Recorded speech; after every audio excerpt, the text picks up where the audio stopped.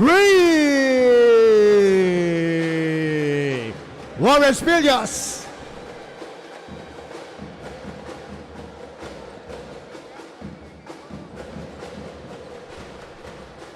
2 minutes.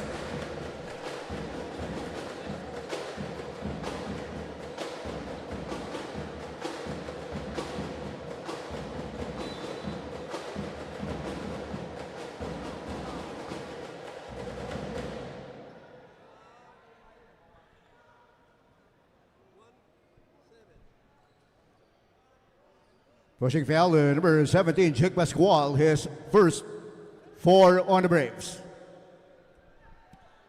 2 free throws for James Nodalo.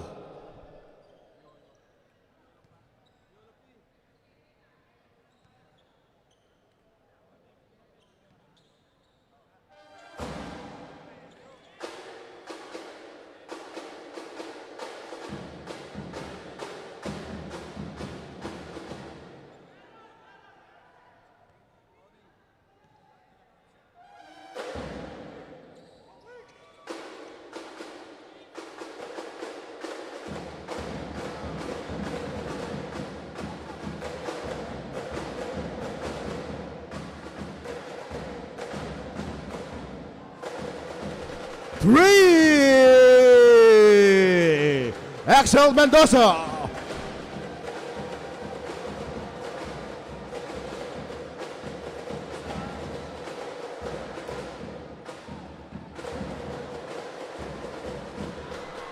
Axel Mendoza.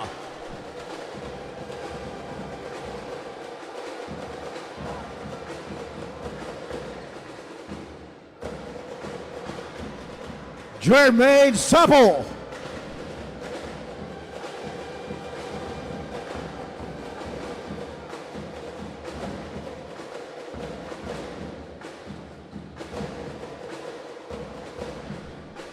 Jesus Yonzon.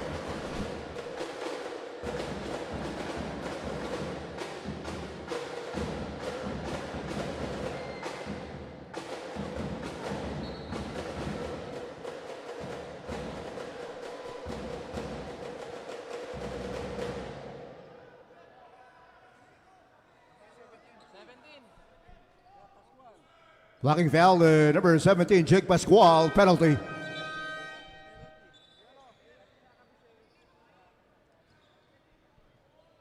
Ken Bow coming in for Jacob Fabian. 2 free throws for Florence Omelio.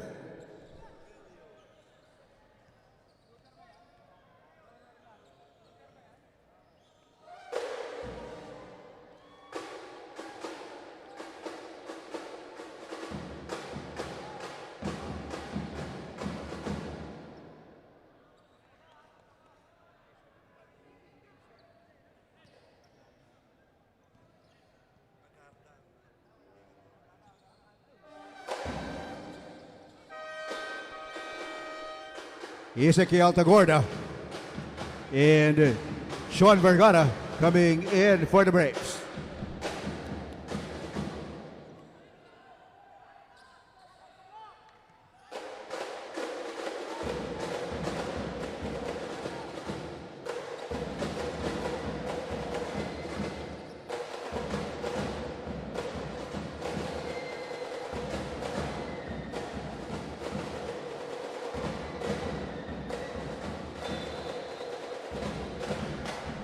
Over the backboard.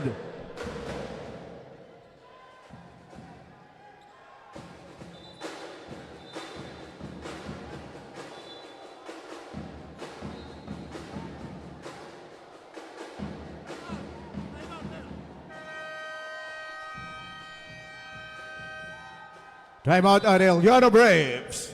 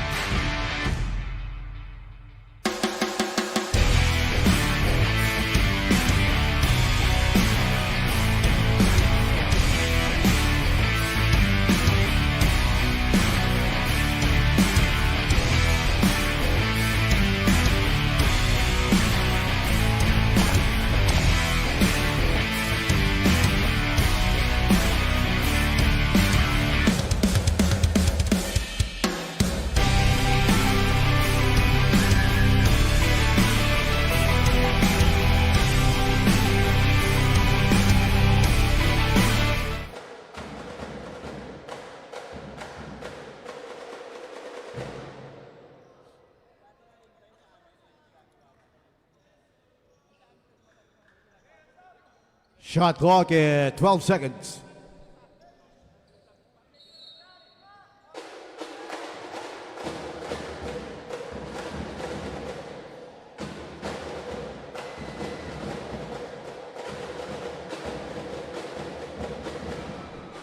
Harvey Torno from Canbo.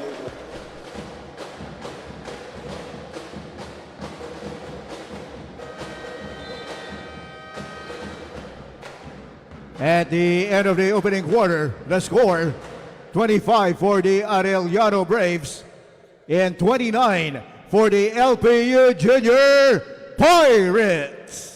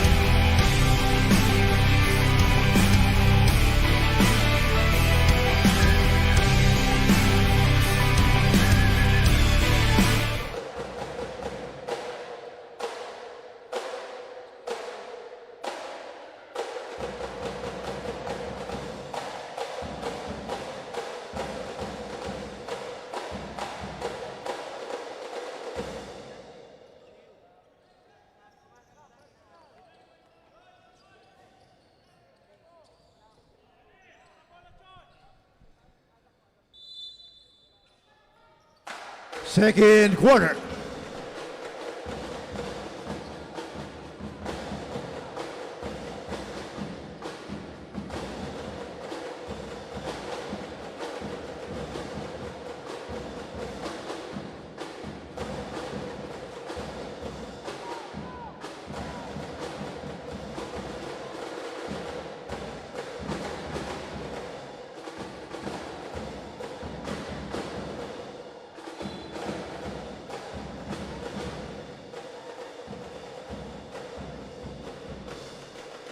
Hacking foul, number 3, Stephen Crayos, his first one on the Junior Pirates.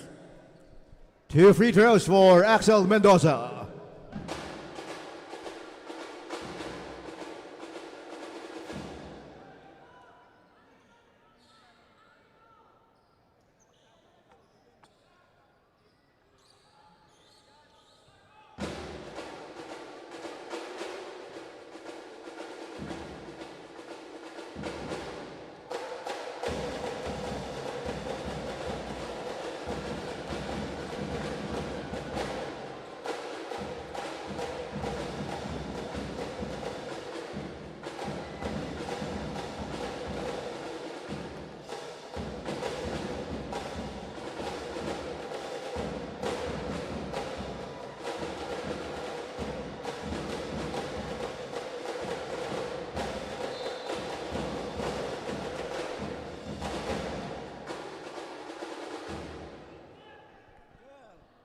Blocking foul, number 12, Sean Vergara, his first one on the Braves.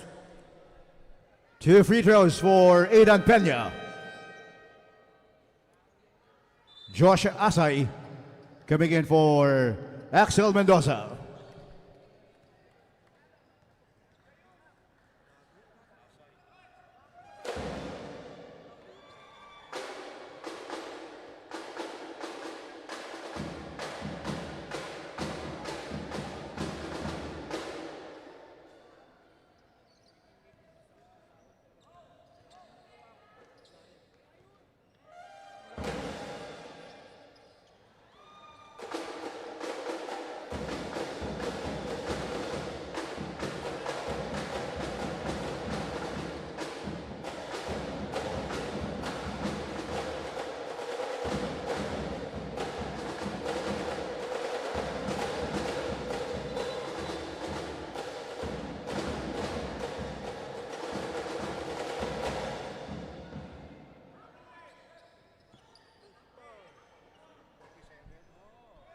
Offensive foul to number 47, Josh Asay, his first 2 on the Braves.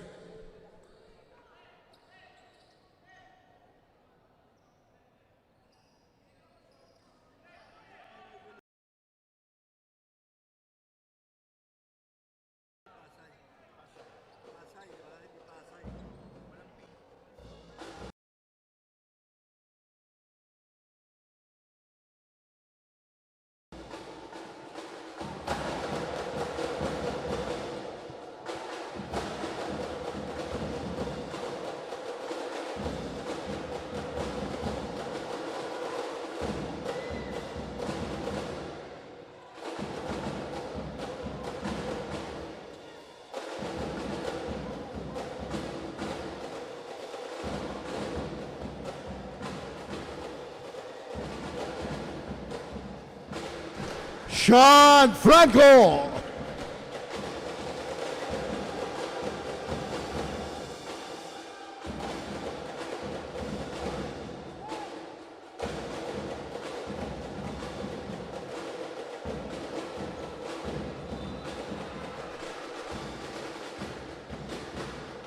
Ken Bo.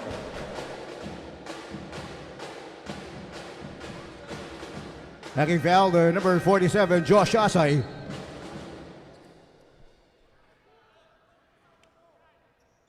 Chris D and Denver Baluyot coming in for the Braves. Bonus free throw for Kenbo.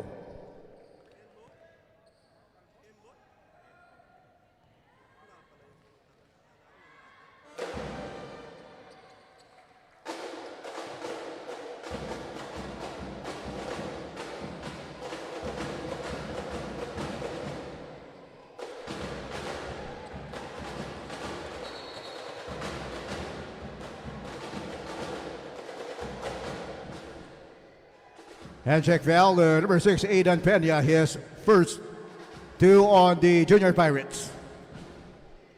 14 seconds on the shot clock.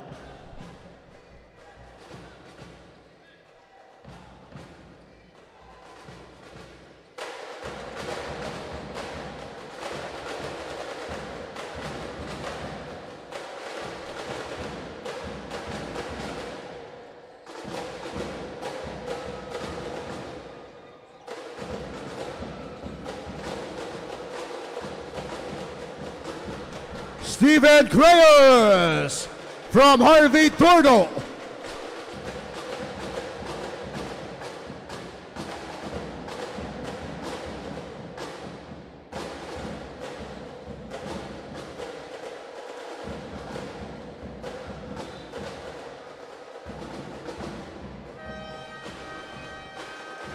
Aaron Manansala coming in for the Braves.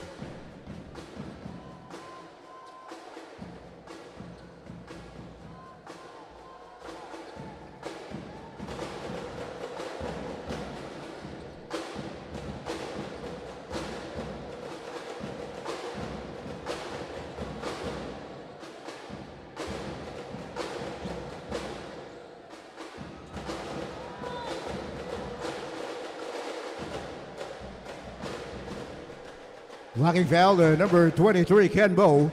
His second 3 on the Junior Pirates.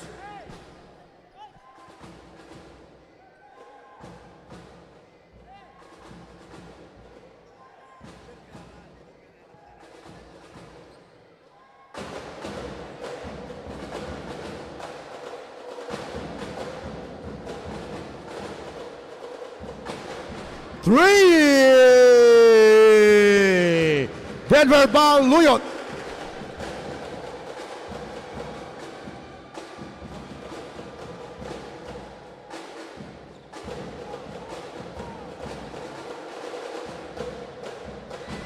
Sean Vergara 3. Timeout LPU Junior Pirates.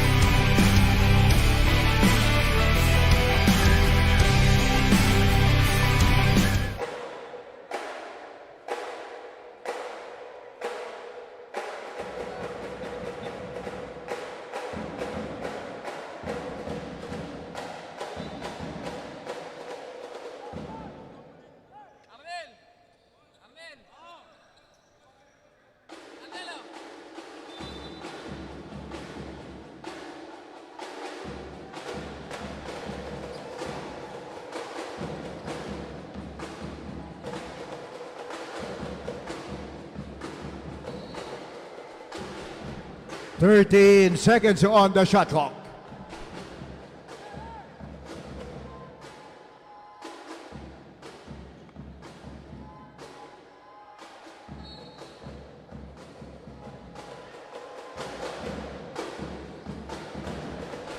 Steven Creyes.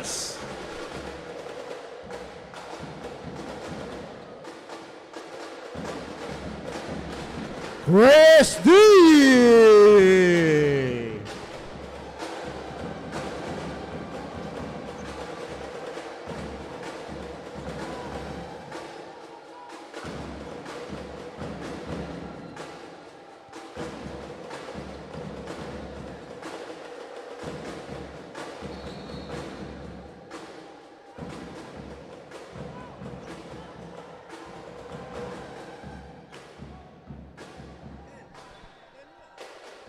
Holding foul on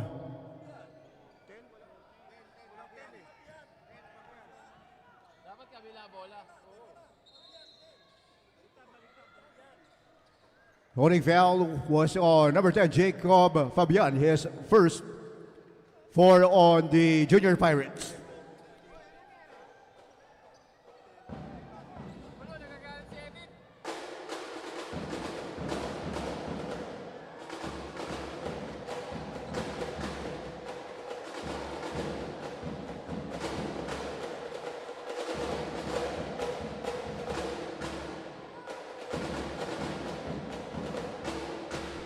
Sean Franco.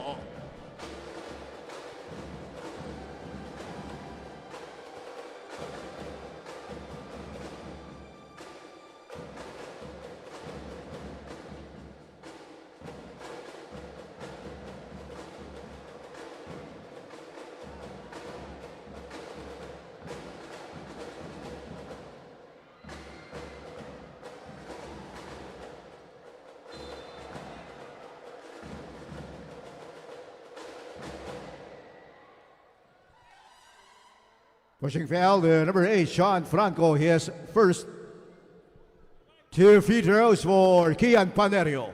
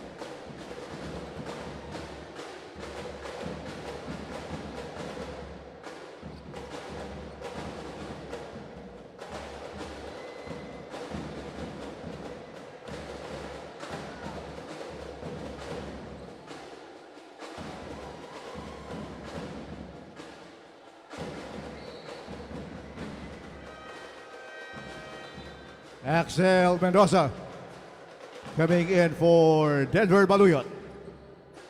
13 seconds on the shot clock. Lawrence Pillas for Sean Vergara. Shot clock at 13 seconds.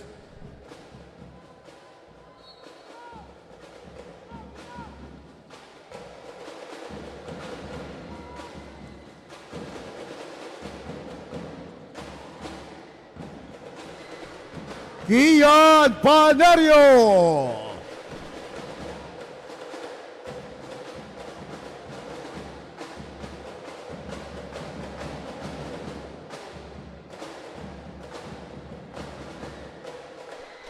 Lawrence Pillas.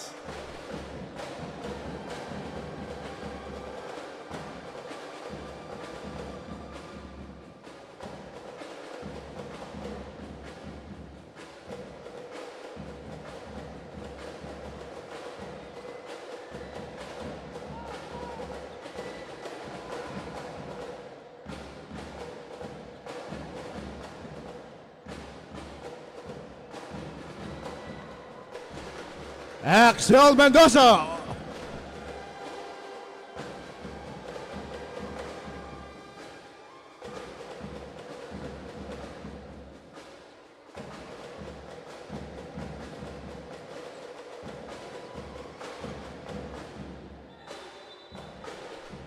Traveling.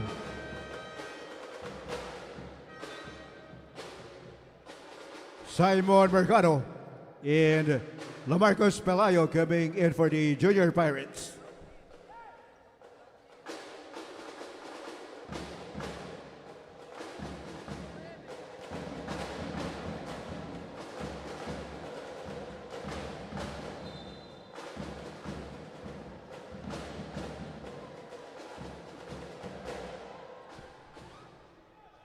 Hand check foul, number 41, Simon Mercado. His second. 2 free throws for Aaron Manansala.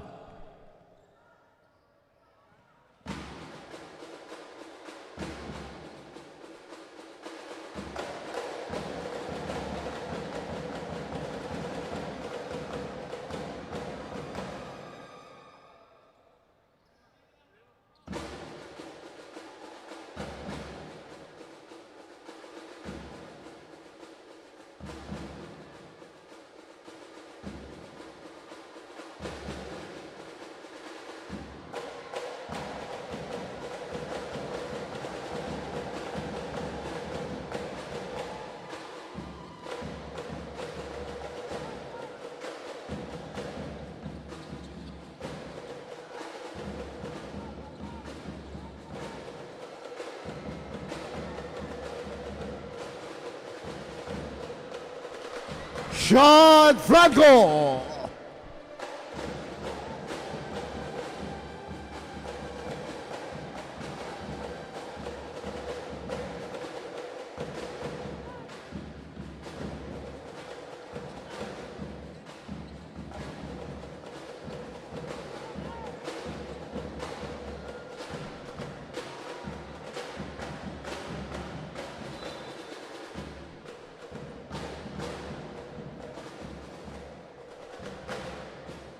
Blocking foul, the number 13, Kian Panerio, penalty.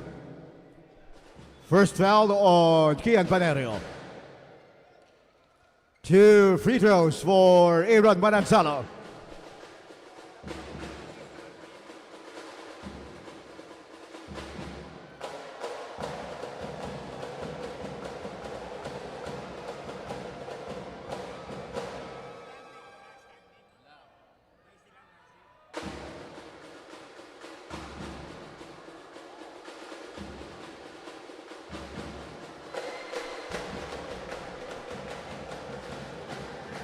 Two minutes.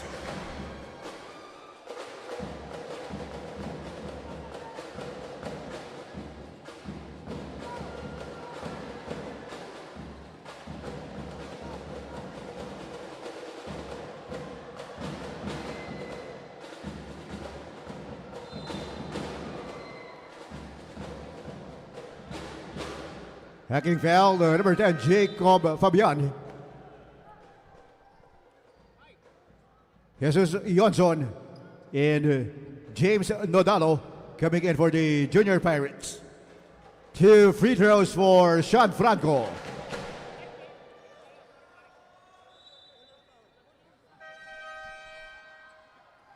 Matt Integro coming in for the Braves.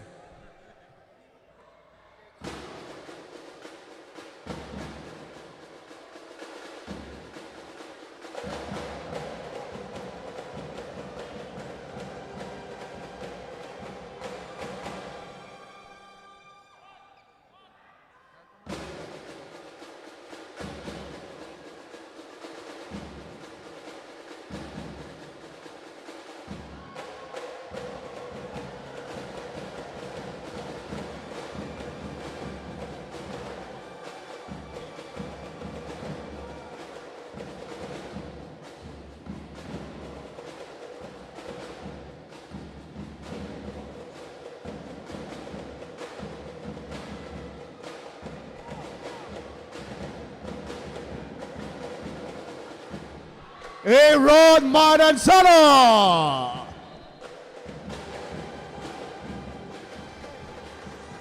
Delay of game warning on the Braves number 8, Sean Franco.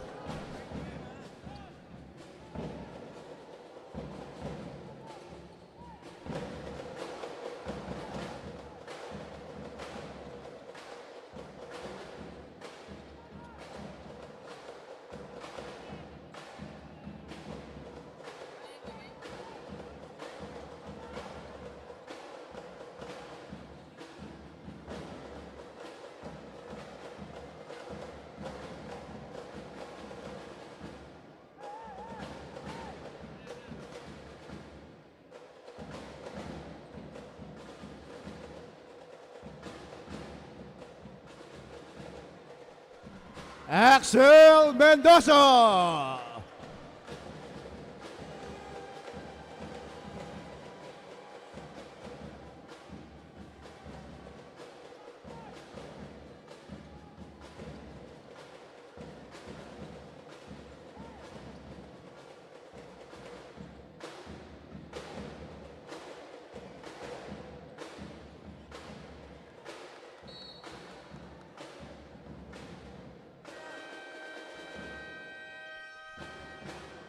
Timeout Areliano Braves.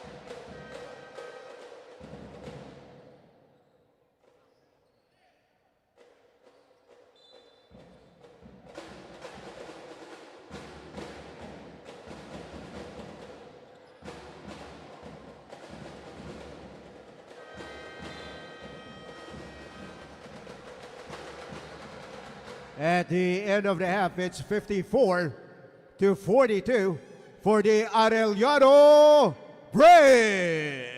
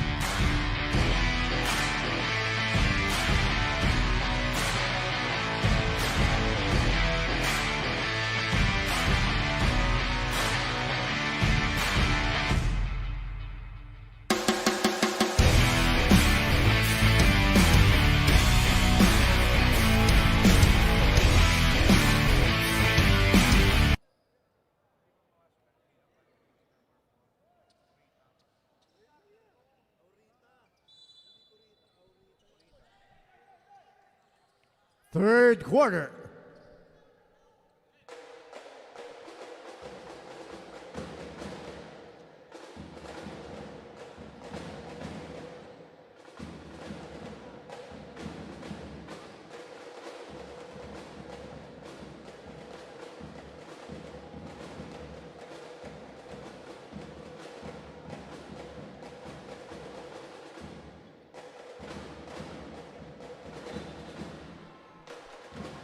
Basket counts for Sean Franco.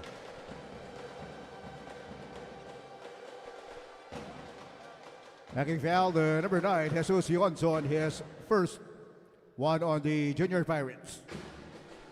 Bonus free throw for Sean Franco.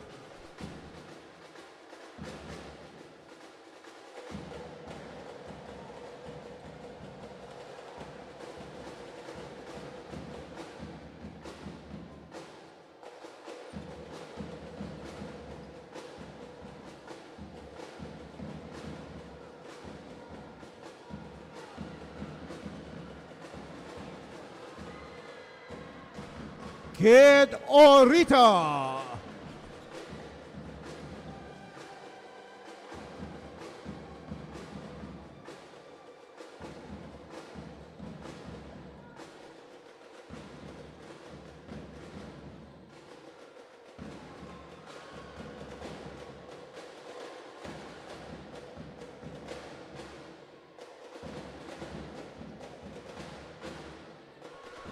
John Ray Ladico. Timeout LPU Junior Pirates. LaMarcus.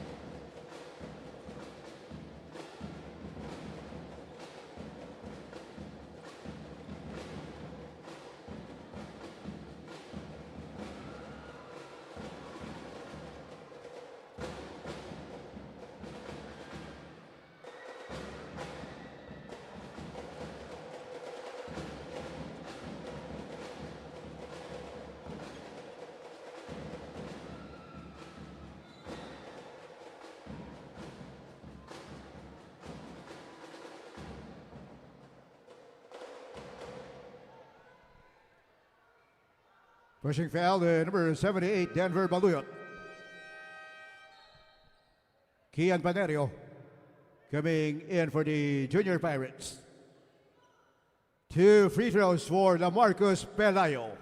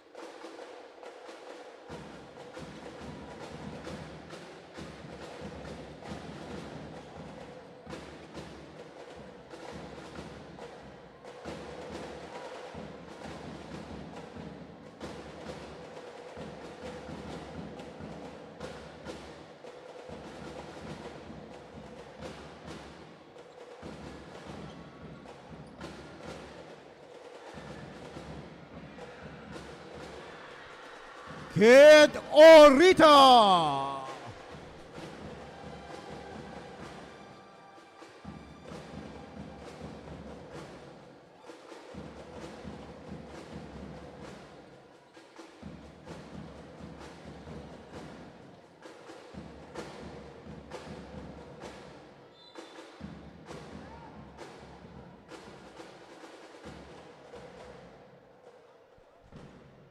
Holding foul, number 4, Kent Orita, his first 2 on the Braves.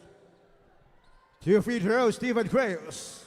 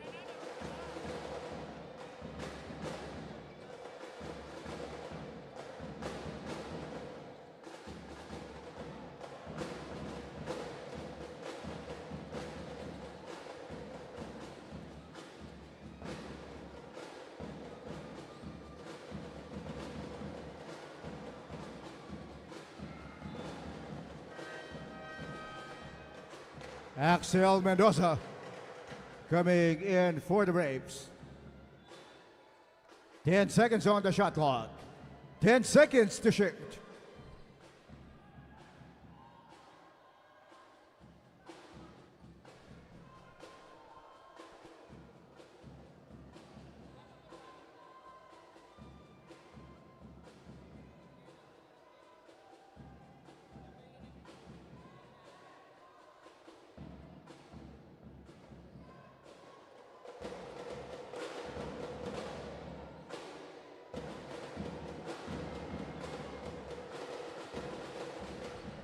John Ray Ladica from Cresty.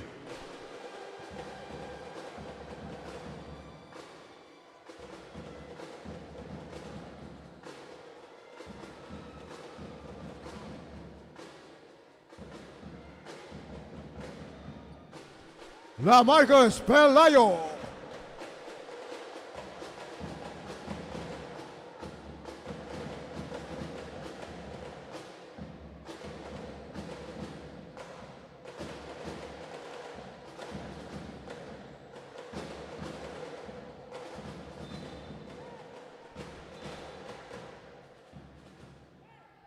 Seven seconds on the shot clock.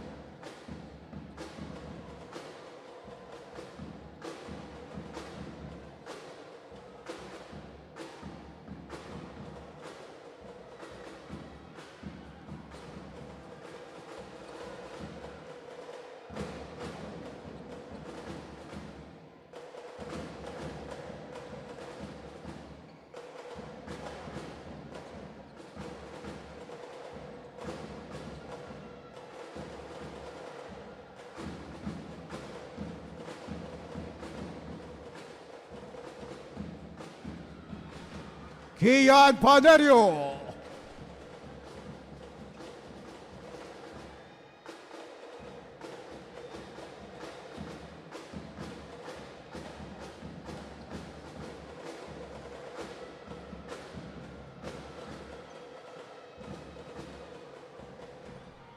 Kian Panerio.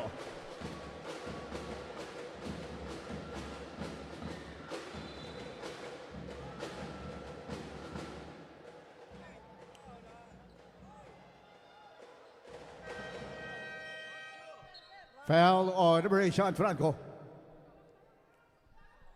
Aaron Manansala and Lawrence Villas coming in for the Braves. Ezekiel Tagorda coming in for Chris Day.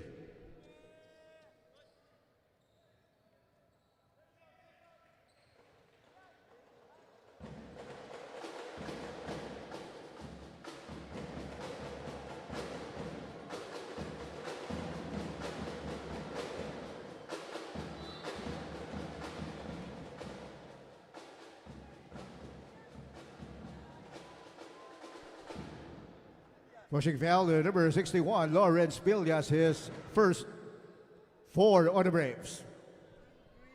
2 free throws for Stephen Creyos.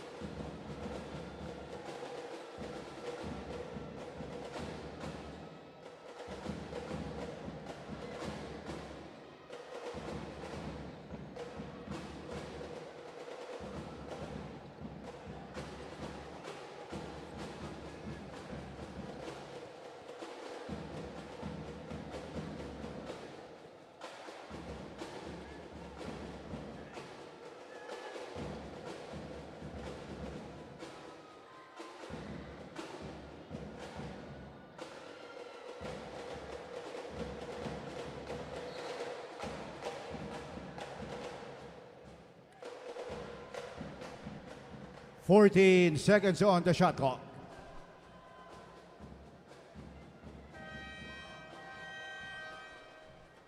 Sean Vergara coming in for the Braves.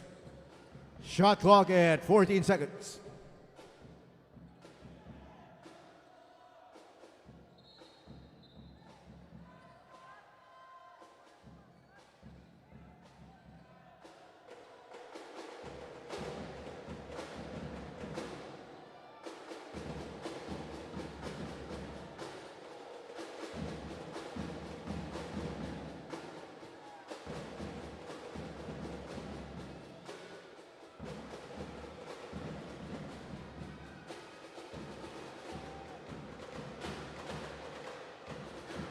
Aaron Manansala, 2 minutes.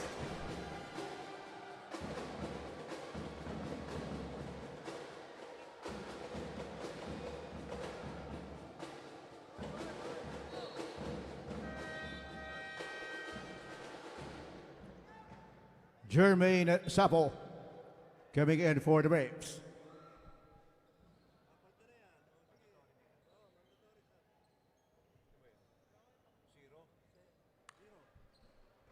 Mandatory substitution for Aaron Manansala.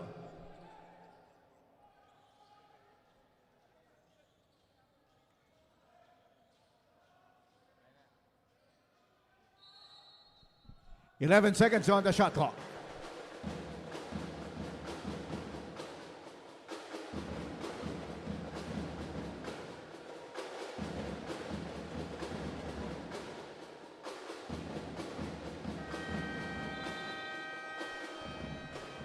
Shot clock violation. Harvey Turno coming in for the Junior Pirates.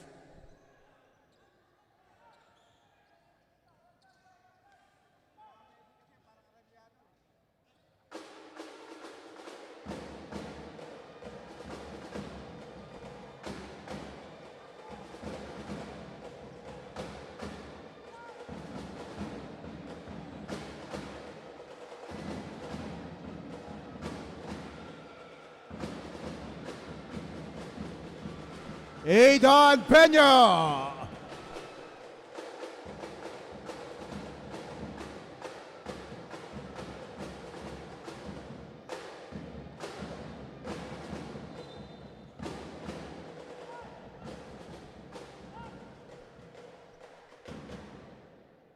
Blocking foul, number 6, Aidan Peña.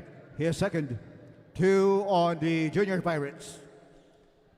14 seconds on the shot clock.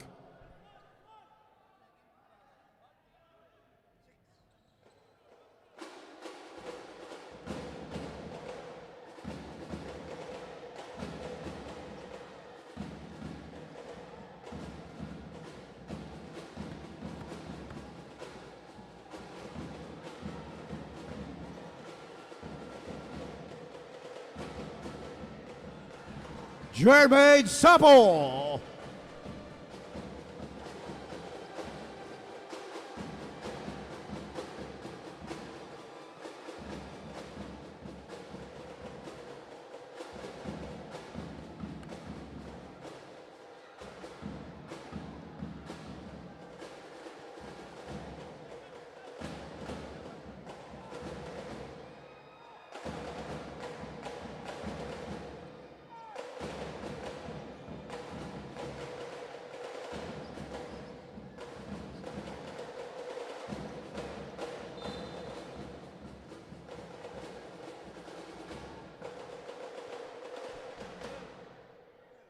Blocking foul, number 12, Sean Vergara, penalty.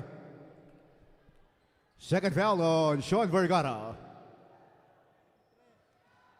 2 free throws for Ken Bow.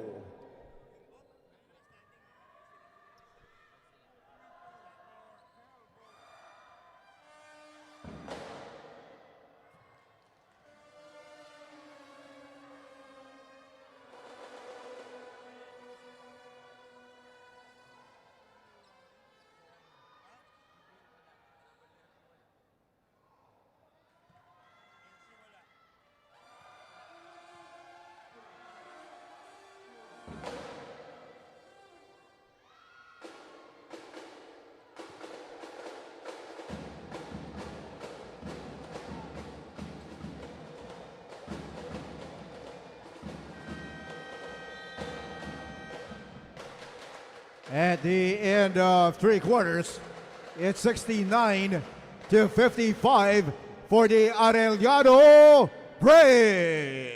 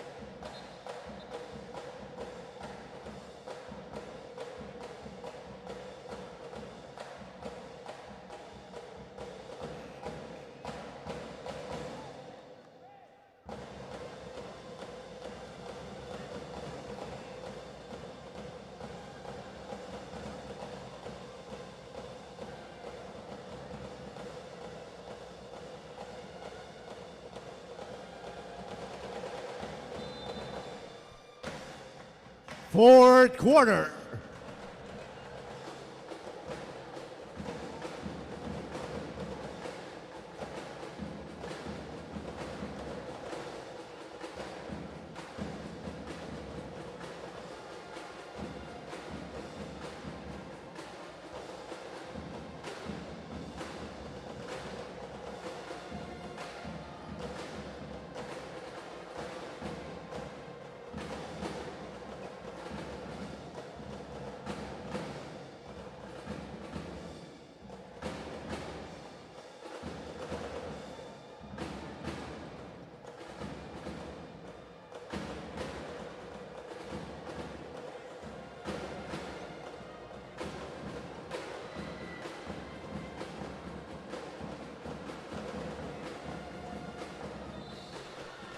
Basket counts for Lawrence Pillas.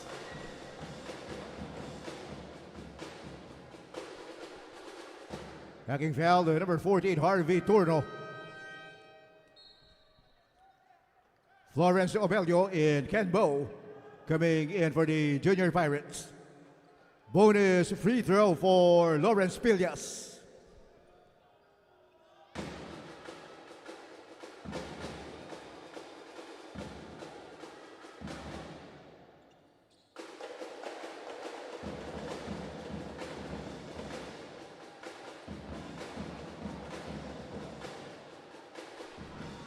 La Marcos Pelayo from Kenbo.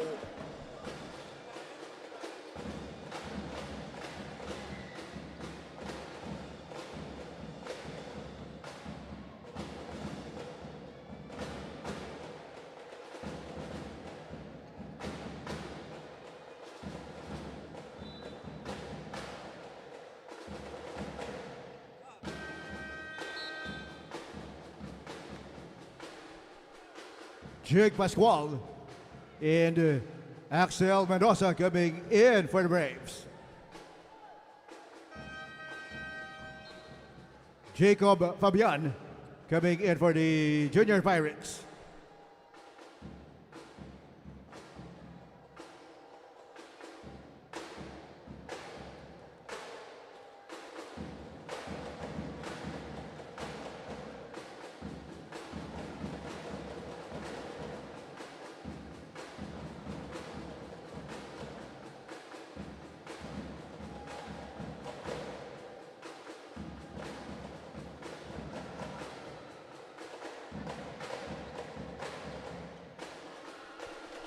John Ray Ladica.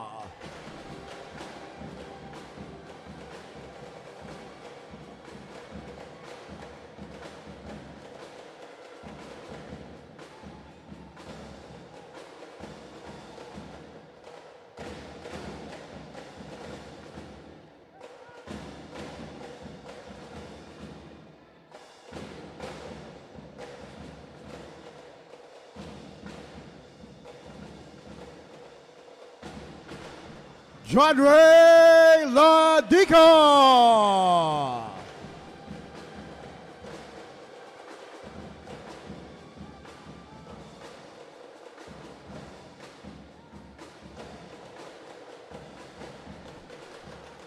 Marcos Pelayo.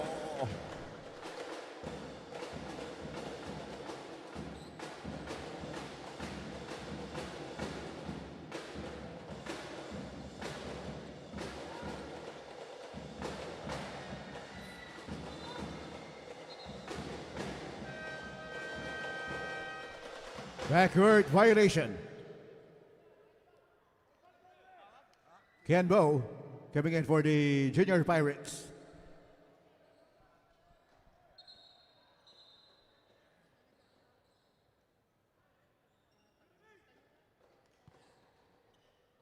Shot clock at 14 seconds.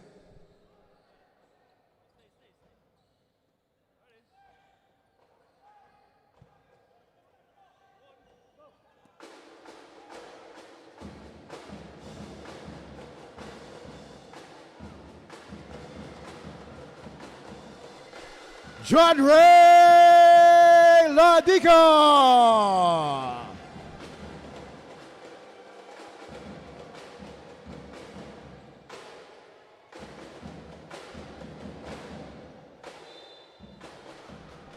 Basket counts for Steven Creus. Hacking foul, number 14, John Ray Ladica. Aidan Peña coming in for the Junior Pirates. Bonus free throw for Steven Creus.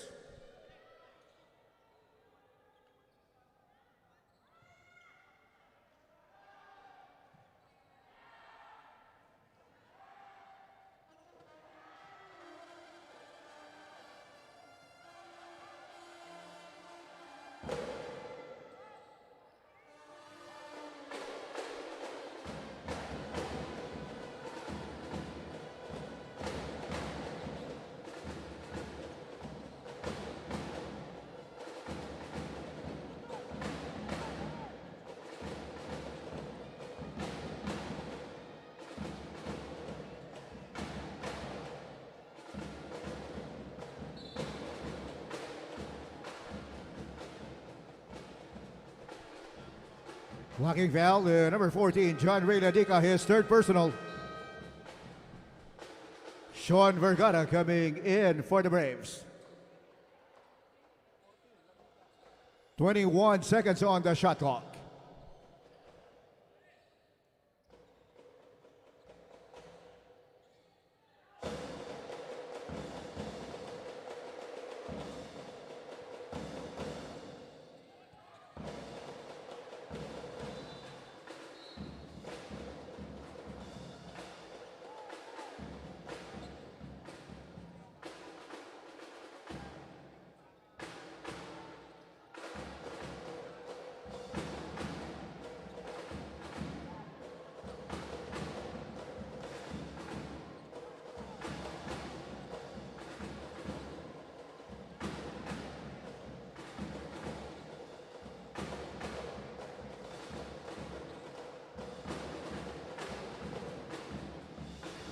Steven Creus from Kenbo.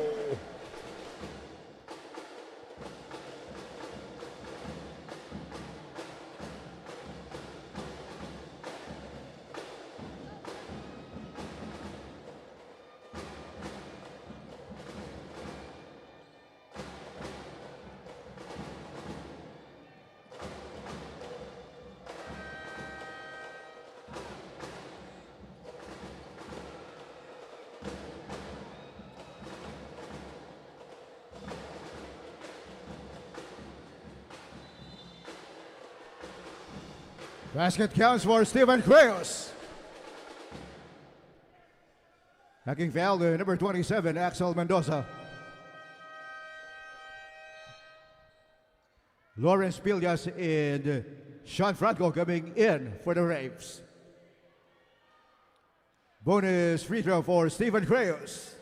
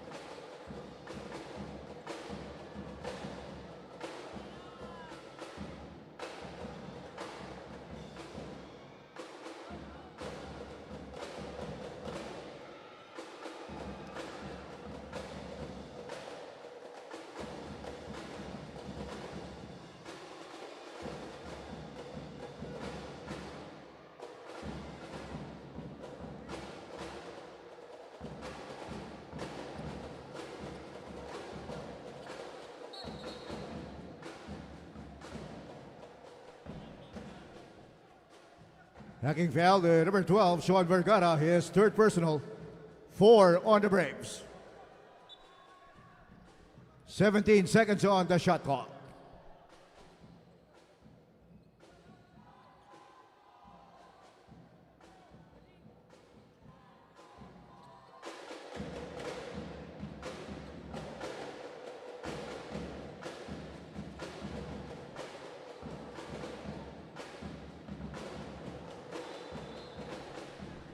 Traveling.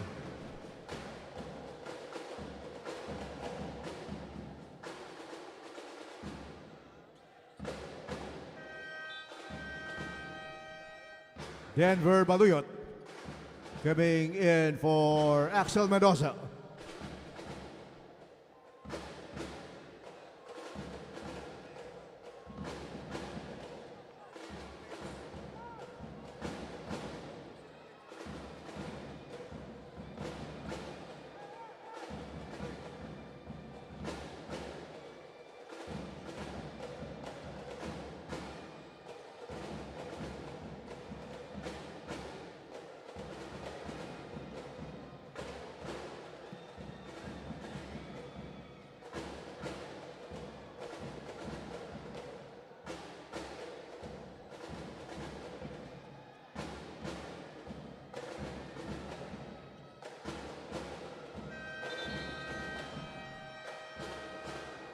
Shot clock violation.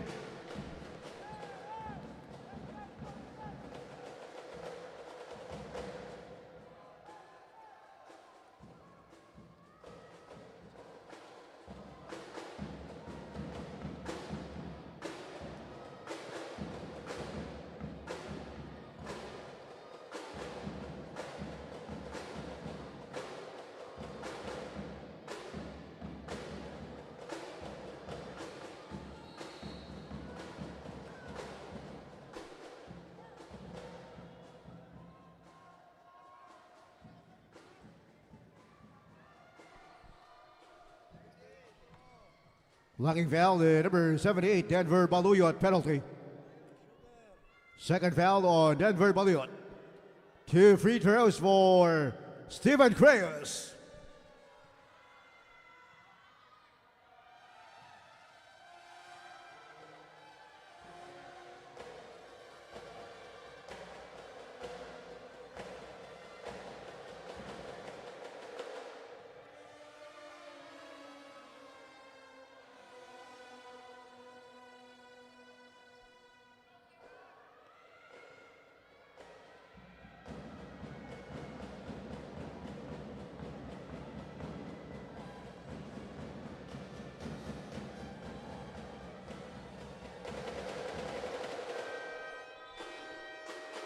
John Ray Ladica coming in for Lawrence Pillas.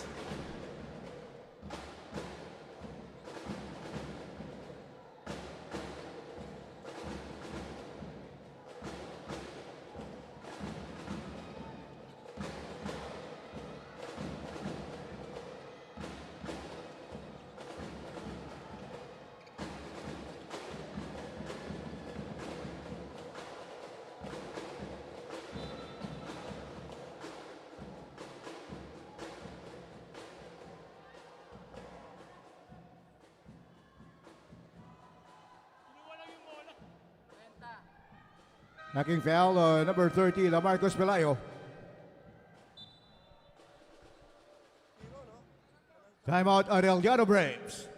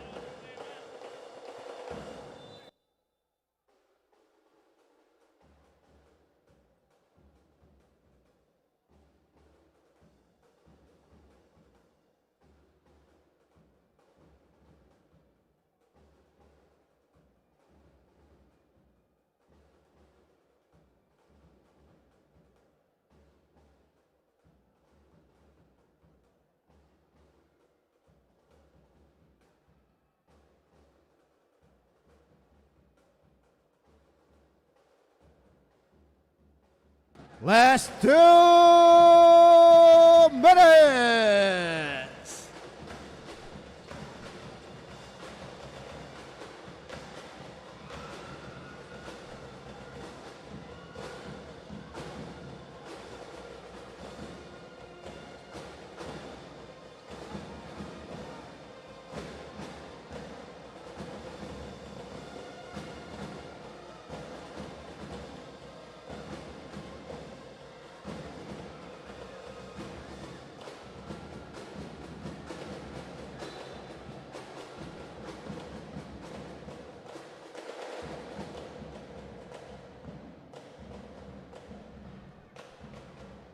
Hacking foul, number 8, Sean Franco, his third personal.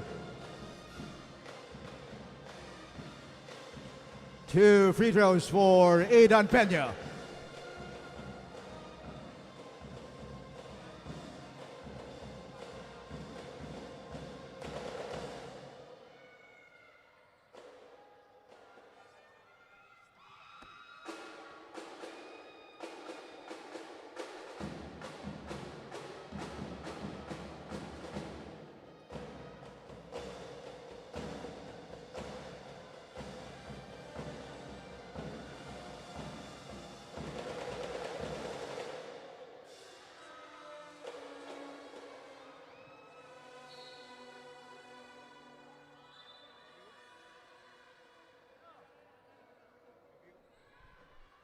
There is a review on the last out of bounds play.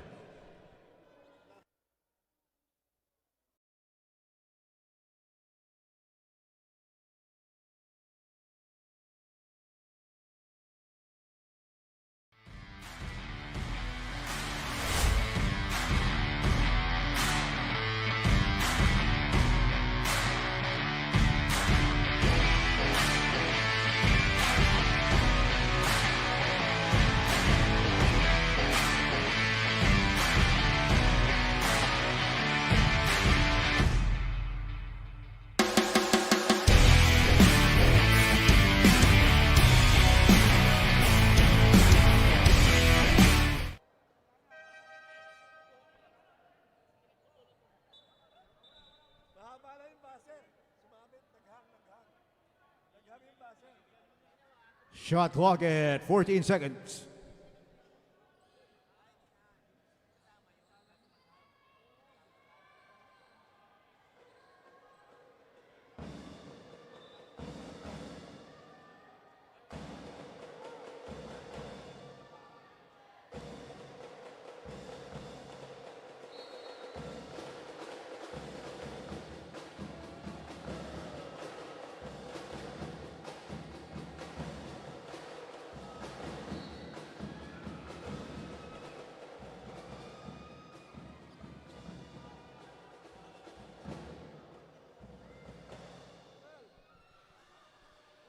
Hacking foul, number 12, Sean Vergara, that's his fourth. Lawrence Pillas coming in for Sean Vergara. 2 free throws for Kenbo.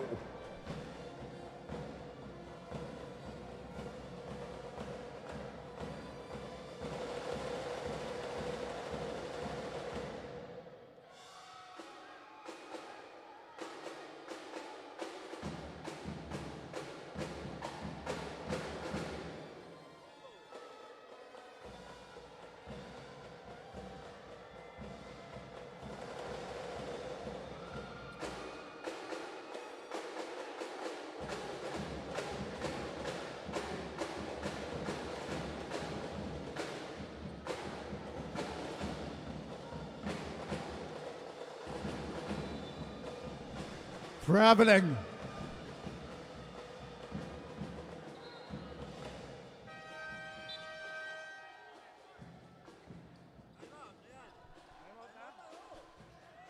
Timeout LPU Junior Pirates.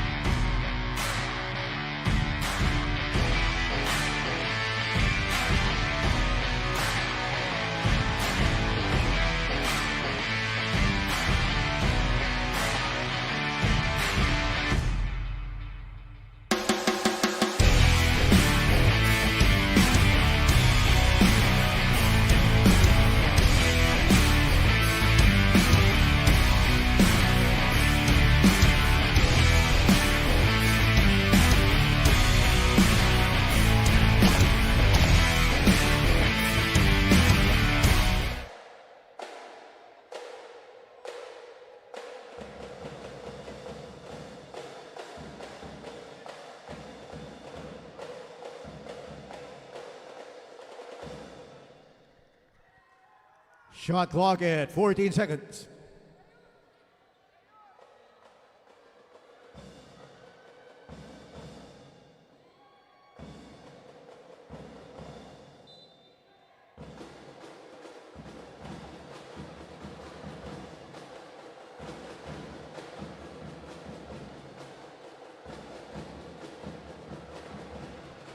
Steven Crayos.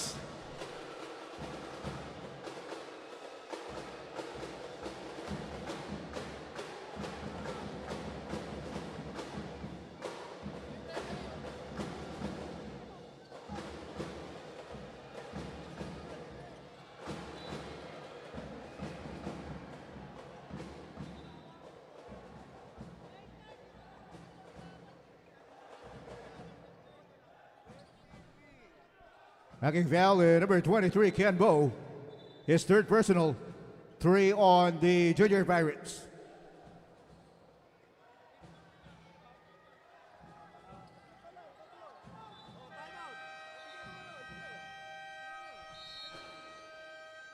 Timeout Areliano break.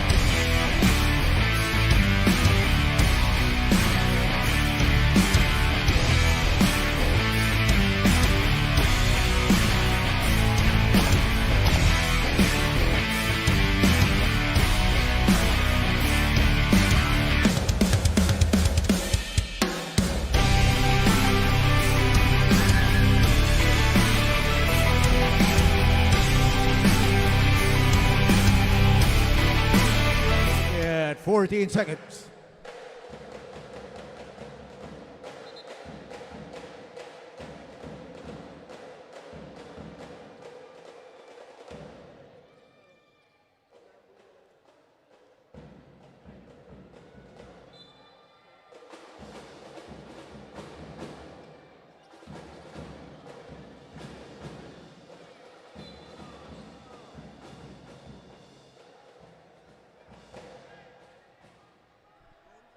Holding foul to number 23, Ken Bo. That's his fourth. 4 on the Junior Pirates. 14 seconds on the shot clock.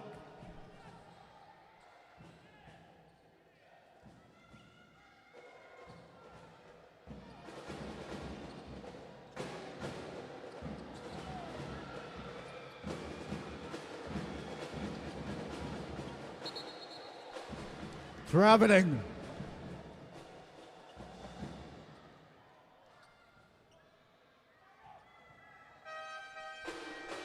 Sean Franco coming in for the Braves.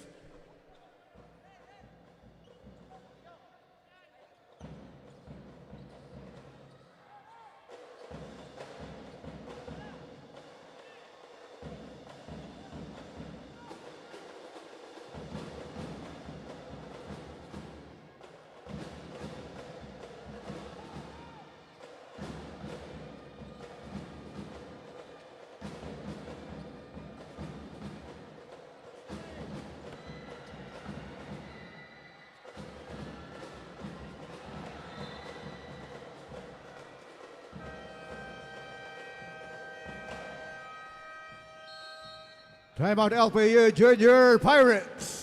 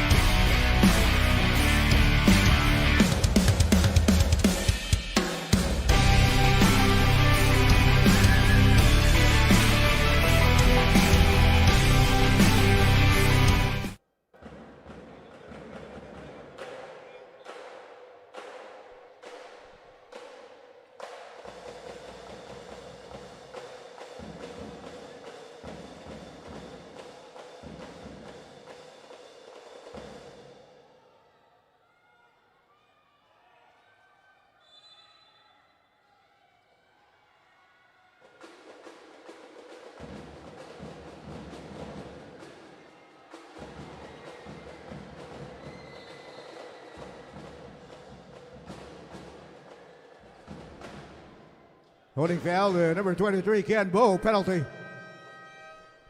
Ken Bo, 5 fouls.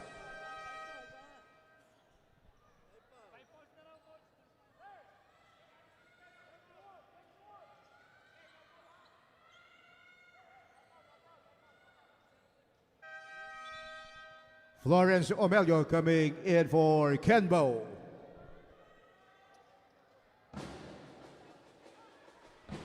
Two free throws, Lawrence Pillas.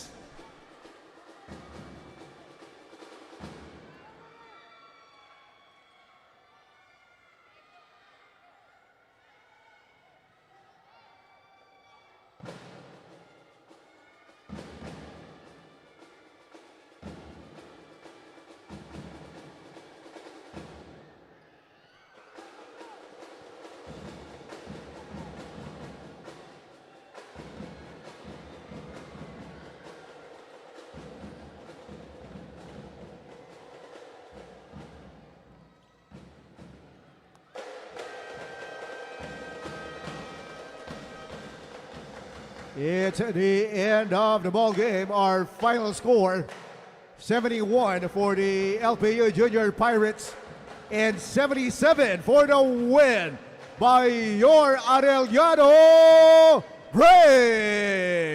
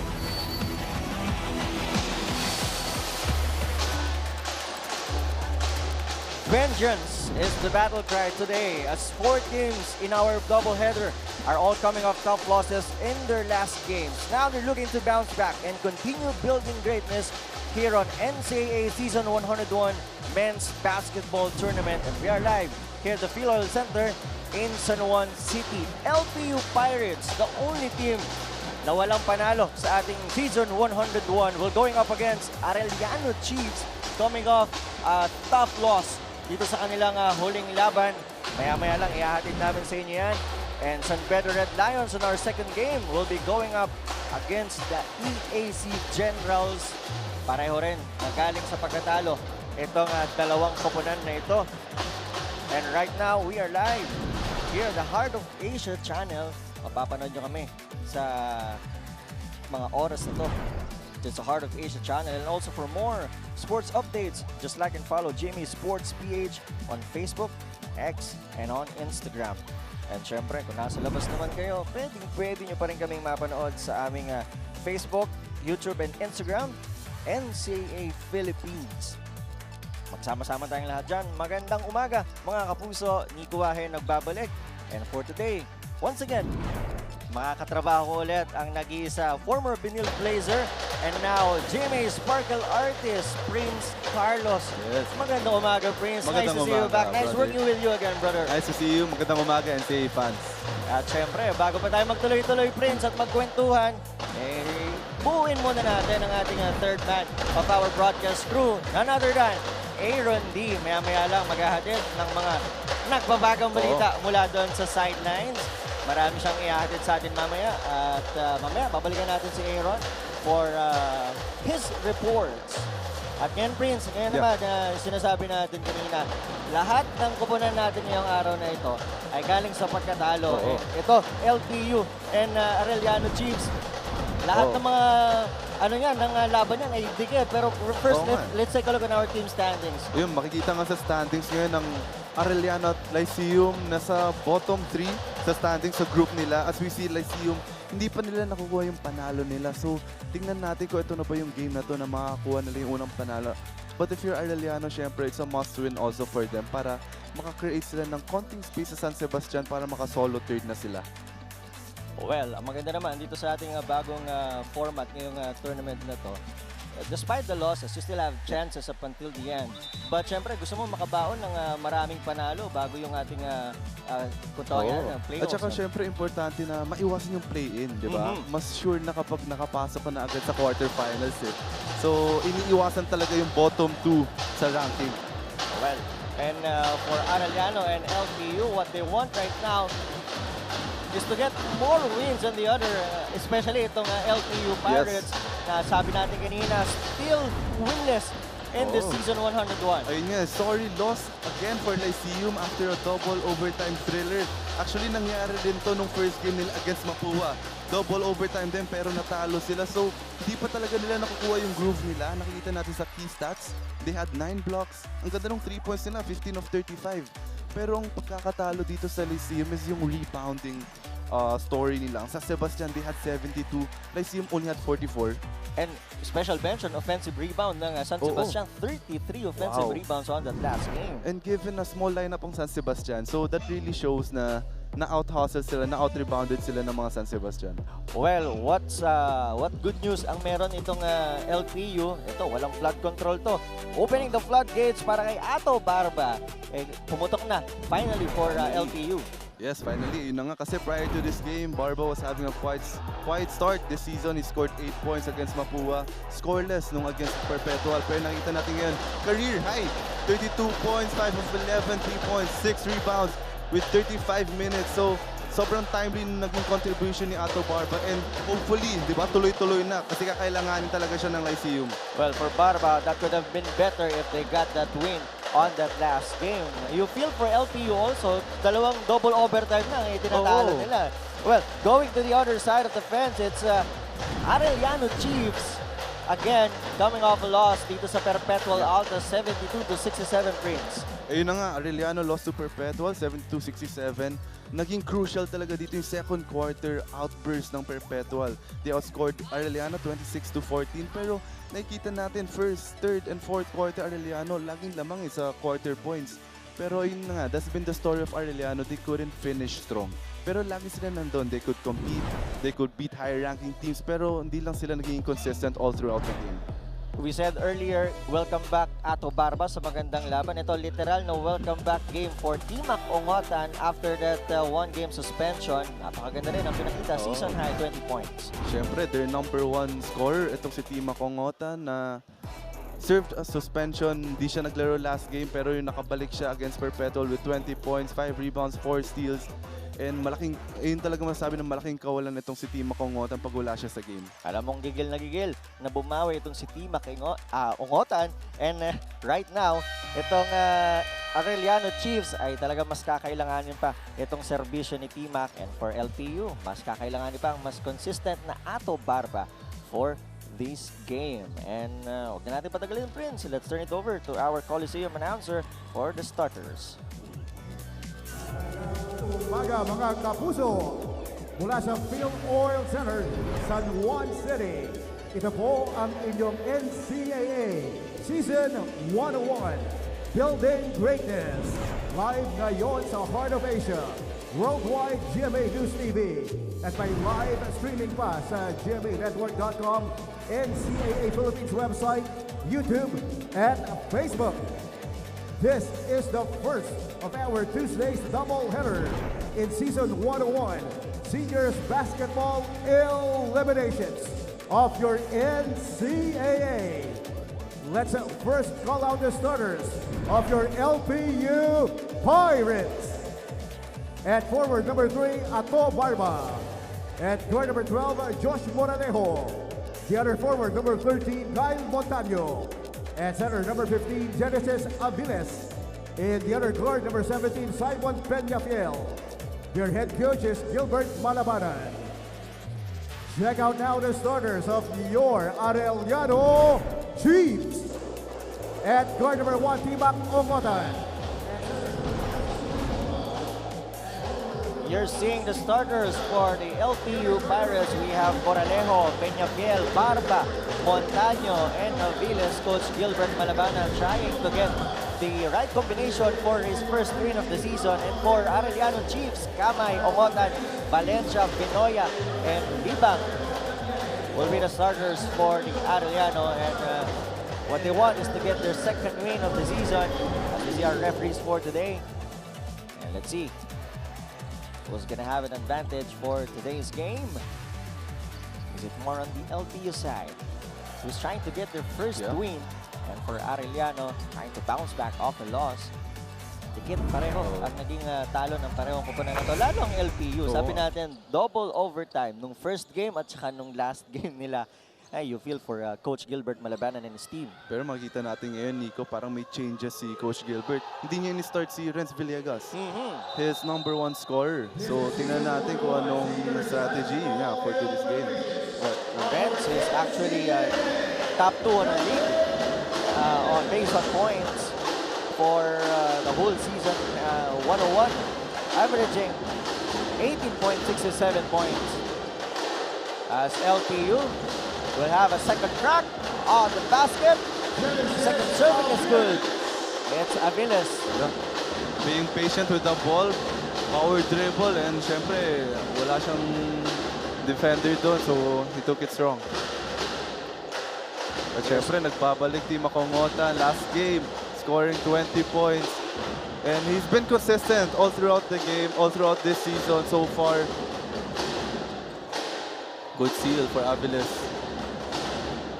Ito na si Aviles. Turning, good scoring. Footwork.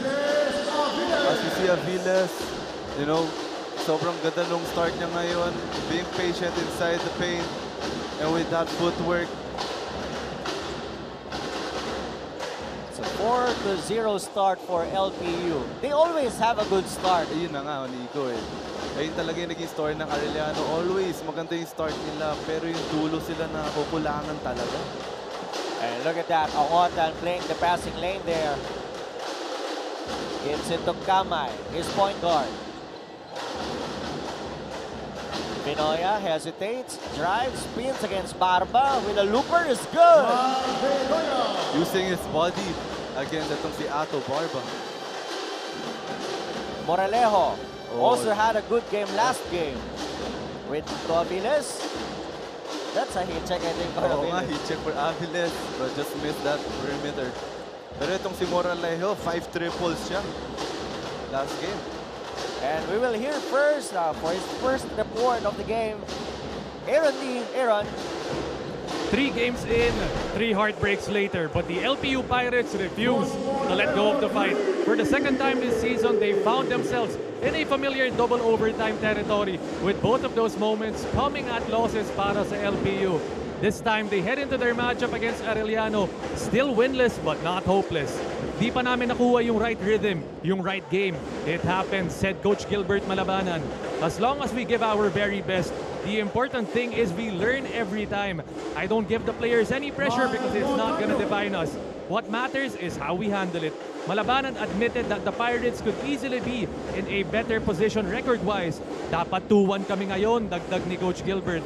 LPU knows it's not about starting over. It's about finishing what they've been building. Nico and Prince. But that's what we're talking about, Prince. LPU always have a good start. Dun sa kanilang last game, lahat ay napakaganda ng simula. It's about sustaining up until the end. Tsaka gusto ko yung sinabi na they're winless but not hopeless. Yun. Lalo na ngayong format na to, wala talaga yung sure eliminated after this elimination round. Lahat may chance pa rin. So kahit na winless ka pa rin, may hope ka pa rin, may pag-asa pa ka rin to make it. And last time I talked to Coach Gilbert, what he wants is just to enjoy the game for his players.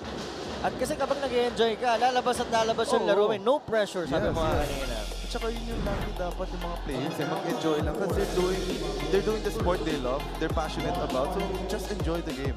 Speaking of enjoying, Timac, Ongotan, and Areliano, I think they're starting to feel this game as Binoya with an all-alone layup. Yep. If you're Areliano, gonna take advantage of those fast break boys. Ayun yung game nila eh. They love running the floor, scoring on fast breaks.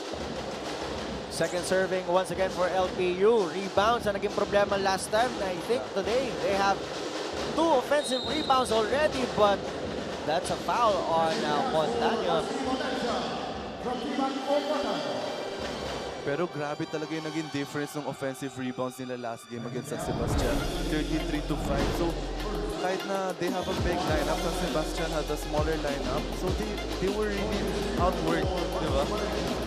So kailangan doble effort talaga when it comes to boxing out, getting those rebounds. It's always about sino ang mas gusto na manalo. Sinong mas gusto ng bola. Ito yung madalas tinatawag ngayon sa ating Season 101. Yung mga lane violation na ganyan. Oo, lagi. Mas nagiging strict na, syempre, ang mga referees natin. Valencia misses. But Libang is there to clean up the mess. Nabatihan natin. Yata natin LPU as Peñafiel drives. And will be fouled. Another guy sa Lyceum who could really explode, itong si Peñafiel. Loves the open court, a slasher. So, ayun, kailangan mag-step up rin itong si Peñafiel. Karaniwan sa mga player ng LPU are really, slashers. Moralejo. Bukod sa tres nito si Moralejo, he loves to drive also. As you said, itong si Peñafiel. Barba also. We're tied at 10 with 6 minutes and 13 seconds remaining on the first. Kaya okay na springboard for Ato Barba last game eh. Since hindi niya nakukuha yung groove niya at the start of this season, nagkaroon siya ng career high last game. So it's a good confidence booster para one of the future games. Well, they've been looking for Barba doon sa laro na yun up until the very end. Even though he had cramps on the last second, nakita natin, he fought for it. Yeah. And he really gave it his all, 100%. Kaya siya nag-grams. 35 minutes. Hindi biro yun, nakakapagod yun. Running up and down the court for 35 minutes. Eto na, Barba, paborito mula sa labas. Unlimited range for Barba. Layo niya sa line. And may tao siya sa harap, but he still took it. Defense should always be instinct dito kay Barba. Ongotan. Drives. Good pass. Another drop pass. Sorry, miss for Libang. 3-on-1. Barba. Moralejo, hindi na binigay ni Barba. Kaya niya raw. As Montaño. That's the second time Montaño trying to clean up the mess. Good effort for Montaño getting that offensive rebound for that second chance opportunity. This is the first timeout of the first quarter. Magbabalik ang NCAA Season 101.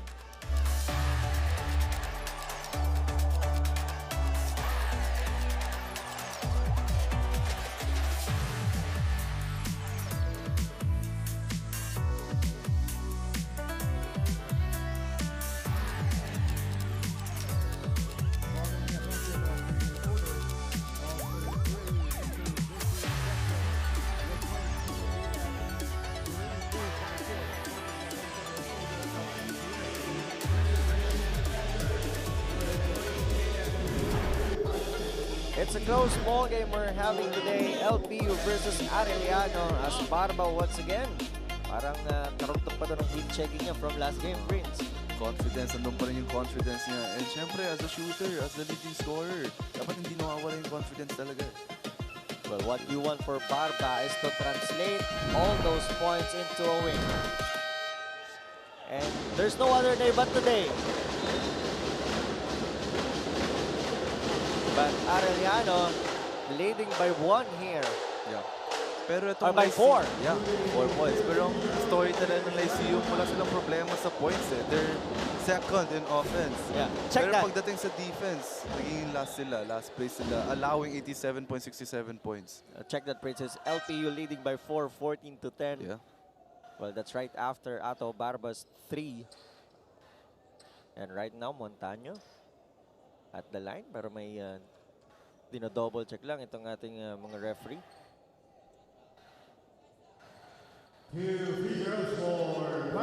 On their last game against San Sebastian, ito rin si Montaño ang isa sa mga missing link doon sa LPU Pirates. Kasi itong si Montano, alam natin yung kakayanan niya eh, capabilities niya. Pero for this season, di pa rin siya nagkakaroon ng explosive game.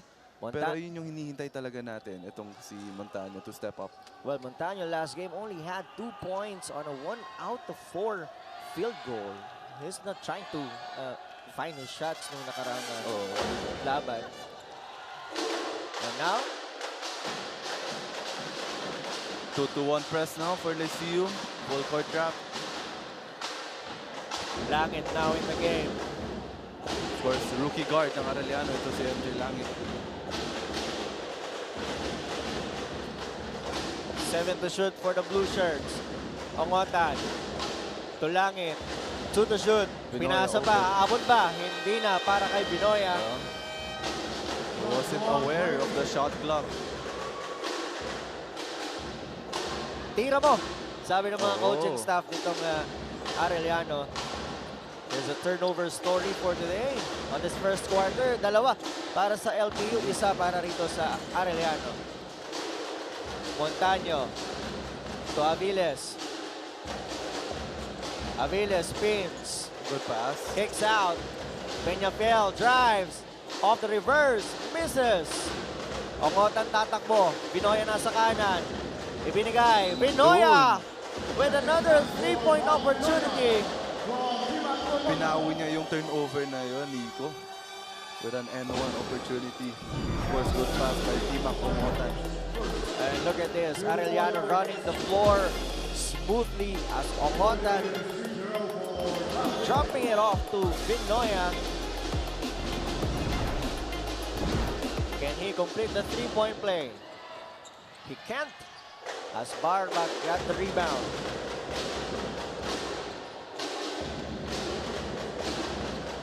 16 to 12 ang ating score. Good steal. Another steal for Arellano. Binoya. No foul there. At turnover. For Sayang yung Arellano. opportunity na yun by Benoya. Nakulangan sa legs eh. Yeah, oh. Nabitin yung pagtalon niya. Off foot eh. Oo. As Versosa and Renz Villegas is in the game now.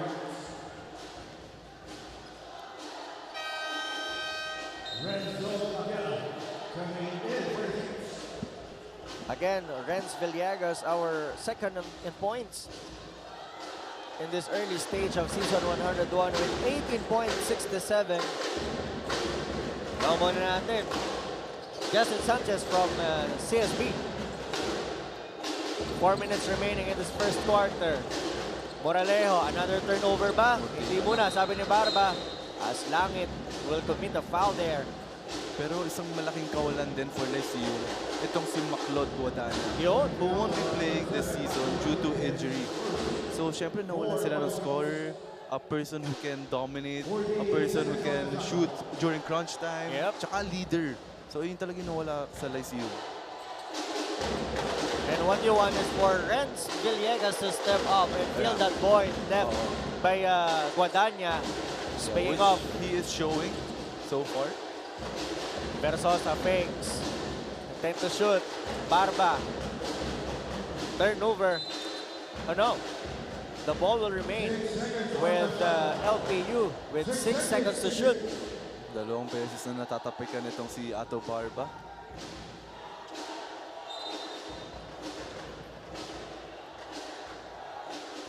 Nakikiskisan sa ilalim itong si Barba at Borromeo. Moralejo. Here's the knockout play. Montaño. Oh, good play. 6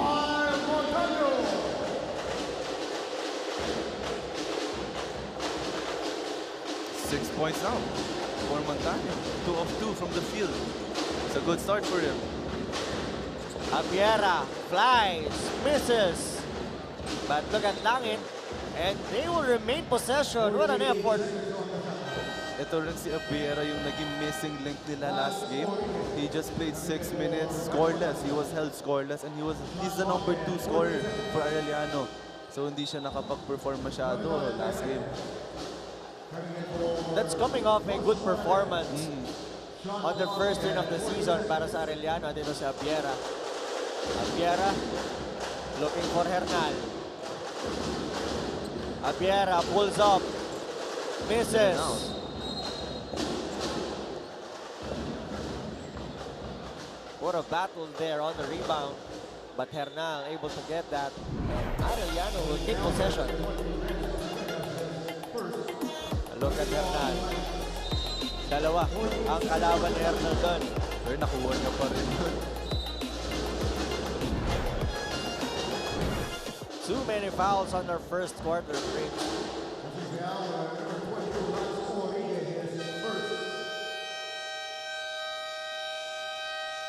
As LPU still leading here, 18 to 12, magbabalik ang NCAA season 101.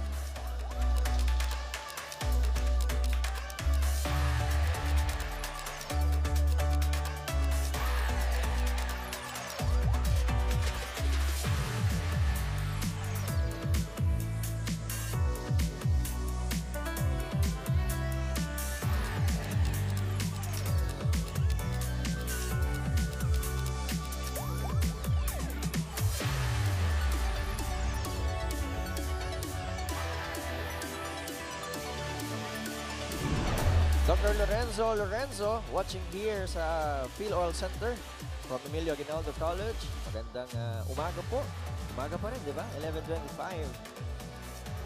At syempre, kasama rin natin Dr. Alan Paul Laico, PhD ng Lyceum of the Philippines University.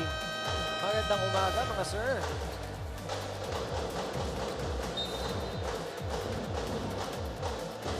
Panalo ang gusto ni Doc for today.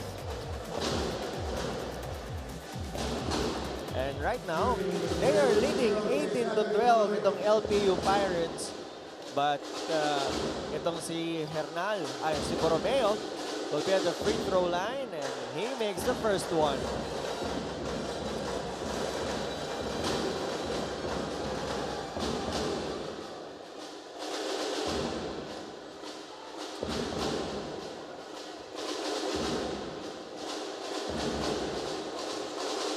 Borromeo, second is good. Ngayon, Areliano naman ang nagpa-press ngayon with a 1-2-2 full court. Gumante, no? Oo eh. To slow down the offense of Lyceum. Villegas looking for Barba. 13 to shoot. Barba against Good D. Langit. Aurigue, hands it off, no? Nagano ng papasahan, 5 to shoot for the Gray Shirts. Daileg, wala na siyang choice dito. Daileg fires, all board. Grabe yung depensa ng Areliano doon. He's able to make a stop. Langit gets the ball, down low. Ooh. Arellano scoring.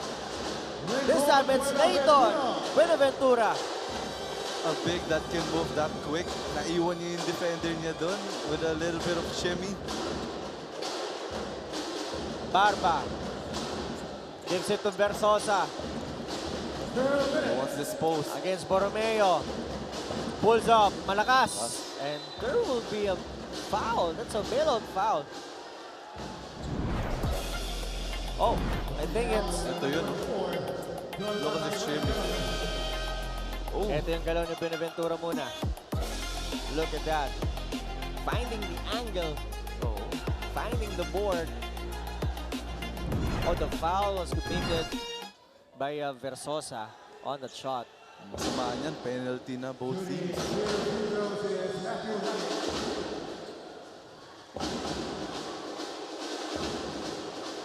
As Matthew Langit now at the line. A chance for him to tie this game up after the second free throw. First is good. Look at this. Ito raw yung...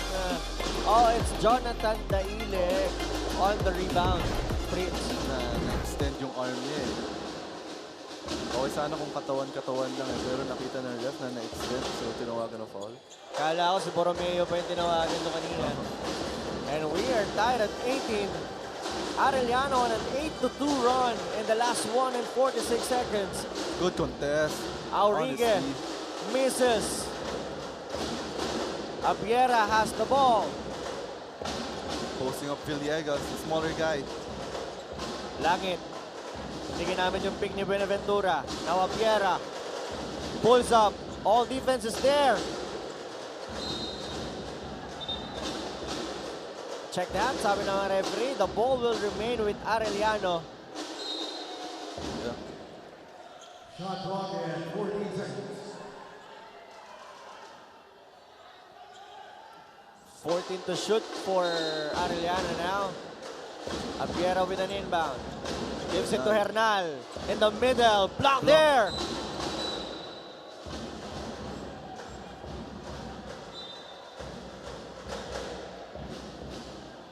Natamaan yata sa leeg itong si Hernal on that play. But what a defense there by LPU. Look at this. The rebound.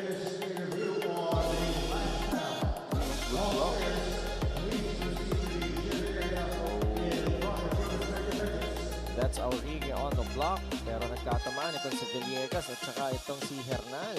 Nag-iimbestiga niya ng ating mga referee. Sakit no? Oo, natamaan sa mukha.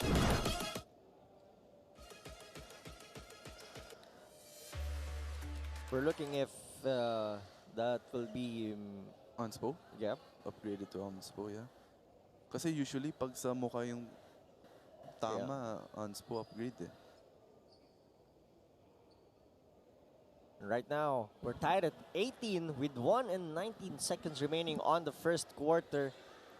And sabi natin kanina, Prince, LPU always maganda ang simula. It's all about sustaining up until the end. Also Arellano, ganun din naman itong Arellano. Pwede natin sabihin, pareho sila ng ng sakit, no? So makita natin ngayon sa game na to kung sino yung makapanalo and makakasolve na ng ganong problem nila. A body unit foul was upgraded to a sportsmanlike foul on number 42, Joseph Arellano. At saka itong Lyceum last game, 19-point lead first half. Then umabol lang talaga. So yun talaga yung nagiging problema ng dalawang teams na to. Hindi sila nakakapag-finish strong. Ayun na nga, unsportsmanlike foul na nga ang itinawag dito kay Hernal. As Villegas now at the line to shoot the tonus. First throw is good.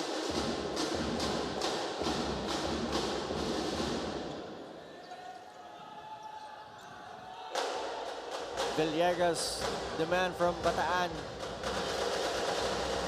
gets another one.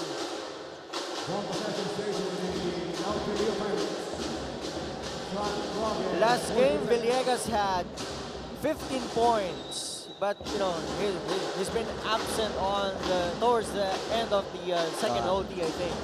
Yan, fouled out itong si Renz Villegas. Aurigue hands it off to Jonathan Daileg. 5 to shoot for LPU. Naiipit dito. At ayun na, backcourt violation na ang itatawag kay Daileg. And the ball will go back to Areliano. Yan, nakikita natin agad. Ngayong start pa lang ng quarter, yung aggressiveness ng Areliano sa defense. And it's been working. Langit gets the ball here. Hands it off to Kabotahe. Pulls up. He has a shot. Aurigue gets the board. Balingayan, first time in the game. Under a minute remaining. Villegas swings it to the Ileg from the corner. Hits the front of the iron there. 2-for-1 opportunity for Arellano. Oh, Man down. Abiera pulls off from the outside. No.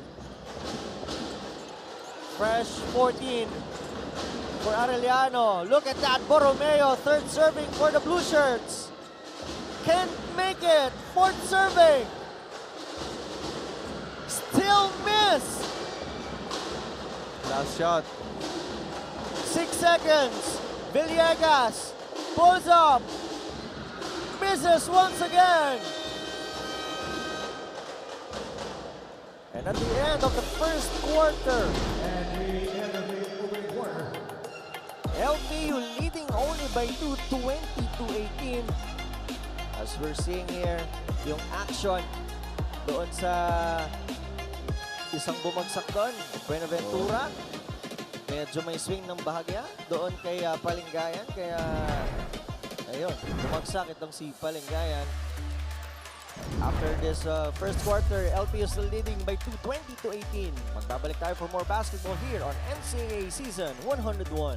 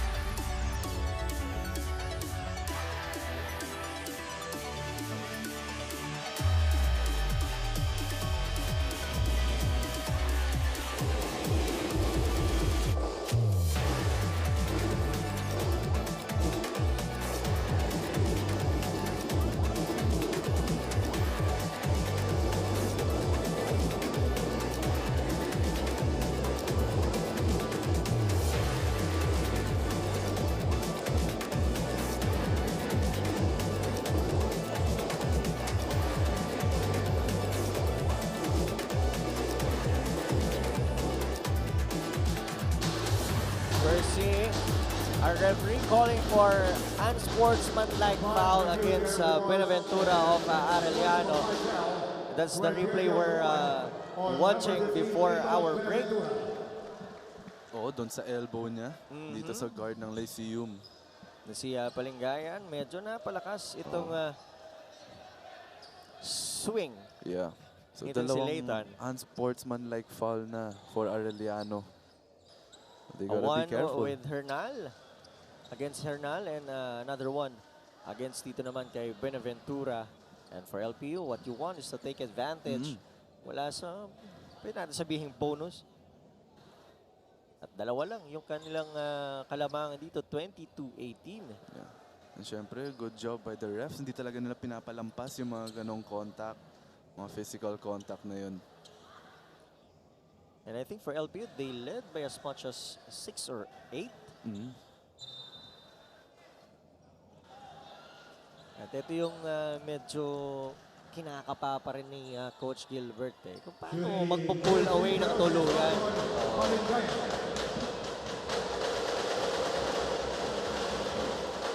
As Palingayan misses on the bonus.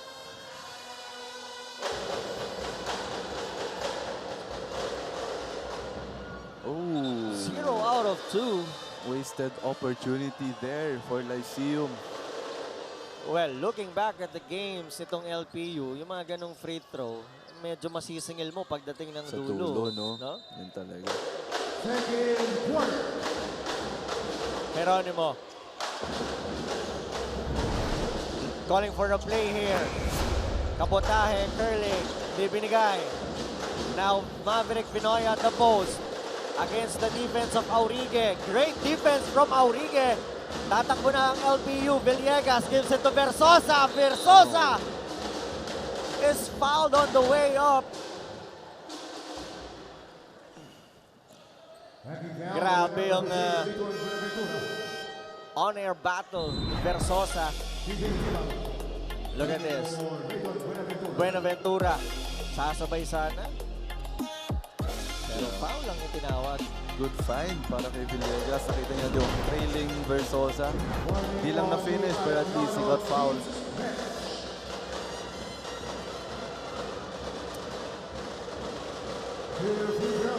Energy is slowly getting up sa ating first half after those two unsportsmanlike foul called on Arellano. Di mo alam kung sino yung nagising, Areliano o LPU. But right now, Versosa going up.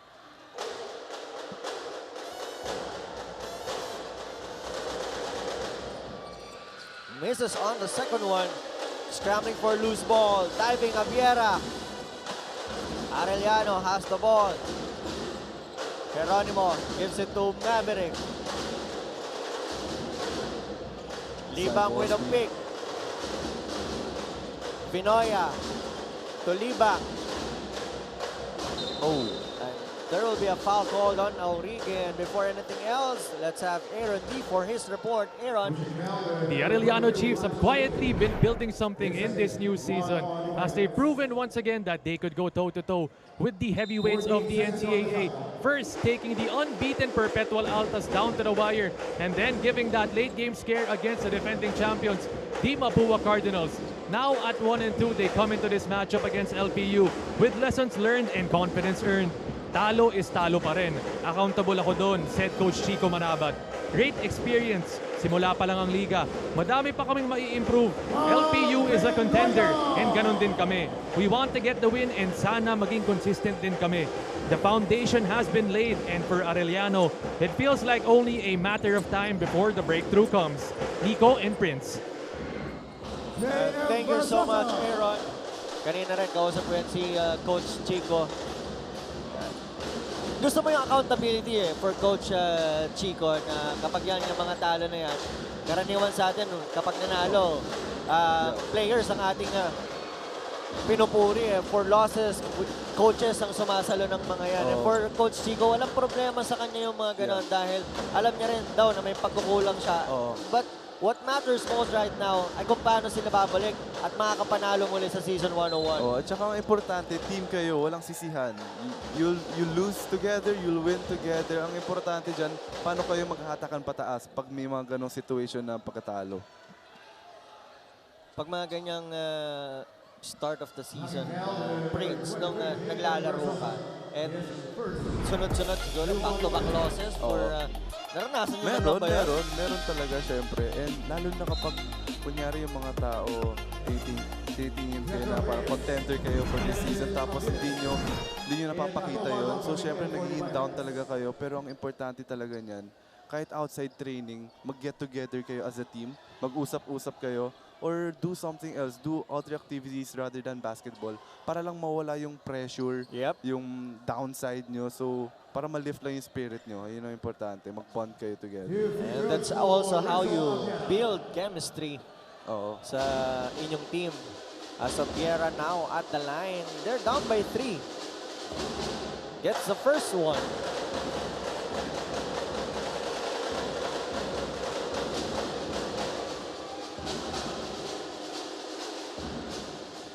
It's still a close ball game here in our first half. Sana ganito hanggang dulo. Second free throw is good for Viera as Tima Congotan back in the game.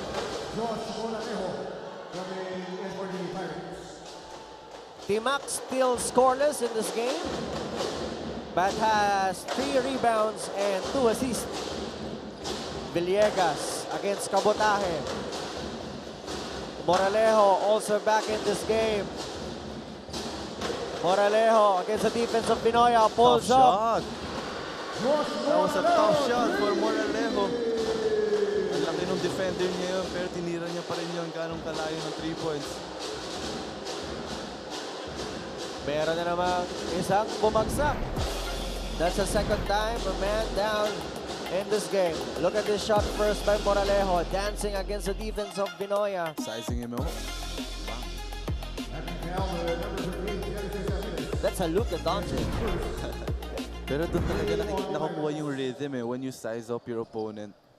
Kahit na tingin mo mahirap, pero totoo niyan, kinukuha mo yung rhythm mo going into that shot. As we're seeing the 3-point field goal story in this first half. 3 out of 5 for LTU. 0 out of 5 naman para sa Arellano. Ayaw pa mahulog ng mga tira sa labas.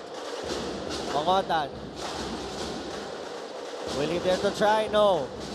2 defenders on him. He forced that one. Look at the battle. Aviles and Libak. Nakakailang offensive rebounds na tong Areliano. Yun talaga naging problema ng Lyceum. Last game pa lang. Hindi sila nakakapag-box out ng maayos. Pero swerte na lang jump ball and possession ng Lyceum ngayon. Ato Barba. Strong move. Using the board and attacking the basket. Itong si Ato. Well, yun talaga strength niya going downhill and finishing strong.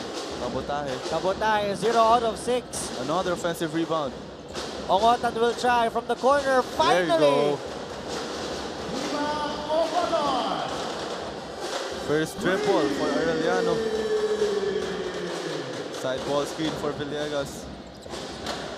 Moralejo once again. Mismatch over there kay Aviles. Nako. And the ball will go back to the blue shirts. Hindi lang nakita yung mismatch doon kay Aviles. He had the smaller Cabotaje. And look at this drive. Mula rito kay Ato Barba. Protecting the basketball with that elbow. Ito naman, Tima Congotan for the first 3 for Areliano. Isa pa sana ron, pero mintes itong si Tima. Aviles. Look at this pressure for Libang. Balik na yata. Dalawang big man na nasa taas. Oo nga. Sila na nagmaman ng guard. Pero naging over-aggressive lang doon si Libang, committing that foul. Ayun, nahawakan na niya si Aviles. Dalawa nga sila naghahawakan niya. Gonna move your feet. Reyes in the game now. Barba. Barba Nakalusot. takes it. And he is fouled. Nag-uusap ito si Libang at si Valencia. Sino ang may pagkukulang sa depensa? Sino yung dapat nag-help doon? Pero you know, once Ato Barba goes downhill, mahirap na talaga pigilan Kaya simula pa lang, kailangan dikitan na agad siya. Hindi na nakaset yung paan itong si Libang after that switch. And good job for Barba taking advantage of that. Nakita niya, mas malaki, mas mabagal yung defender niya. So nakita niya, may angle ng konti, so he drove that basket. And you saw, may kasama pang gulang eh. Oo. May konting chicken wing. Part na yan. Part kasama na yan. Barba misses on the second one. One out of two on the trip. Down screen for Valencia. It's just a 4-point lead for LPU. Geronimo, midi. Ernest Geronimo. I think that's his first 2 points of the game. This is another guy who can explode eh. Itong si Geronimo, scoring-wise. That's the 7th turnover for the LPU. As we see first this Double screen. midi mula rito kay Ernest Geronimo. A great shot there. Dalawa na lang inahabol ng Arellano. Magbabalik ang NCAA Season 101.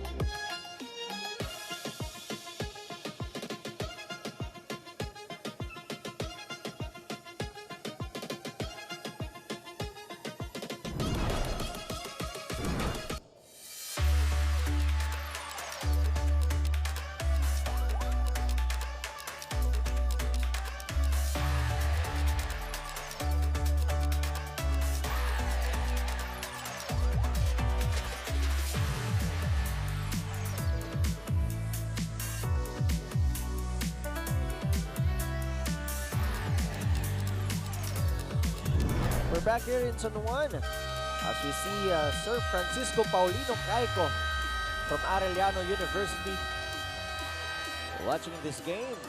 What a great game we're having. First half pa lang. Oo, ticket pa rin ang laban. Wala talagang gustong lumayo. 29-27 as we see Coach Chico Manabat saying a while ago siya ang may kasalanan ng mga pagkatalo. And it's so good for a coach to be accountable with the losses. Parang wala naman yata choice ng mga coaches eh. No? Oo, at saka ano rin yan, parang it's a sign na pinoprotektahan niya rin yung mga players niya from the viewers, from the audience, kung sino mga nanonood. As nakita natin, field goal percentage, 38% for Lyceum Arellano, 33%. Taas ng zone ng Lyceum. Turnover story. 7 for LPU, 3 for Arellano. Cross-court pass. Almost a Ongotan. steal. That's a dangerous pass. Pat Ongotan takes it inside. Asking for a foul. Tinamaan daw siya, pero walang tinawag. Ooh. Dangerous pass also from Barba. But Palinga. No, that's Renz Villegas. Yung pasa ni Barba, akala ni Villegas, dire-diretso siya sa rim, pati stop on the 3-point line. Pero napaganda pa yun. Hindi pinahiya yung pasa na yun as Valencia with a jumper from the baseline. Barba Going downhill again. Nato challenging Barba. the defense of Arellano. Strong right. Itong si Ato Barba. Player tendencies lang yan, Nico eh. You know Ato Barba strong right. You're gonna force him left. Oh. Almost a travel there. Libang staying in control with that sky hook. Libang scoring for Arellano, 34-31. Charles Libang has 6 points now as Villegas misses on the shot.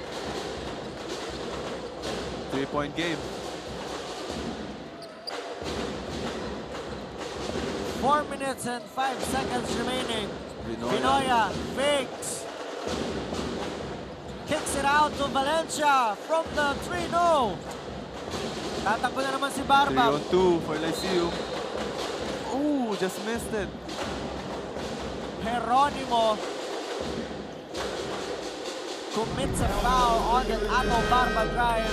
And look at this pass. Swak na swak sa kamay ni Renz Villegas. Si Villegas na nag-adjust dun sa pasa ni Barba eh. Valencia with the midi. Oh.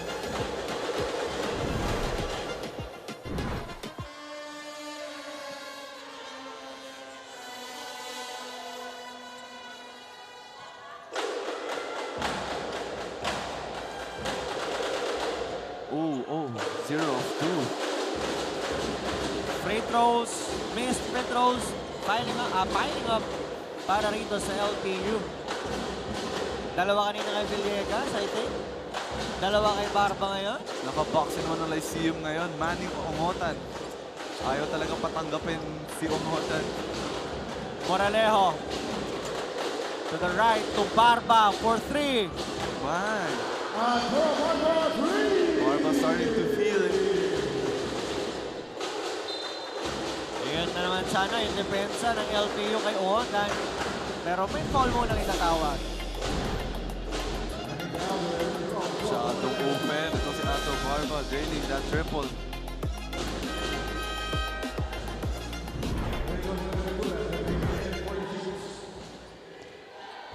Buenaventura is back in the game. Medyo lumalaki na yung lamang ng Lyceum ngayon. 6-point game. 37-31 with 3 and 17 seconds remaining in the first half. Kamay. Spain action. Great defense from Aviles. The ball will... sa kabila raw. No. As we see again, the 3-point field goals, 5 out of 7 para sa LPU, 71%. At 1 out of 11 for Arellano University. Magbabalik ang NCAA Season 101.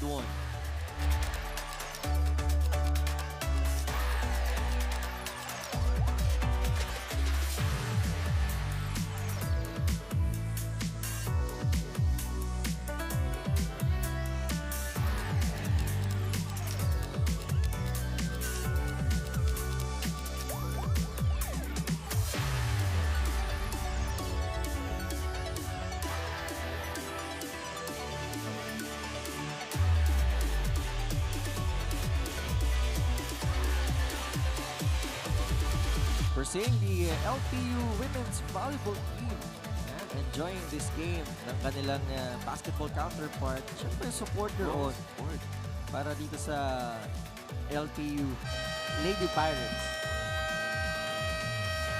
Ngayon, lamang sila. Enjoy pa yan. 37-31. As we see also, kasama nila Coach Cromwell ng LPU women's volleyball. Wala yata training today? Oo, break. Or baka mamayang hapon. Mamaya pa? Usually pag volleyball, hapon yata yung training nila. LPU ang bola. Ayan na naman ang press nitong Areliano. Moralejo. 6 points in this game. Player screen for Montaño. Walang mabigyan. Montaño gets it. 10 to shoot for LPU. Montaño with a looper. Misses. Arellano gets the board. Borromeo zigzagging. His own version of looper. And the ball will go back to LPU. Parang wala pa nakakashot ng ganong klase ng Floater, hirap rin, no? no? Actually, meron nga rin si Team Ongotan doon from the corner. Wala rin eh. Medyo maalat yung floater natin ngayon. Oops! Good deep for Kamay. Kamay. Another athletic guard for Areliano. Si U1 Kamay. Kamay for today is still scoreless, but still trying to orchestrate Arellano's offense right now. Has 1 assist under his name. Moralejo. Spins. Walang mapasahan doon. Walang bumaba na ibang taga-LPU. 4-on-2. Hernal flying. Nilagay na lang nitong si Hernal. Look at that elevation. This is coming off a great defense. Hernal. Anong pakialam sa depensa nitong si Aviles? Wala. Hindi ko kaya niya i-dunk yun eh. Athletic, very athletic. Can he complete that 3-point opportunity? Nagdalawang isip yung bola. Sige na nga. Naka-small lineup ngayon ng Arellano. They have to take advantage of that. They have to run. Almost an 8-second violation for Barba. Peñafiel. Who's foul ref? Offensive foul. Actually, ang ganda panoorin yung small lineup ng Arellano ngayon. Defensively, pinipressure nila yung mga guards nila. Then offensively naman, tinatakbuhan nila. Ang sentro mo na rito, si Hernal eh. Oh, with Lyceum kasi you have Aviles pa. You have Montaño. Yan ang pinag-uusapan namin ni Coach Chico kanina on kung gaano sila not really under height, but one of the smallest team in this season 101. Right after the departure nitong si Kapulong. Yun, oo.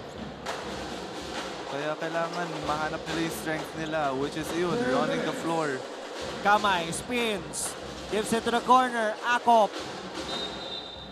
And there's a foul on Moralejo, I think. Nagkakakiskisan itong si Moralejo. At saka itong si Hernal. Penalty na itong Arellano.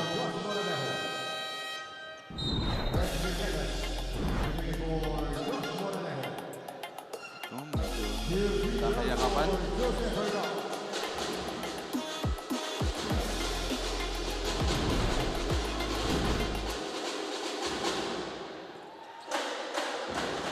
But if you're Lyceum, knowing that Arellano has a small lineup, gonna take advantage of it na kailangan. Boss yan si Aviles, dominate inside the paint.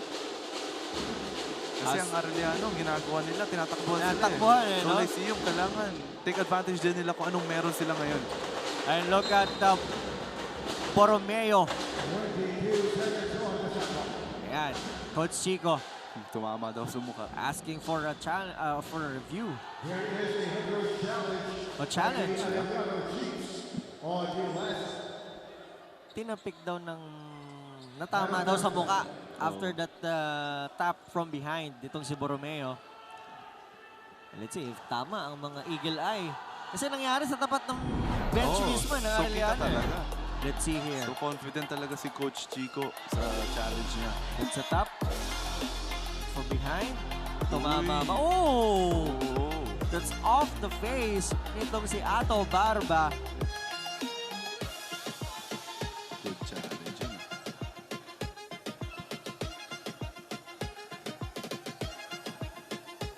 And confident din itong si Borromeo. Tumama sa mukha, Coach. Yes, si Coach din. Harap na harap. And this is the other angle.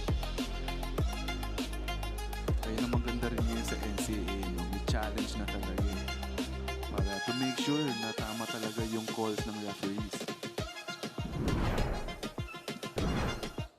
What's the final verdict?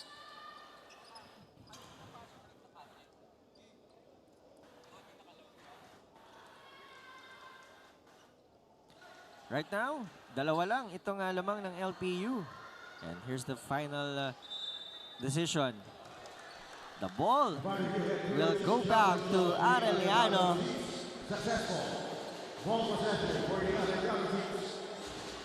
A chance for them to tie this game up or maybe take the lead. With 1 and 50 seconds remaining sa ating first half. Kamay calling for a play. Looking for Ongotan. Timac has the ball. Rejecting the Timac screen. flies. What a shot there!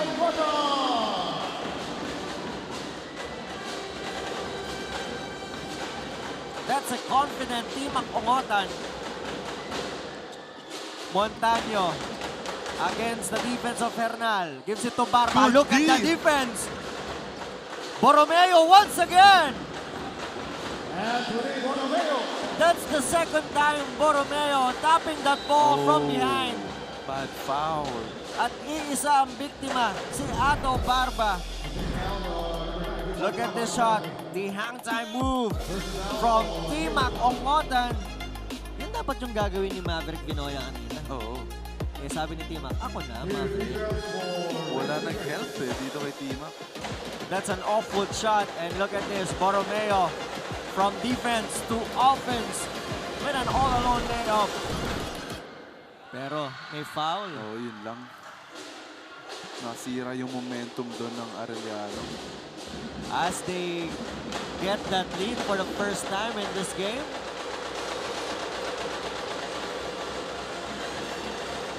Villegas can't tie it.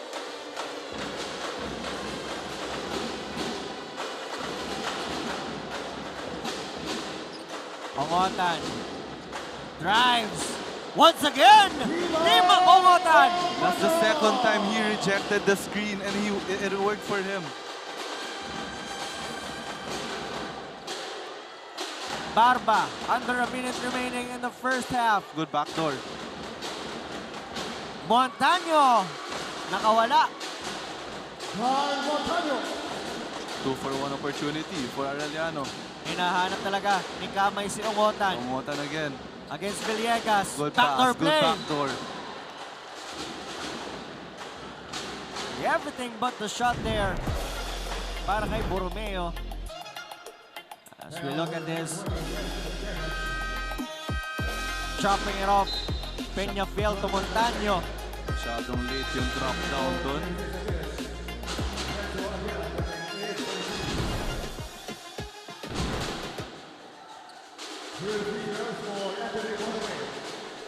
(41-40), Arellano gets the lead here. At ito si Borromeo, nagdagdag pa ng isa.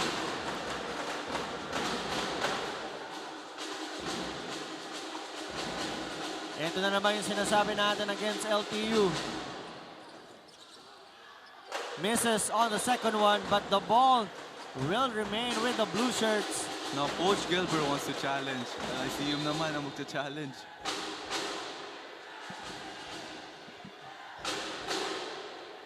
Gaganti yata si Coach Gilbert.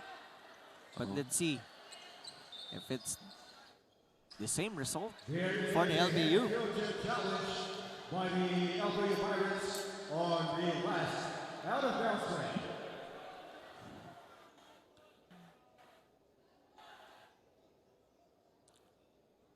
Arellano, after being down dun sa ating first quarter, slowly.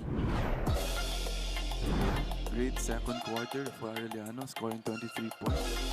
Look at that battle between Dailig and Hernal. Oh, parang tama rin si Coach Gilbert, ah. Montaño and Hernal. Oh, balik nga sa LPU itong bola rito. 1-1. 1-1. Good challenge.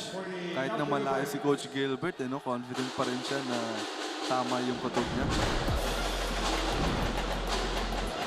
Ito yung drive ulit ni Ongotan kanina against the outstretched arm of Aviles. 3 seconds differential on the game clock and the shot clock. He wants to post up. Montaño kicks it out to the Ileg. Free from the three. Misses. Oh. Peñafiel can get hold of that basketball. Balik ang bola sa Arellano. George Cabalate coming in for the Chiefs. Rayon Palingayan. And Jacob Verzosa coming in for the Pirates. Palitan ng tao dito sa Lyceum for defensive purposes. Arellano will try to write the last sentence of this first half. Kamay, 4 to shoot. Gives it to the right. Borromeo misses. And after 2 quarters, Arellano now leading by 2, 42-40 against the LPU Pirates. Marami pa tayong basketball. Magbabalik ang NCAA Season 101.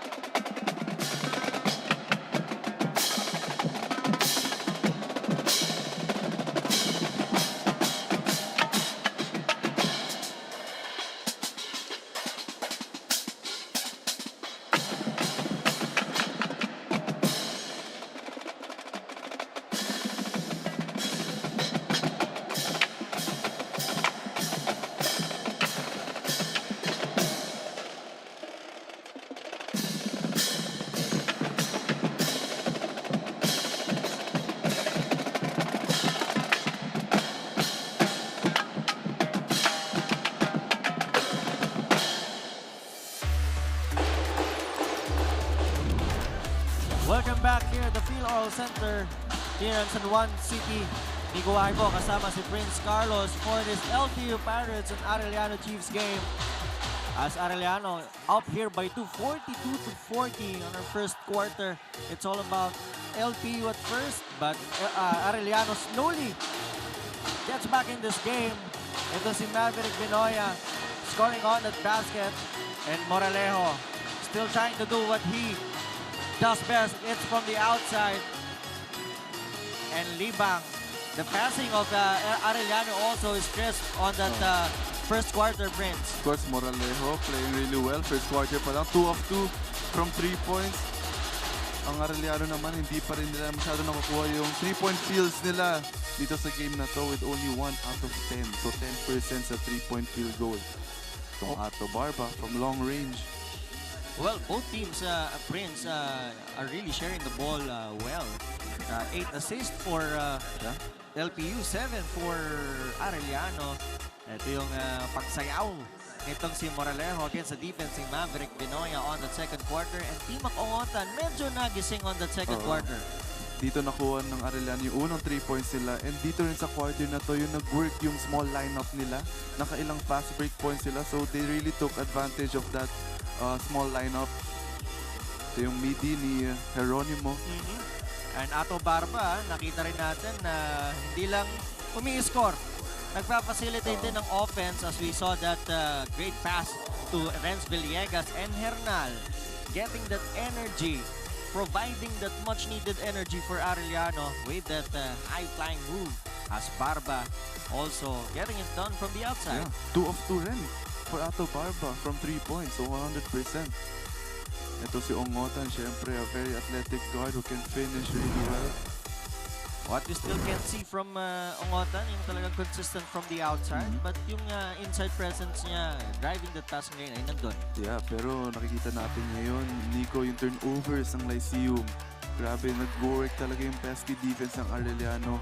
11 turnovers now for Lyceum. And yung fast break points, dito na-take advantage ng Arellano coming from the turnovers. Well, the bench points also for Arellano, Prince, 17-9. It's actually a balanced offense for Arellano. Dun sa kanilang starter points, they have 25 points against the 31 from LPU. But yun nga, yung bench points nila coming from, I think, itong si Hernal getting it done inside, and also yung depensa, yung off the charts, yung labas sa statistics, statistic sheets, sa stat sheets natin, yun yung mas gumagana rin para dito sa Arellano, and because what they want is to get that second win of the season, Prince. Yes, of course. And syempre, gusto talaga nila maka-finish strong kasi that's been the story of Arellano. Good start, pero pagdating sa dulo, nakukulangan, and let's see if maging consistent sila dito sa game na to. And importante itong start ng second half, itong third quarter, na makita agad nila ng meron silang positive energy, and yung aggression nila, aggressiveness nila dapat nandun agad. Well, what's not clicking for Arellano is their 3-point field goal, as we see 1 out of 10 for Arellano, 5 out of 8 para dito sa LPU Pirates. Yung 1 na yan, galing pa yan dun sa second quarter, 3 from Team Ongotan. Kailangan mahulog yan, so everything will be complete para dito sa Arellano University. Mahirap na lahat ay iasa natin sa ilalim. Alam natin, ang mga laro ngayon, galing talaga sa labas As we see here, our leading scorers. Yes, of course, sa Lyceum, we have Ato Barba with 11 points, Montaño with 8, Moralejo 6, lahat yan from the 3-point line. Itong sa Arellano naman, si Binoy with 8 points, Team Ongotan with 7, and syempre itong si Libang with 6 points. Well, for Barba, what you want this time is to translate it with your first win of the season. And together with itong si Montaño, sabi natin kanina, last game, 2 points lang siya. And way above the last game's conversion. Itong si Montaño, as Moralejo also, noong nakaraan, medyo mas magandang nilaro. But still, we have 2 quarters to go. And for Arellano, what you want is on how you will play the defense against Ato Barba. We know, alam natin itong si Barba, pagdating ng third and fourth quarter, talagang mas kumakamata Oo. para dito sa LPU Prince. At saka nakita natin sa second quarter pa lang, tuloy-tuloy na agad yung basket ni Ato Barba. Nakailang drive siya on the right side. So, dapat na ma-address na agad nila yun na Ato Barba is a right-handed player. He's strong right. So, they have to make adjustments and force him left. Ang meron ng Arellano, itong si Borromeo. 2 beses nang natatapikan mula sa likod ito si Borromeo, itong si Barba. Oo, malaking bagay itong si Borromeo. Defending ito si Ato Barba. As we start our third quarter, Okotan from the 3. That's how you start your third quarter. Ito si Ongotan, yung bumubuhay dito sa Areliano when it comes to 3-point. Sabi niya, anong Another pinagsasabi turnover. niyo? Anong sinasabi niyo 1 out of 10? 2 out of 11 na ngayon. Narinig ka eh, Nico. As we see this shot from Timac, no hesitations off the pass. And forcing a turnover again. 5 na ang lamang ng Arellano. Timac looking for his teammates. So Kamay drops it up to Borromeo. Floater, wala pa rin. I see him running 2-on-1 fast break. 3-on-2 now. Versosa against the defense of Borromeo once again. Another wasted opportunity there. 3-on-2. Hindi lang na-convert yung finish na yun. Tuwang-tuwa sa depensa itong si Borromeo, and finally a floater. Draining that first floater this game. Side ball screen. Switch. Kicks it out to Moralejo. 10 That's seconds passing to- there. Barba fakes against the defense of Borromeo again. Look at Borromeo. Forces Barba to pass. Want to shoot. And hindi naaabot. Borromeo's hyped up right now as he should. Kasi grabe yung depensa na ginagawa niya dito kay Ato Barba. And he's loving it. He He's is. loving his assignment today. 13 turnovers for LPU against the 3 nitong Arellano. This is now the biggest lead for Areliano with 7. As Timac misses, and we will have a report from Aaron D. Aaron. It was a very passionate halftime huddle for the LPU Pirates as Coach Gilbert Malabanan did not hold back in reminding his players kahit anong play gawin natin, walang mangyayari kung tapon tayo ng tapon ng bola. As turnovers were also the main emphasis of Coach Gilbert Malabanan in that halftime huddle, reminding his players that, of course, the point guards, yun yung mga challenge ni Coach Gilbert there. They also revisited film during the break, focusing on how they've allowed 28 points inside the paint compared to their 14. As the second half is underway, LPU looks to respond with focus, maturity, and cleaner execution. Back to you guys, Nico and Prince. Thank you so much, Aaron. As Arellano now up by 7. At ayun Care na of nga. this guy, Timac Ongotan. And look at that play. This time from Mabiera. And that's the largest lead of the game by Arellano. 49-40. Magbabalik ang NCAA Season 101.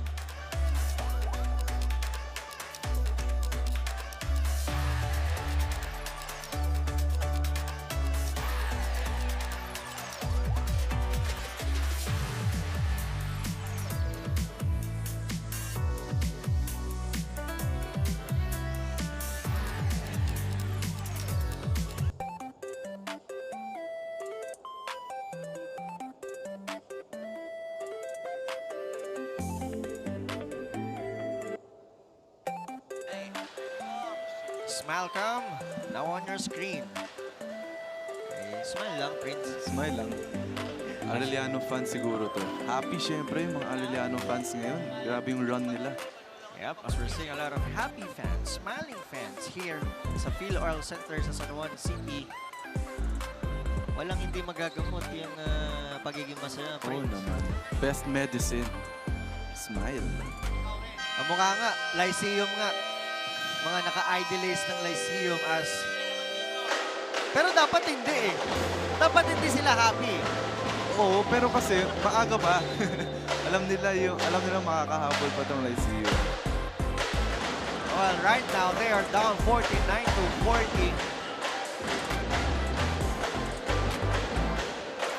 Pero yun na nga nagiging problema ng Lyceum this quarter. Yung turnovers nila, kaya lumaki ng gantong laki itong Arellano 9-point lead. Dahil sa mga turnovers na na-force ang Arellano sa Lyceum. 7-0 run for Arellano in this third quarter. LPU hasn't scored dito sa ating third quarter, Prince.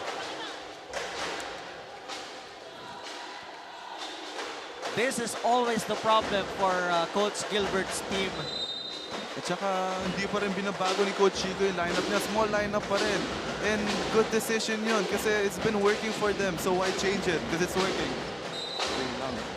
On the third quarter against San Sebastian, on their double overtime loss against San Sebastian, LPU only scored 13 points against the 21 nitong San Sebastian. And for Coach Gilbert, you don't want to happen again. Oo nga.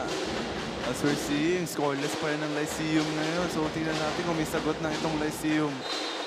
Another turnover forced by Areliano. Iba-ibang pinapadala ni Coach Chico Manabat dito kay Ato Barba. Kanina Borromeo. This time, it's Abiera defending Ato. Para rin nag-switch up yung energy ng Arellano. Kitang-kita mo sa kanila na very aggressive sila. At parang ini-enjoy nila yung defense nila Yes, as Hernal fakes. Ooh. A point-blank miss for Hernal. Villegas, nauna na. What a shot! Tutukan na yun, pareho. Ongotan takes it out to Kamay from the corner. It's good! Another fast break point there for Arellano. Another largest lead of the game. 12 points by Arellano. Forced to switch there. Ano nang gagawin ng LPU? Who will they go to? Moralejo, another turnover? Yes!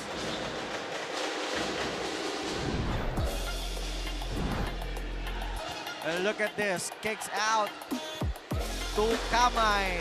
And Kamay able to convert that pass from Imak Ongotan. Medyo nag-rattle yung Lyceum ngayon. Yung offense nila disorganized. So, someone has to control the game.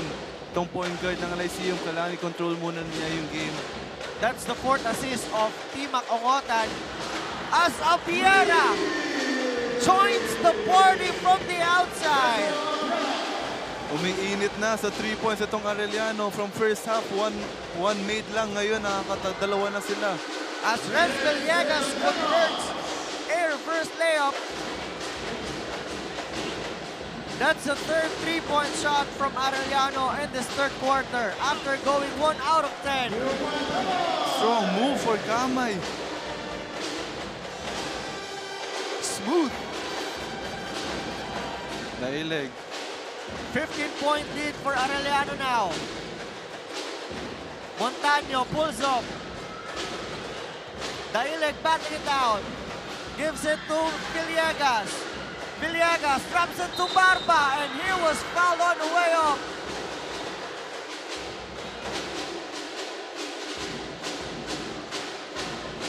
Bagsak si Barba rito. Bad fall.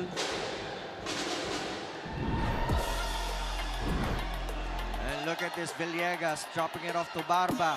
Yung depensa natulak mula sa likod pala nitong si Jonathan Daileg. Natulak siya eh. Look at this, once again, other angle.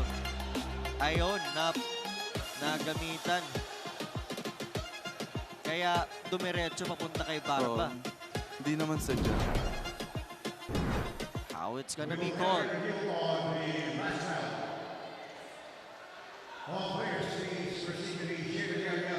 Good sportsmanship there for Abiera. Hindi naman niya talaga kasi sadya. Oo. Tinulak siya eh. Ng taga Lyceum. Wala naman siyang balak sa bayan eh, on that drive nitong si Ato Barba. What a recognition from Renz Villegas on that play. As we're seeing a review here from our referees. Ang tanong dyan, Prince, paano yung tawag nun? Is it gonna be a foul, an annual Ayun play? yan. Kasi makikita na tinulak din siya ng Lyceum, so baka ma-overturn pa yung call. Kung ano yung nauna. Oo. Nagdidiskurso pa. Itong ating mga referee as we see, LPU Pirates.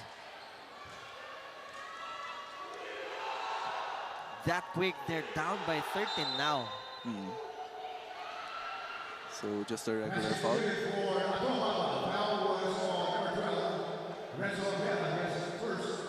Tinawagan pa rin ng foul itong si Renzo Abiera on that play. At counted yung tira nitong si Ato Barba.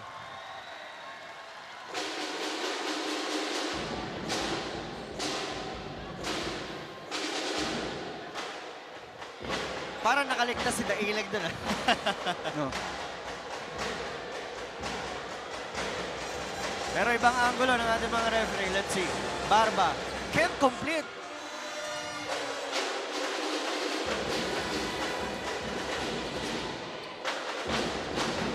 Abiera flying, missing. Ongotan gets the rebound. Second serving for Arellano. 10 to shoot for them. Ongotan calling a play. To the corner. Once again, another three from Arellano. Second from Abiera. Grabe yung naging third quarter performance ng Areliano ngayon. Pumapasok na yung mga 3 points nila. 60 to 44. 16-point game. This quarter, 0 out of 1 3-point field goal for LPU. 4 out of 5 from Arellano. Can they add once more? Abiera misses this time. Na-excite dun si Abiera. Moralejo pulls up. Misses. Gordon blocked by Hernal.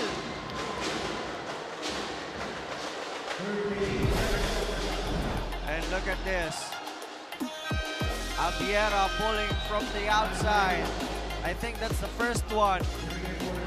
Here's the second three from Abiera. 10 points now for Abiera after going scoreless in first half. Arellano really enjoying this third quarter. As Gordon quickly checks out of the game. Versosa papalit. Barba. Moralejo. It's a 29-7 run by Arellano. Good help. Since that 37-31 lead late in the second quarter by LPU. At nagsisimula doon sa defense ng Areliano talaga eh. Napaforce nila yung turnovers. But if you're Lyceum, they have to calm down. One possession at a time. Hindi nila kailangan magmadali. Hindi na kailangan mag-rattle. Mas maaga pa, third quarter pa lang. Great save by Barba. Villegas to the corner, Moralejo, and he will step on the line.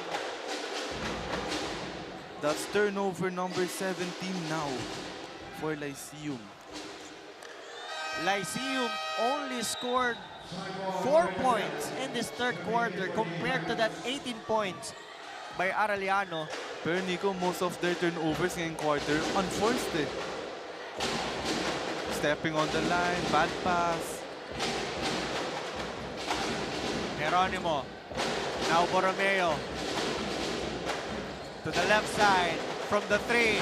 Misses this time. Jonathan gets the board.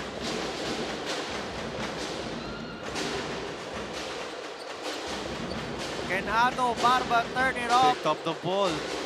in this third quarter? Villegas 10 to shoot for the gray shirts. Villegas against Abiera. Good pass. Now Barba from the three. There you go. Finally for LPU. 60 to 47 by Arellano. Magbabalik ang NCAA Season 101.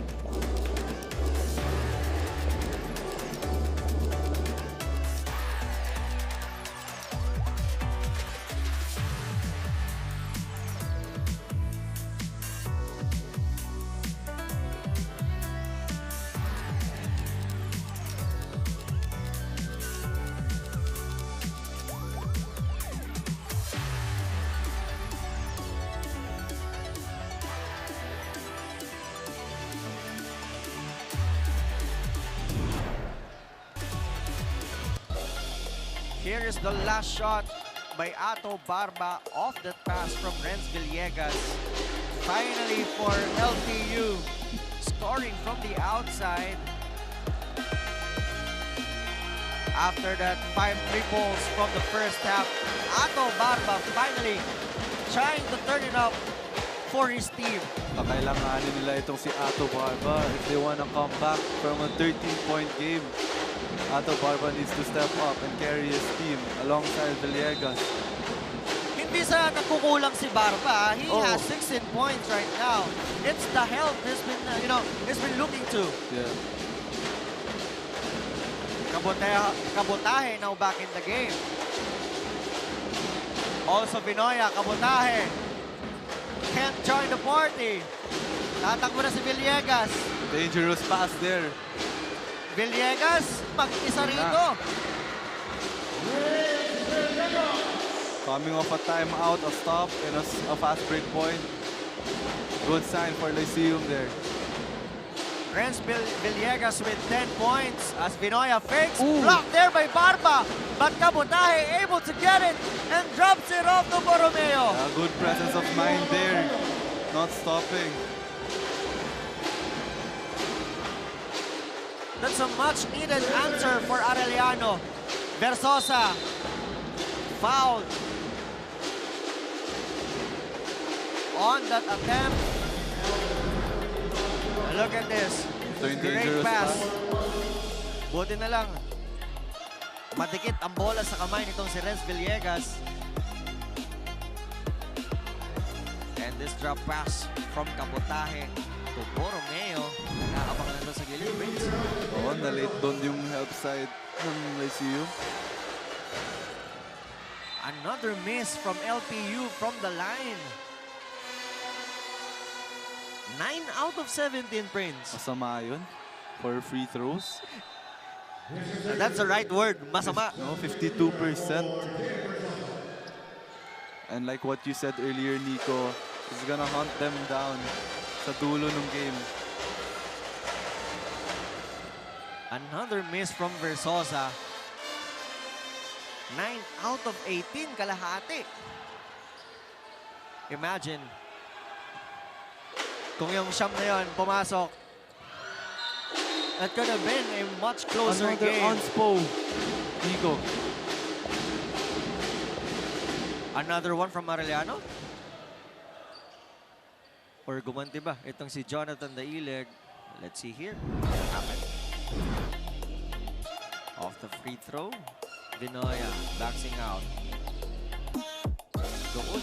Sa batok. Ang tama.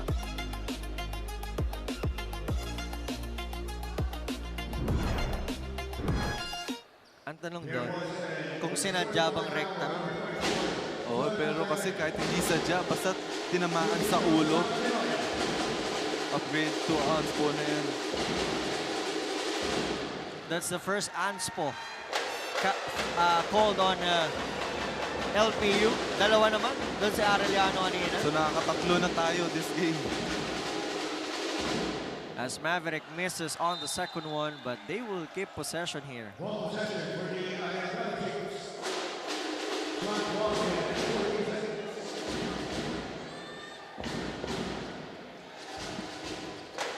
A 13-point lead by Arellano. Ito si Kabutahe sa gilid. Borromeo fakes. More fake. Abiera open. Misses Lord. on Abiera. As Versosa gets that big rebound. Balik ang bola sa LPU. Pero ito yung pwede maging game changer para sa Arellano. Penalty na sila ngayon. So babagal yung laro. But they've been missing on the free throw line. Ayun nga. LPU has to capitalize dito sa free throws. That's 10 out of 20.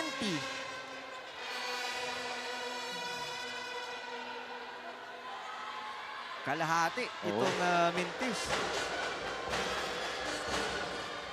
2 of 10 6. out of 21. 2 of 6 para dito kay Versosa. Swerte ang Areliano dun.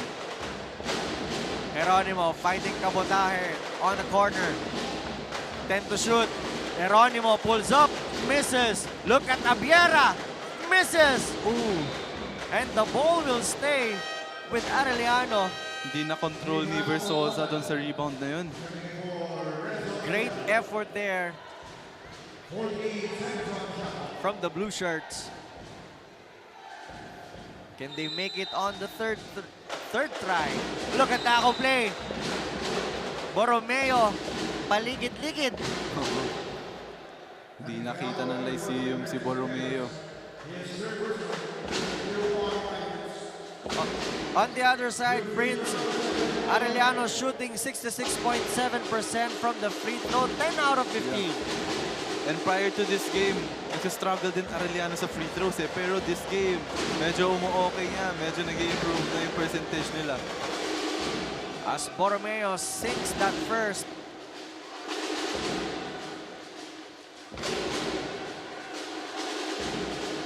Borromeo started everything with his defense. Oo. Mula pa kaninang first half. Lalo na yung depensa niya kay Ato Barba. Pinapahirapan niya talaga eh. And another offensive rebound for Arellano. That's their 14th offensive rebound. Ongotan, Geronimo pulls up. Umabot! Umabot! Para kay Geronimo. Bailout shot by Ernest Geronimo. Barba, under a minute remaining. Against Vinoya, Barba steps back. Tough shot. Versosa gets the board. And there will be a foul called sa isang LPU player there. Oh, loose ball foul. Si Villegas ang tinawagan doon. Look at that, Villegas nahuling nanunulak. Oo. Ongotan selling that call. Good job by Ongotan. As Akop now back in the game. Villegas naman sa LPU, uupo muna. Miller also will check in this game for the first time. Siyempre, the Sun. Actually, crowd favorite to eh. Yeah. Si Miller eh. Every time na pinapasok siya, nakikita ko talaga yung mga Areliano crowd eh. Pumapalakpak talaga eh. And what you want for him is to take advantage of that, you know, of the cheers. Oo naman. And make something out of it. Yeah. And look at that, Cabotaje misses. Versosa picks up the ball. Now Palingayan gives it to Daileg. Also a missing link in this game for Coach Gilbert. 10 to shoot for the gray shirt. Versosa to the corner. Misses from Peñafiel. He hesitates on that shot. Miller pulls up. Jumper. Sayang yun. He can't get that basket before the end of the buzzer. After 3 quarters, Areliano pulling away 66 to 50 against LPU Pirates. Magbabalik ang NCAA Season 101.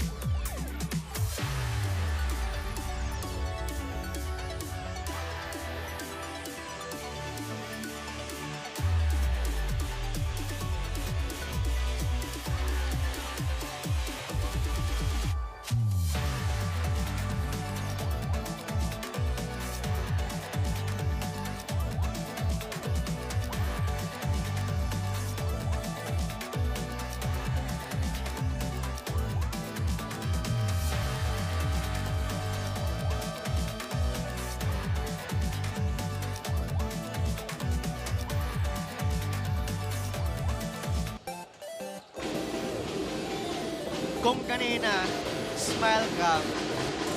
Ngayon, cutie cam. Oo. Dapat ipakita yung katabi ko dito eh. Ba't parang ikaw dapat yun? Cutie cam. As as we're seeing a lot of beautiful faces here inside the San Juan Philhol Center in San Juan City. Lyceum has to have a good start here sa fourth quarter if gusto nilang makabalik from a 16-point lead. Before the start of the third quarter, as we're seeing the quarter scoring 10 points only for LPU, 24 points for Arellano, pulling away 66-50 right now at the start of the fourth. Quick turnaround itong third quarter. Sobrang naging crucial dito yung naging turnovers ng Lyceum. Sunod-sunod yung naging turnovers nila that quarter. Well, also the conversion ng turnovers nitong yun pa. Arellano. 15 turnover points for Arellano against 1 only on LPU. And the 3-point field goal, Prince. Biglang tumaas, no, para sa Arellano. In the first half, they were struggling. Pero pagdating sa third quarter, ibang story na. Pumapasok na yung 3 points nila. Gordon now in the game, together with Palingayan, Peñafiel, Abrigana, Gordon pulls up, misses, Versosa! Finally scoring for LPU. Actually, kanina pa yan si Versosa being aggressive pagdating sa rebounds. And look at the backs out. Dalawa ang binacks out itong si Versosa ron. Using the glass for a 3-point play opportunity. Ang tanong na naman dito, can he complete that 3-point play? Actually, nakarami siya last quarter itong si Versosa. Finally made it.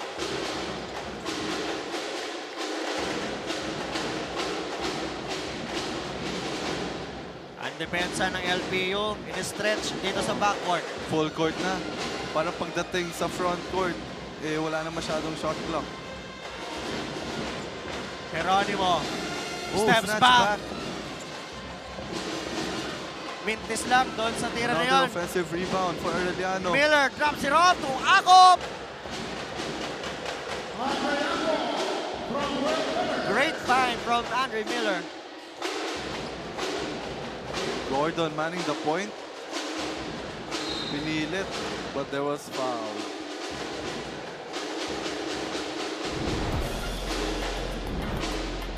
Look at this, Kabotahe. Dropping it off, another drop off. Pinit-bit pa eh. Ganyan kapag kilala mo masyado ang teammates mo, Prince. Importante talaga na magkaroon ng chemistry eh. Pag yung iba, hinto na yun doon sa taas eh. Hindi na. But maybe because they're enjoying this game really well. You know, as Gordon makes the first one for LPU.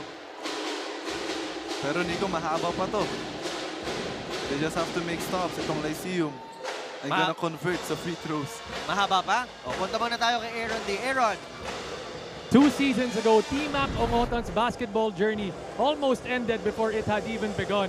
Just before season 99 was about to tip off, Ongotan was cut from the Arellano lineup, and with a heavy heart, he had to return to his province in Bulan, Sorsogon. For a month, he tried to move on, but something inside him couldn't. Parang may kulang, sabi ni T-Mac. Then one night, everything changed. He suddenly woke up to multiple missed calls and messages. It was Coach Chico Manabat. Coach said he saw it in a dream. He needed to bring T-Mac back. Fast forward to season 101. The same player once cut from the team is now one of the Chiefs' main scorers and most trusted pieces on the floor. For T-Mac, every game is a reminder of that second chance, and he is making the most of that chance today. Meanwhile, MacLeod Guadagna, spectating on the sidelines for LPU, will not suit up this season 101 due to a knee and ankle injury. Guadagna still has one last playing year. Back to you, Nico and Prince. That's a timely report for Aaron D about T-Mac Ongotan, as we're seeing a much improved T-Mac Ongotan on the season 101. Maganda na yung play niya last season 100 eh. Pero right now, He has become the main guy for Coach Chico Manaban. Oo, nag-level up talaga itong laro ni Team Makongota. Not just scoring-wise, pero he knows how to involve his teammates already. On the other hand, syempre, itong si Maclod Guadagna, Yep. as we see, nasa sideline siya. Spectating lang, hindi siya makatayo dahil sa injury. At dito talaga makikita na laking kawalan itong si Maclod Guadagna. A leader. As we're seeing the bench points, 33 for Arellano, 18 for LPU. Sosa bringing down the ball. Malingayan to Gordon. Can he provide a much-needed point from the bench? Yeah, playing quality minutes itong si Gordon. Trying to be aggressive against the defense of Arellano. Look at Driving Hernal. Trying to intercept that attack. Itong si Gordon. First shot for Gordon. Can he make it? No. Kita natin sa mga actions, yung frustrations talaga ng mga coaches ng Lyceum. Dahil nga itong free throws nila, dito sila nagkakaproblema. Second shot for Gordon is good. 1 out of 2.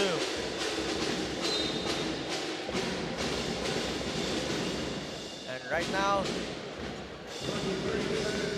it's a 16-point lead for Arellano, 69-55. Can they sustain up until the end? Or LPU will have another run? And who's foul? Kamay versus Gordon. And you're loving itong effort nito si Gordon. Oo naman, Again, syempre. Alam niya. Limited minutes. Yeah. Pero kapag tinawag, try to get everything. And that's how you earn minutes. Unang simula talaga sa defense talaga yan.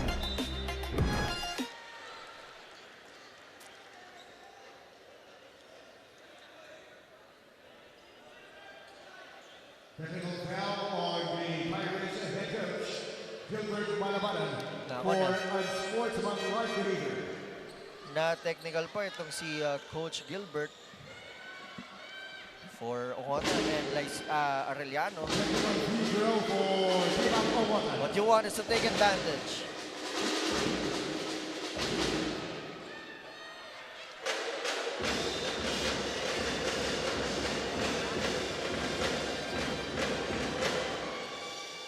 Itong si Omar Gordon, coming from Toronto, Canada, pero native yan ng Giginto, Bulacan. Doon pinanganak sa Toronto, Canada. Sa Biera. Oh! Asking for a foul there. 17 seconds on the shot clock. Yuyuko pa sana at magkakape itong si Abiera. Look at that. But board, itong si Versosa. Oh, I think there should be a Medyo foul may there. contact dun. Geronimo, block Oh, another once block. again from Gordon. 14 seconds on the shot clock. Last time around, LPU had 9 blocks against San Sebastian. Depensa ang kailangan talaga nitong LPU to get back on this game. Ongota nahihirapan. Borromeo has the ball now. 10 to shoot for Arellano. Swings it to Geronimo. Geronimo drops Good it off pass. to Hernal.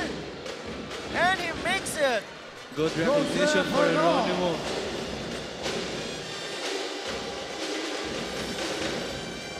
Now a 17-point game.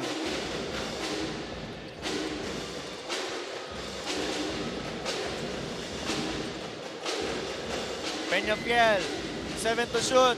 Barba, free from the corner. All board. Masyadong malalim sa gilid. As Abiera, Pedro Aguilera from Team Ongota.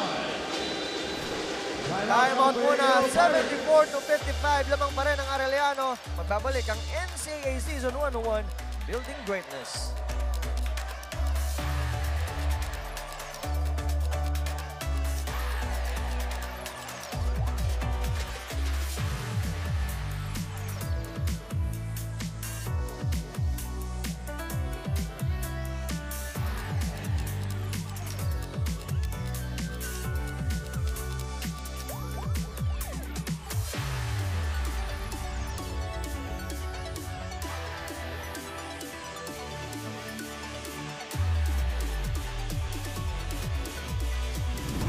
Arellano continue its resurgence dito sa ating laro kontra LPU Pirates.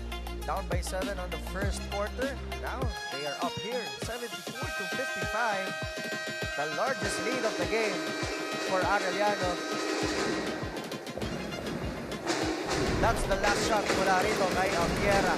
Also, Piero starting to heat up with 12 points already. 16 points ang lamang nitong Arellano University. And turnovers for this fourth quarter. The entire game, 4 turnovers lang ang Arellano. That's quite impressive. Naalagaan talaga nila yung bola.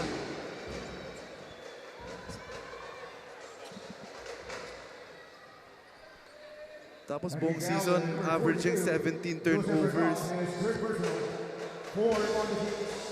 Yeah, season average for turnovers ng Arellano, 17.3. This game, 4 turnovers. Sobrang impressive nun. Comparing it to Lyceum's 18. So yun talaga naging story na tong game na to, kung paano nakalayo ang Arellano. And look at this. Nagkatamaan doon sa itaas si Barba at Kumotan.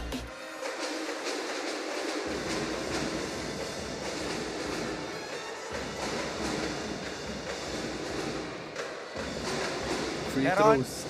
Geronimo, picked by Hernal. Now Borromeo.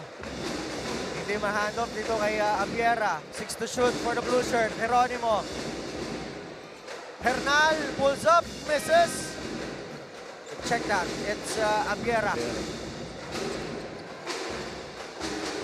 Versosa to Barba. Barba, pipilitin sa ilalim. Tatlong Arellano, 4 pala ang nandun sa ilalim na yun. Oo, medyo not the best shot there. 4 na tao, nagbantay kay Barba.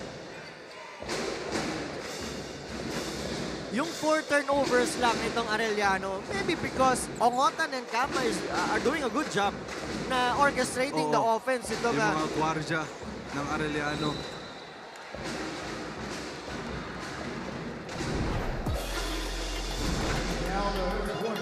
And look at this. Ito yung suffocating defense. 1, 2, 3, 4 blue shirts ang nandun sa ilalim to contest this Barba shot. Great defense from Arellano. Alam nila kung sino yung kailangan bantayan. But if you're Siyempre, alam mo, 3 defenders na sa'yo. You gotta kick the ball out to the shooters. You know, I've talked to Coach Chico a while ago. Sabi ko nga, ang isa sa specific question ko, how will you stop Ato Barba right after that 32-point game last time around? Hindi sa walang masagot si Coach ha. Pero sabi niya, ang bata na yan, magaling talaga. Pero we will do everything to stop him. Yeah. Parang kanina, pinakita. They did everything. Tatlong bantay kay Barba. And all game long, iba-ibang pinapadala to defend itong si Barba. Sabi natin, Borromeo on the first half did a good job against Ato. Nakita rin natin, nag-switch din for a time itong si Ampiera. And look at now, it's Borromeo still with Barba. They wanna finish strong talaga. Gordon, nakawala sa depensa nitong si Ampiera. 5:55 remaining in this game. LPU still in the world of trouble here. Paulo for 3. Can't make it. Bumubunot na itong si Coach Gilbert. Medyo nire-rush yung mga shots ng Lyceum. Pinipilit nila yung mga tira nila. 40 seconds on the shot clock. Ang kapapasok lang si Dave Paulo. Missing on that first shot. Moralejo looking for Barba here. Barba takes it. Makes it. Could this be the start?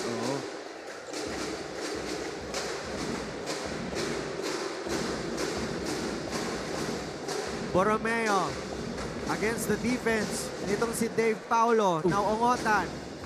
10 to shoot for Areliano. Fresh legs eh. Itong si Paolo, yung depensa niya. Ongotan! Big Navy pa! At Tioyo ang bola. Foul.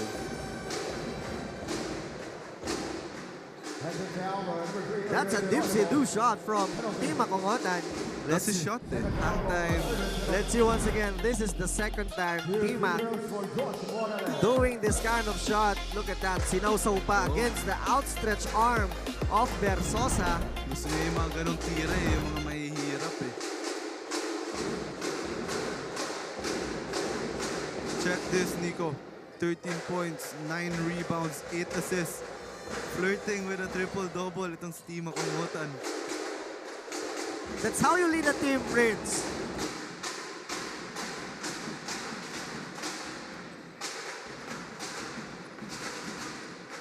Hernal offering a pick for Geronimo. Now T-Mac fakes. T-Mac drives. Another Floater. one. Misses. Gordon gets the board. But Oh, bad Abiera pass. is there. What an interception. Yeah. Tinatapon nila yung bola itong Lyceum. You know, the game's not over yet. They still have to take care of the ball. One possession at a time lang. 2 free throws for Rezo Abiera. 19 turnovers for LPU Pirates.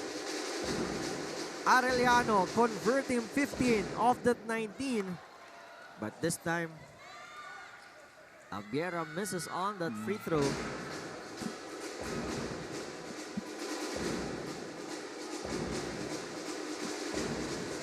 We expected a close game for this game, Prince. But Arellano has other things in mind right now. Yeah.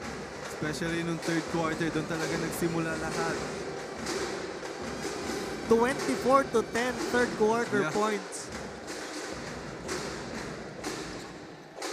Mabibitawan pa ni Moralejo tong bola. Naku, nasaktan yata.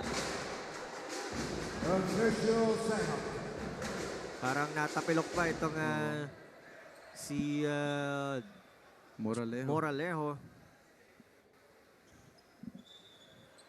They are down by 20 here. Moralejo has 8 points in the game. Look at this. Saan napunta? Yung natapakan niya. Itong isang paa nitong si Geronimo. Yeah, hope nothing serious. 4 minutes, 33 seconds remaining. This quarter, Arellano scoring 13 points against the 9 of LPU. But the big storyline here, bukod dun sa free throws, ay itong turnovers nitong LPU. Nothing is working here for LPU this game. Mandatory substitution for Josh Moralejo. Kasi starters nila, wala namang problema. Has 40 points right now. Lion Maringaya coming in for Yun lang Josh talaga. Moralejo. Free throws, turnovers. Tsaka itong turnover ng Arellano, 4 turnovers lang. Yep. Pero iba yung, alam mo yung iniingatan talaga ng bola. Hindi naman sila passive eh. To have that konting turnovers. Pero nakita talaga natin na hindi sila careless sa bola. They really took care of the ball really well. Eto, tulad ng play na yan ng LPU, muntik mawala as Barba, pinilit ang tira. Dahil wala na ring oras doon. Shot clock violation. And if you're not throwing the ball, you know, you can always orchestrate a proper offense para rito sa Arellano. Now, they have 16 assists. Yun yung nakukulangan sa Lyceum. Yung may mag-orchestrate sa floor, mag-facilitate. Borromeo pulls up from down. the 3. Anthony Bonavero. Everything is working for Arellano. Ngayon si Paolo naman yung mahawak sa ankle. As another 2 Lyceum players now down on the floor.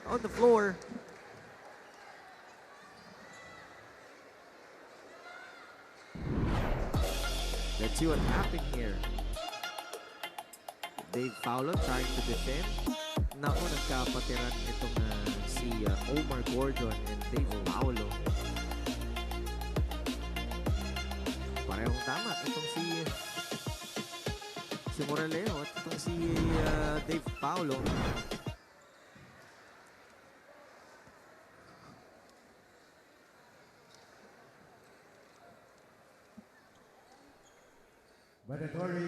substitution for Dave Paulo. Arellano looking to pull away in this game, 82-59, with 3 and 59 seconds remaining. Simon Peñafiel for Dave Paulo. Leading the team is Timac Ongotan with 13 points, 8 assists, and 9 rebounds. Almost a triple-double here. All-around performance for Ongotan. Ang tanong, hahayaan ba siya ni Coach Chico na makuha yan? Oo nga eh. Yun, hindi, well, so far hindi siya sinasabi. Parang hinahayaan eh.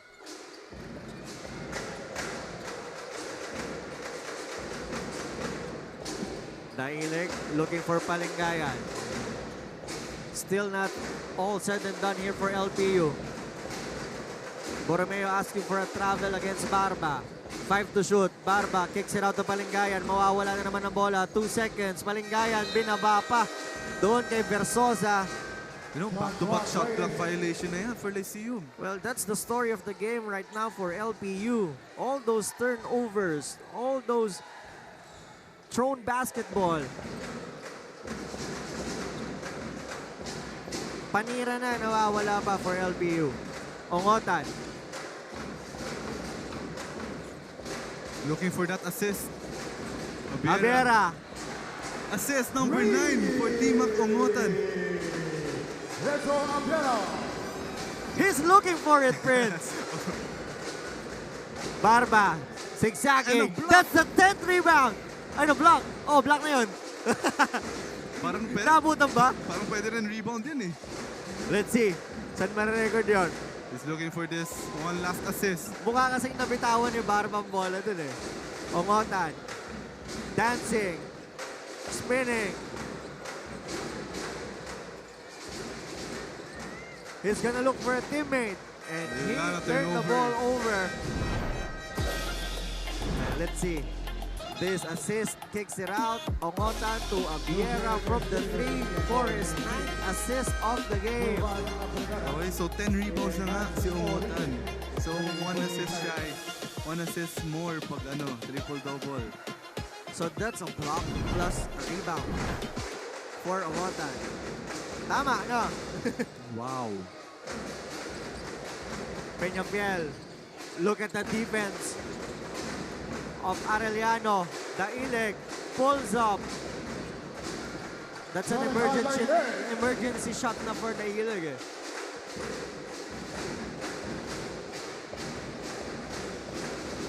Ongotan is 1 assist away from a triple-double. Will they go to Timac? Borromeo spins. Turn the ball over.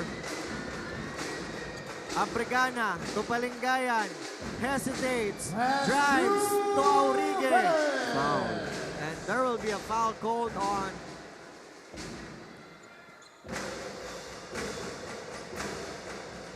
I think on Vinoya. Number 14, Mavinoya. Nakikita ko yung sa mga coaches ng Areliano, sinasabihan si Ongotan, isang assist na lang. Triple-double ka na. Hey, you love the support. Yeah. And we expect the possession will start with Timac on the next one. Pero pressure din sa teammates yun. Sana ma-shoot nila. Andre Agam coming in for Mavinoya. What seems to be the problem for LPU? For Ryan Palingayan.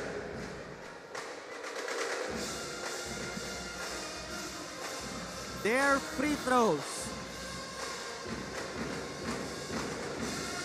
15 out of 30 ang minimintis nitong mga taga-LPU. Baka mamaya may special session. Meron yan. Another one. Another one. Now Ongotan has the ball now. Is it gonna go for the triple-double? Looking for the triple-double. For your teammates, what you want ay gumalaw para may mapasahan si Ongotan.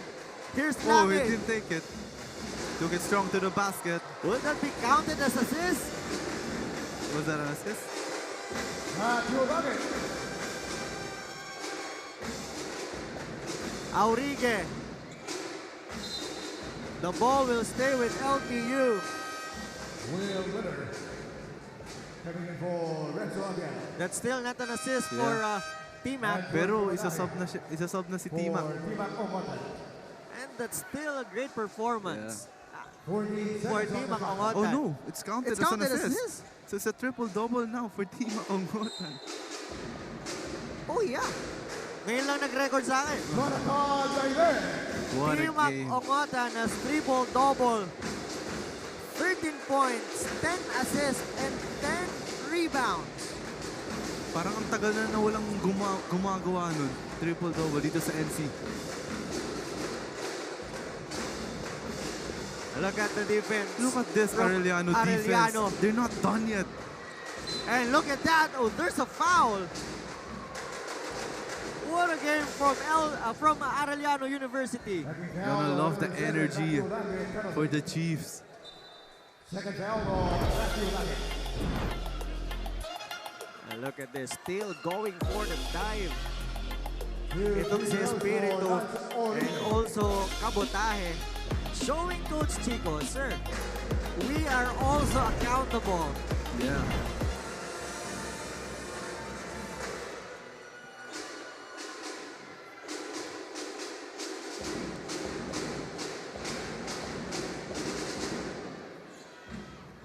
As Aurigue makes the first one finally for LPU on the free throw. 87-64. Imagine if ganito lagi pinapakita ng Areliano every game. Magiging contender talaga sila this season eh. Well, what we're trying to say with Arellano, lahat binibigyan nila ng magandang laban eh. Even Lahat, on the oo. top teams, even on the last season. Yes.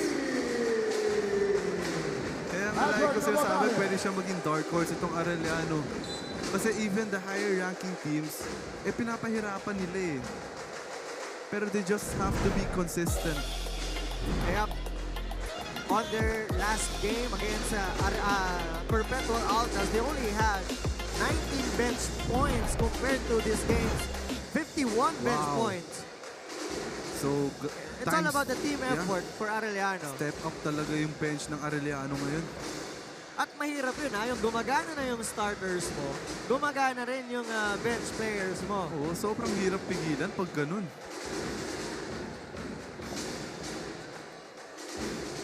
And here's Langit another again. shot. Another bench point from Arellano, this time from Langit. Palingayan will try.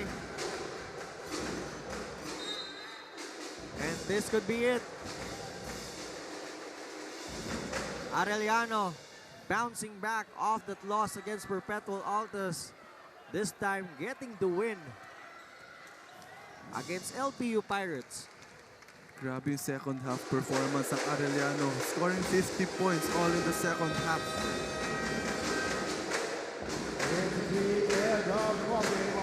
After this game, Arellano winning 92-65 against LPU Pirates. Coach Chico Manaban relying not just on Team Makongotan, but on the whole team. Everyone really stepped up for Arellano, and it all started with their defense. Team Makongotan with a triple-double here, 13 points, 10 rebounds, 10 assists. Samahan mo ba na isang steal at isang block? An all-around performance. All-around Riggs. performance for T-Mac, not just in points, pero all-around na involved yung teammates niya. And ganun talaga, pag leader ka ng team, pag veterano ka na talaga, ayun yung mga kailangan, ganyang performance ka.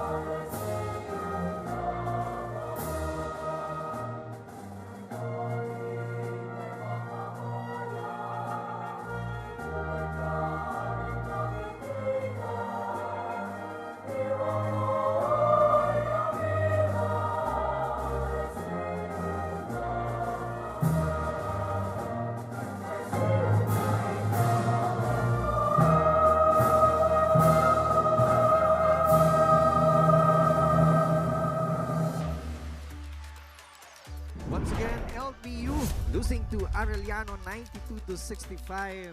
Magbabalik tayo for more. This is NCAA Season 101, Building Greatness.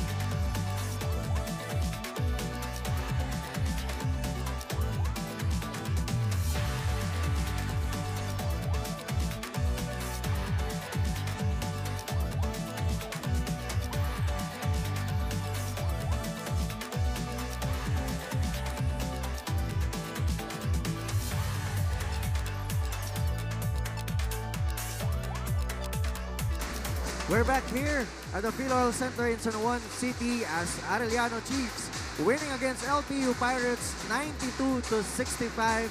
And right now, we are with the winning coach, Coach Chico Manabat. Coach, congratulations on the second win of the season para dito sa Arellano Chiefs. Coach, your thoughts in this game? Medyo nung una nahirapan pero nag-pull away tayo on the third and fourth quarter. Siguro, big adjustment natin yan yung defense natin. We're not looking for yung stats Ang importante yung collective effort ng mga bata. Yung tinabaho nila, although nag-positionless na kami, nag-small ball na kami.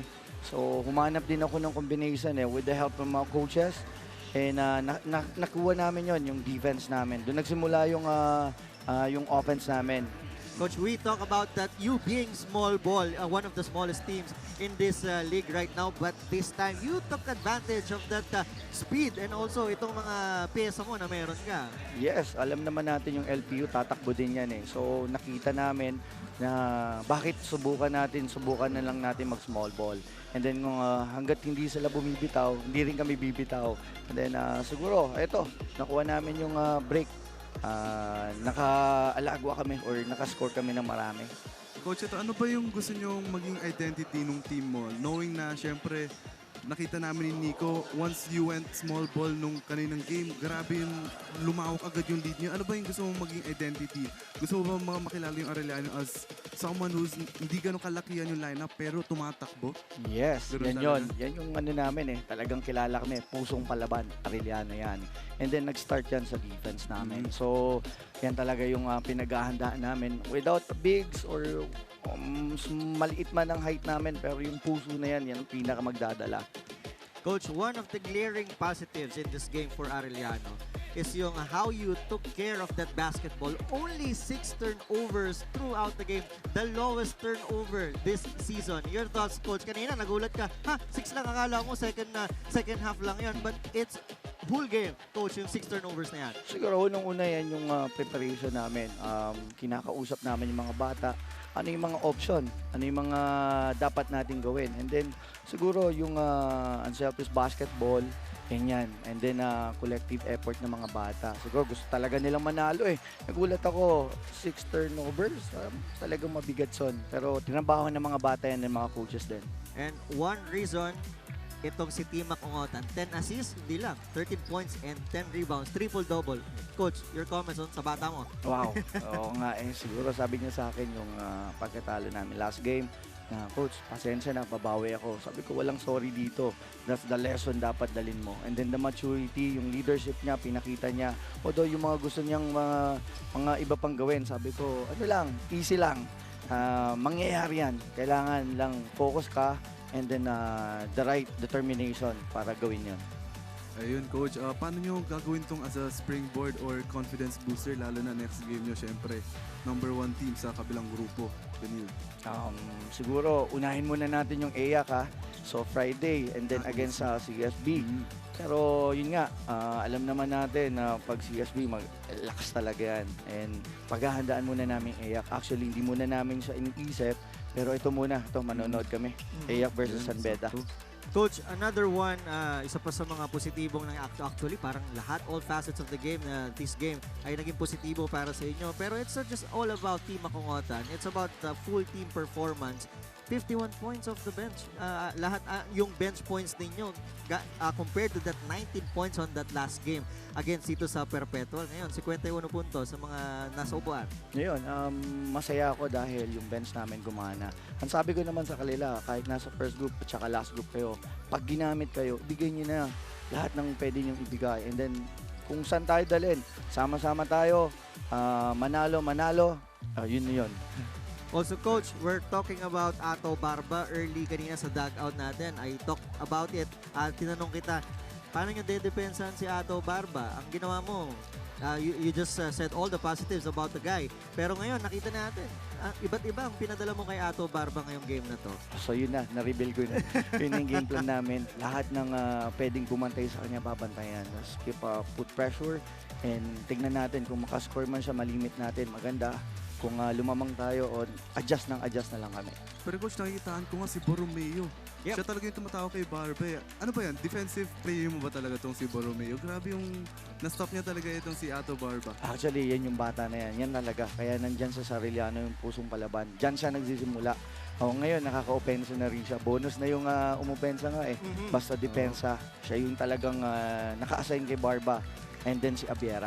Ayun, nakita natin, enjoy si Borromeo every after that defensive stop na ginagawa niya. Coach, malamang maraming naghihintay ng mga pabati mula sa iyo sa mga panalo dito sa Arellano. Siyempre yung Areliano community nanonood dyan kahit na wala sila iba dito.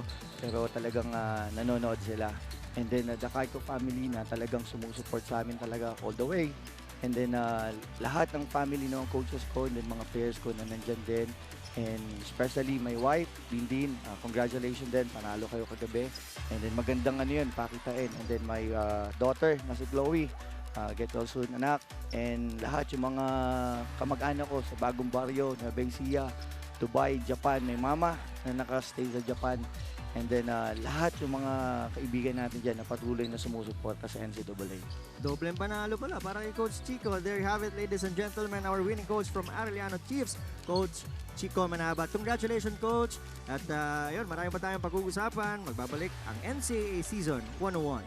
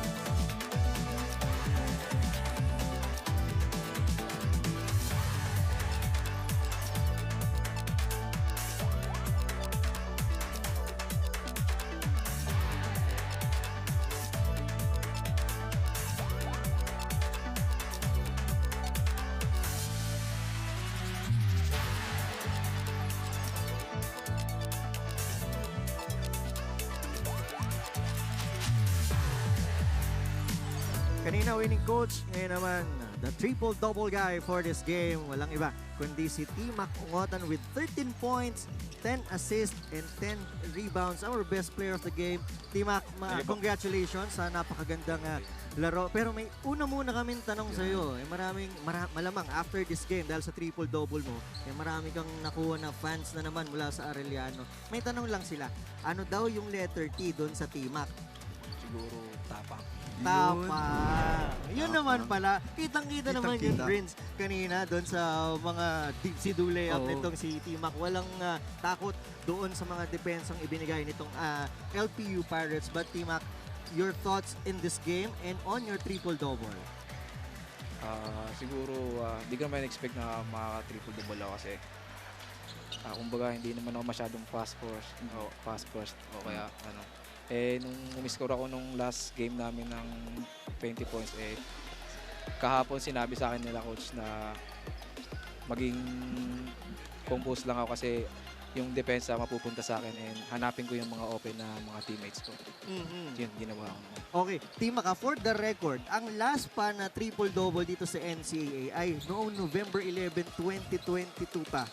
Care of John Abis ng Perpetual. 13 points, 11 rebounds, and 10 assists. Almost an identical stats for you and John Abis. Pero ngayon, ikaw na ang huling triple-double. Ano ba yun nung first quarter pa lang ba? Kasi nagmimintis ka nung first quarter eh. Kailan mo nakuha yung rhythm mo, tingin mo? Nung first quarter, yung mga pasa ko. Yun nga, yung sinabi nila coach na wag ko muna isipin yung shoot ko. Parang baga, mag-focus muna ako, maging leader muna ako sa loob. And yun nga, ginawa ko maging leader. Tapos doon nang dumating na yung punto na medyo nakikita ko na yun, natutsempohan ko na kaya ko atakihin na. Ayun, nagawa ko yun. Ito na lang, T-Mac, since naka-triple-double ka na, ano na lang siguro yung mga kailangan mo patrabahuin or i-up yung game mo? Yun, yung pagiging leader ko sa team namin. And kasi matagal nang sinasabi sa akin coach na kailangan ko maging leader dito kasi yung mga games naman namin hindi lahat tambak, lahat crucial. Yun nga na kailangan na mayroong isang player sa amin na maging yung compose lang lagi and maging yung kayang gampanin yung role na binibigay ni coach. Okay, and also Team Mac, hindi ba naging motivation din sa'yo? Kasi nung wala ka, nanalo yung team mo doon sa huling laro nila, di ba? Tapos pagbalik mo, even you scored 20 points.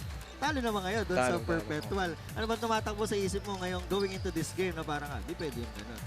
Yun, sobrang bumawi talaga ako na kailangan ko talaga manalo. Kasi nga, meron kaming goal na gustong puntahan. Ang hirap kasi pag natatalo kami parang sakit, sobrang sakit na halos umiyak na kami dahil araw-araw kami nag-ensayo, gigising kami ng alas 4 tapos ganun mangyayari. Kumbaga, yun parang inaano ko lang talaga sarili ko na maging ready lang ako and kaya kong gampanan yung role na bibigay sa akin, coach. Okay, lahat yan malamang ay nakikita ng mga taga-Areliano, lahat ng sipag at syaga ng ginagawa, all the hard work. Pwede ka na bumati sa mga taga-Areliano. Binabati ko pala yung Arellano community and Kaigo family and yung mga teammates na mga family ng teammates ko, coaches ko, and yung sa dati kong school dun sa Sorsogon, sa Beda Nagkabuka naman. Si Rense, Ma'am Leslie, sa family ko sa Bicol, sa Bulan, Sorsogon. Saka sa barangay ko, yung mga nanonood sa akin dyan, shout sa inyo, and sa girlfriend ko, kay Christine Lynn, and sa family din niya. Maraming salamat. Our best player of the game, Team Makungotan with a triple-double, 13 points, 11 rebounds, and 10 assists. Or 10 rebounds and 10 assists para rito kay Team Makungotan. Maraming salamat. Congratulations. And right now, we're looking at the endgame statistics, Prince. Ayun na nga. Very crucial dito, Nico. Paulit-ulit natin sinasabi yung turnovers ng Arellano. 6 lang talaga. They really took care of the ball. And at ito namang LPU, 22 turnovers.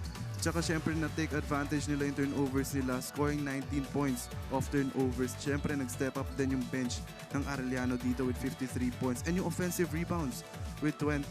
So, mas dumadami yung possession ng Arellano dahil sa mga offensive rebounds nila. Ayun, yun din ang problema ng LP on that last game, yung offensive rebounds. As later, we will have another game at 2:30 p.m. San Beda Red Lions versus the EAC Generals. At dire-diretso ang ating NCAA Season 101. At on behalf of my partner Prince Carlos and our courtside reporter Aaron D, our director Direk Abet Ramos, our producer Mari Gabutina, our panel director Pacasenya, and floor director Roy Tulio. My name is Nico Ahe saying thank you. And up next on Beda versus EAC, this is NCAA Season 101, Building Greatness. Sabi nila, bilog ang bola, umuukot lang ang kapalaran.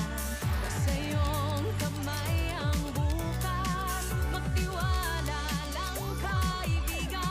Matalo man o magwagi, stay humble, but always proud. Malayo ang mararating if you got your feet on the ground. Ito na ang biggest game ng iyong buhay. Together we'll be flying high.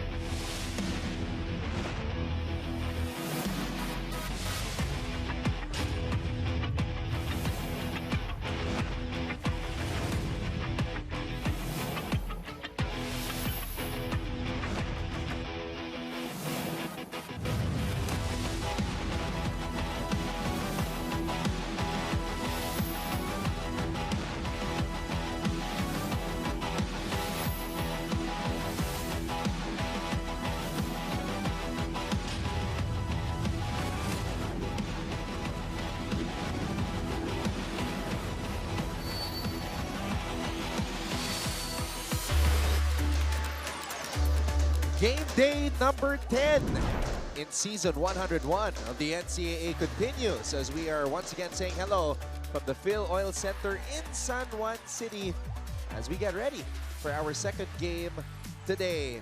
Sa ating unang bakbakan, nanalo ang Arellano kontra sa LPU Pirates 92-65 sa panguna ni Team Mac Ongotan na nakapagtala ng triple-double. Arellano improving their record to 2-2. LPU still in search of that elusive first win here in the tournament. So now, we get to our second game on this Tuesday kung saan magpapanggaan ang San Beda University Red Lions at ang EAC Generals. Again, maraming salamat sa lahat ng ating mga kapusong nanonood ngayon wherever it is you're watching here in the Philippines or all over the world. We are live on GTV, simulcast on Heart of Asia. And of course, we'd like to give a huge shout out as well sa lahat ng ating loyal subscribers on YouTube who are always tuned in and actively engaging us with your comments on NCAA Philippines and for all of the latest with regards to sports, not just here in the NCAA, but in other fields as well. Thank you for subscribing to GMA Sports PH.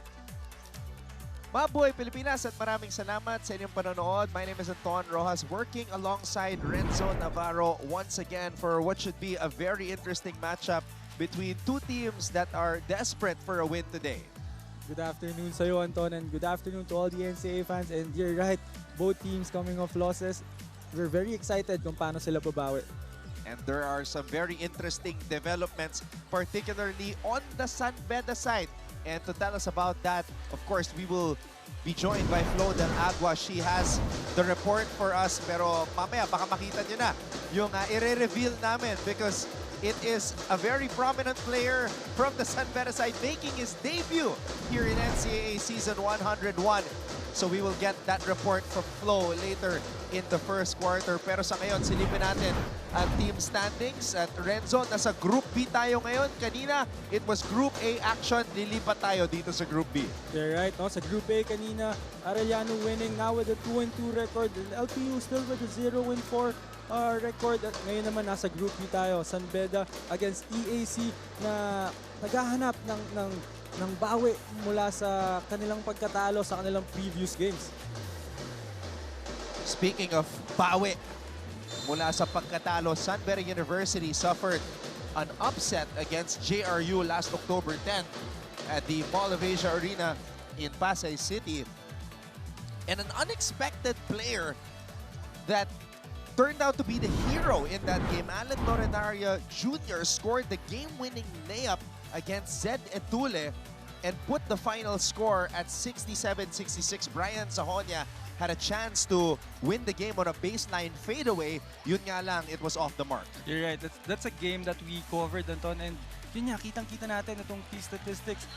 San Beda winning on the rebounding battle and points in the paint, which is a very big area if you're playing basketball. Then despite winning those areas, natalo pa rin sila sa JRU. Yun nga sa game winner nitong si Lorenaria. At nagtaka nga tayo na 52 rebounds to 37, but JRU somehow finding a way to pull out that win. Brian Sahonia though, this season, Renzo averaging 14.3 points per game behind John T. Miller, who's the #1 scorer for the Red Lions. Pero eto talaga ang kanilang veterano. Always battle ready, etong si Brian. And we're talking about Brian Sahonia being parang mas leader siya for this season. And yung game nila against JRU, medyo na late lang siya ng pag-step up nung second half. Talagang nakita natin, pagpasok pa lang, he was really absorbing the pressure, really stepping up for his team. Kaya maganda yung nilaro niya nung game na yun. And there you see on the right side of your screens, the team captain, Yukian Andrada, making his debut today. Pero kita natin, Renzo, nakabalot pa yung kanyang kanang balikat. He's been feeling some pain on that right shoulder. So definitely something to monitor. At eto naman, ang nangyari sa huling bakbakan ng EAC, it was against Letran, also at the Mall of Asia Arena in Pasay City. This was the first win, actually, of the Knights. Yes, it was a very tight ball game for EAC and the Letran Knights. very similar yung stats na nakuha nila. Wala talagang nakalayo. It's just that nung final minutes talaga na-outplay sila ng Letran na ang nag-lead nung game na yon. Itong sila Quahaw, sila Manalili na breaks of the game lang, Anton. Talagang hindi mo alam kung sino yung mananalo up to the last second. 4 generals scored in double digits in this game. Kinal had 16, Oftana had 16, Ochavo and Bagay each had 12. But Nico Kinal, the team captain for the generals, he's been hitting some timely threes throughout multiple games this season so far.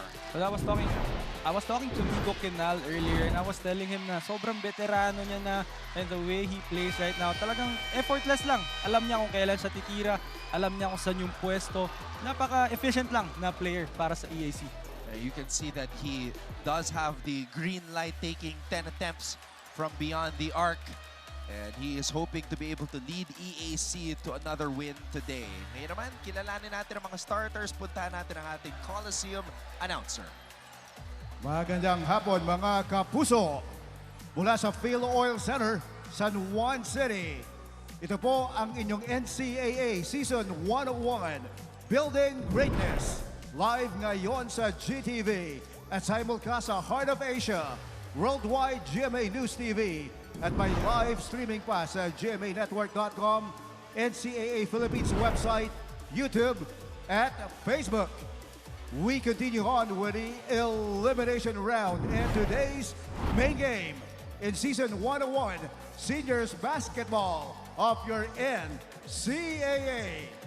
Let's first meet the starting five of your San Beda Red Lions. At forward, number 1, Jobel Puno. At guard number 3, Jimmy Reyes. At center, number 5, Joe Celso. The other guard, number 9, Brian Sahonia. And the other forward, number 21, Yukien Andrada. Your head coach is Yuri Escueta. Here now is the starting lineup of your EAC Generals. At guard number 8, EJ Castillo. At center, number 12, Christian Oda. The other guard, number 19, Joshua Devara. At forward, number 81, Jude Surprise! Surprise! But should we be surprised? The NCAA is a league that never runs out of surprises anyway. Jomel Puno making his first start of the season, and in his first game of the season, Yukien Andrada is starting for his ball club. At ito naman, ang mga mauuna para sa EAC, EJ Castillo earning his second start para sa koponan ni Coach Gerson Cabildes. And our referees, Waron, Felix, and Parao. It will be Puno and Shanoda jumping it up to start off this game. Seniors Basketball Eliminations of your NCAA. Now, we were wondering about the role and the minutes of Jomel Puno today earning the start. And it looks like he's playing big, Renzo. Yes, and Coach Yuri designing first play for Jomel Puno to attack that paint area right away. Pero walang espasyo doon. That's why Yukien Andrada was the first one to attempt a shot for San Beda. Interesting. As far as I remember, Jomel Puno has never really played the 4, especially to start a game for San Beda. Right. Alam ko naglalaro lang ng 4 to. Kapag may konting adjustment lang, kapag nababagalan si Coach Yuri, nilalaro niya ng big man itong si Jomel Puno para mabilis yung takbuhan nila. And to start the game with a Jomel Puno post-up, that's not something we see often. Well, I think Coach Yuri is just giving him confidence because we're talking about Jomel Puno earlier na medyo nagsistruggle nga for this season. Sahonia throws it out. Jimmy Reyes for 3. Jimmy Reyes drains the outside shot. That's an early 3 points for Jimmy Reyes na talagang maganda ang nilalaro for San Beda. The rookie, AJ Castillo, against the veteran Sahonia. Oh! Castillo breaking some ankles early on. Everything but the shot for Castillo. I feel like that's still going to be a highlight. Puno missing. Generals running. This is Jude Bagay. Jude Bagay. All right, let's get that first report from Flo Del Agua. Gentlemen, he is feeling pumped, he is feeling excited, and his first words to me earlier were, I am finally back. Kamakaan nakabalot pa nga ang shoulder ni Yukin Andrada for safety reasons, and it's actually only been 2 days since he came back to training, but as he also told me, there is no way I am missing today's game. Dagdag pa kasi ni Yuki matapos ang pagkatalo nila last game, his teammates were begging for him to come back. As Beda also realized their skill set may be complete, but the vibe is different without one Yukin Andrada, a veteran, a team captain, and the glue that holds the pieces together. Back to you guys. Thank you very much, Flo, for that update on the condition of Yuki Andrada. Hindi biro yun, Renzo, na 2 days pa lang siya nakakabalik at nakakapag-ensayo. Well, alam naman natin na kondisyon itong si Yukin. Pero tama ka, no, na yung injury na yan, lalo pag shoulder, hindi talaga pwedeng minamadali yan. But I'm sure itong si Yukin Andrada, given na last playing year niya na to, talagang susulitin niya every game. Yeah, Yukin is one of those players that we thought would move on to the next chapter of his basketball career. Pero syempre, itong pagiging collegiate player, isang beses lang yan mangyayari. Right, and sobrang hirap iwan ng NCAA. Sahonya on the pull-up.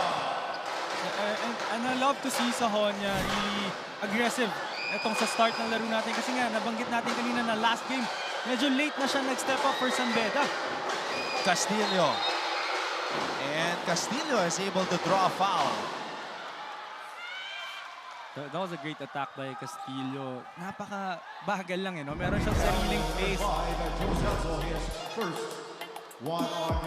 Ito yung unang puntos. Sahonya finding Jimmy Reyes.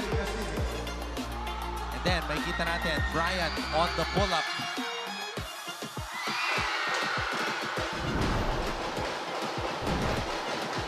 Meanwhile, Castillo sinks the first free throw. EJ Castillo, the rookie out of the EAC Brigadiers high school program, 2-time Mythical 5 member.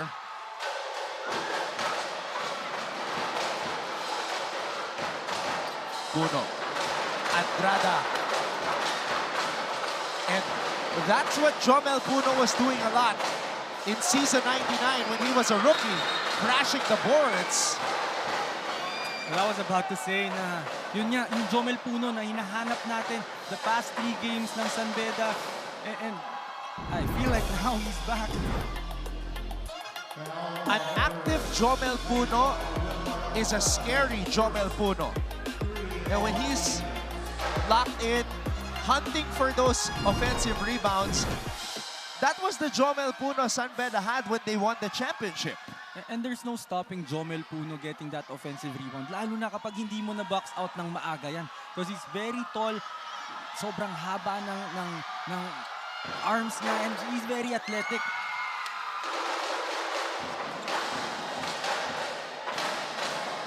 Trying to see what Jomel Puno is listed at now, because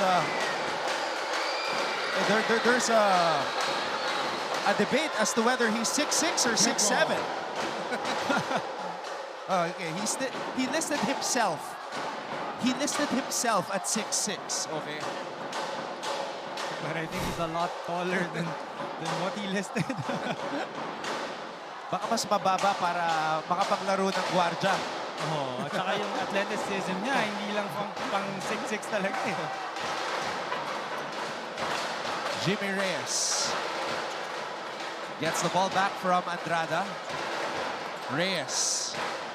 Sahonya. Yukin.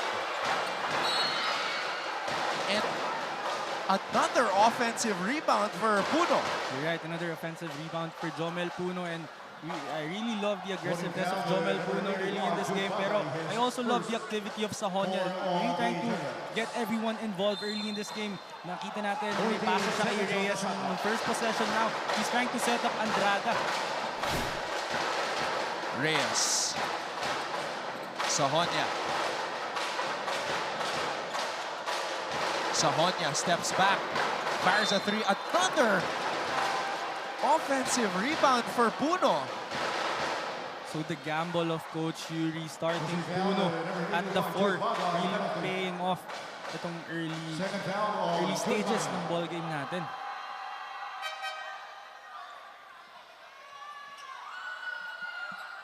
Yeah, that's 4 times in the last minute or so na nakapulot ng bola si Puno. And you gotta love his energy. He's just chasing for that basketball every single time.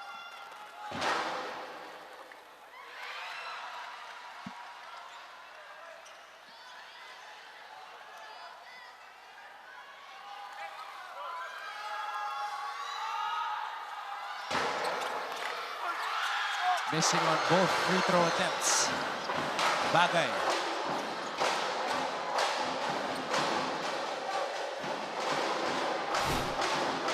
Bagay. 3 for 3. And that's a foul. I don't think that's a shot talking about the three-pointer of Bagay. I think he's really more efficient attacking that basket. Yeah, you're right. Before that shot, Bagay was 0 for 3 from beyond the arc. So hindi talaga siya tumitira madalas from the outside. But you have to love the confidence of Bagay. Pero I really think na kaya niyang i-take one-on-one kahit sinong defender. Reyes sinks the first free throw, and we're about to see the entry of the big man, Bismarck Lina. You're right, but I'm actually surprised na hindi pumunta kahit isang beses kay Celso itong San Beda on the post, no? Given na kitang-kita natin yung diferensya niya dun sa big men ng EAC. There's something strange happening here. Celso sitting on the floor. Well, yung pag-upo ni Celso sa floor na yon is for the officials to force the officials to get him subbed out kasi I think gusto na nilang ipasok itong si Bismarck Lina. And I think meron nararamdaman si Celso sa kanyang kamay. Yeah, he's getting checked on right now as Reyes sinks that free throw. Castillo. Shanoda.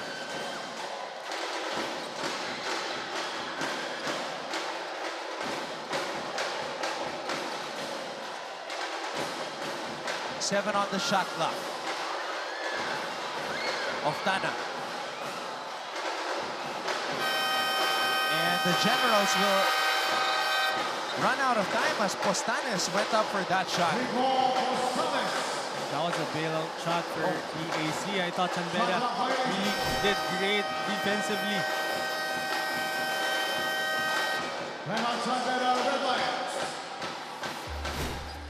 So now the coaching staff of both sides debating as to whether i-count ba yun or ika-count ba yung huling tira ni Postanes. We'll take a break and find out on the other side.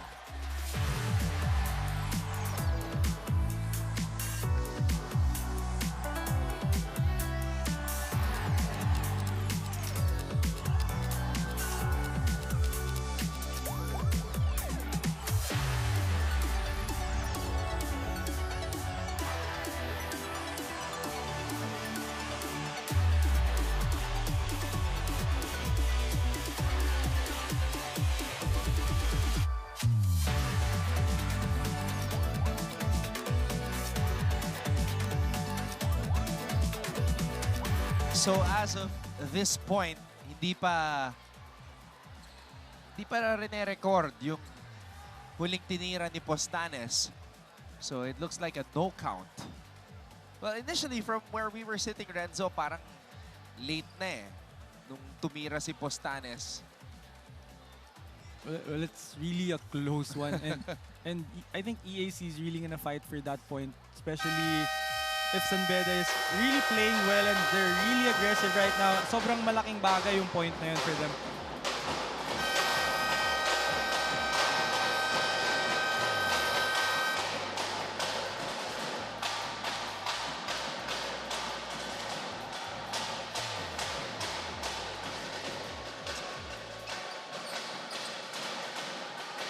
So it is a no count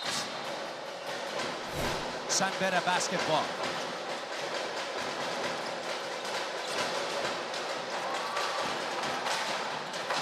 Reyes. Sahonia. Back to Reyes. Andrada. Still trying to get on the board para sa mga Bedista. Well, I think that's a good adjustment on the side of AYAC defensively. After that stoppage, usually, merong mga instructions yan sa mga coaches kung anong ira-run eh. And then, na-confuse si San Beda that time kasi nag-zone sila bigla. Castillo missing. Puno with the rebound.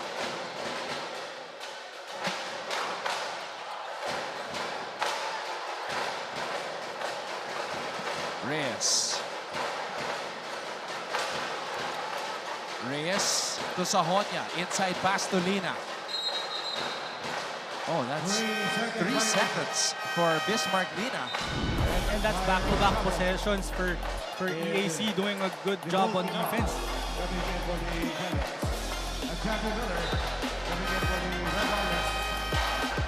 That was the previous play na talagang not counted na tira ng EAC.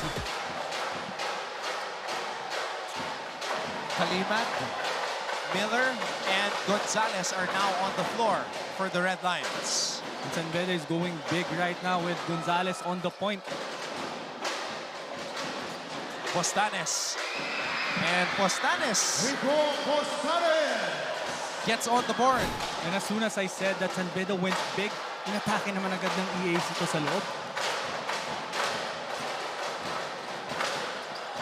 Pinal, pinasok na rin ni Coach Gerson Cabiltes. Andrada, his first basket of season 101. That was a great find for Gonzalez. I think that was the third try of Andrada. Oftana on the move. Lina with a steal. Miller.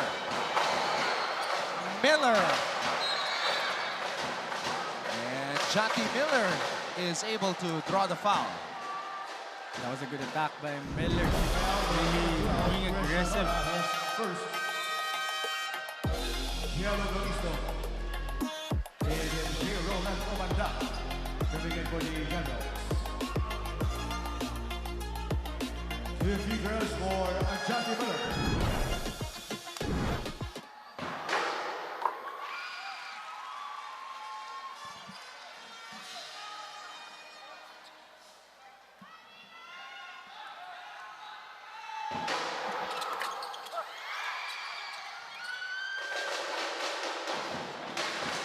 Eight-point lead for the Red Lions.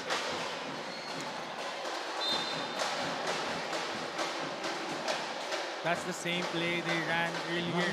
Na nakakuha sila ng layup off that back pick sa wingman nila. That time, nakakuha naman sila ng foul. Let's take a look at this sequence right here. Postanes and Kalimat, a lot of contact.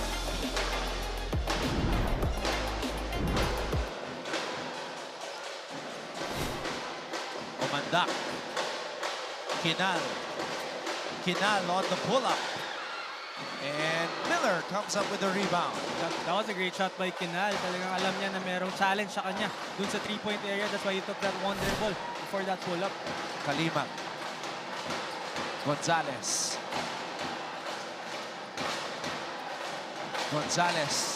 Kalimat for three. RC Kalimat. Three! That's a good execution for San Beda off that zone defense na binibigay nitong EAC.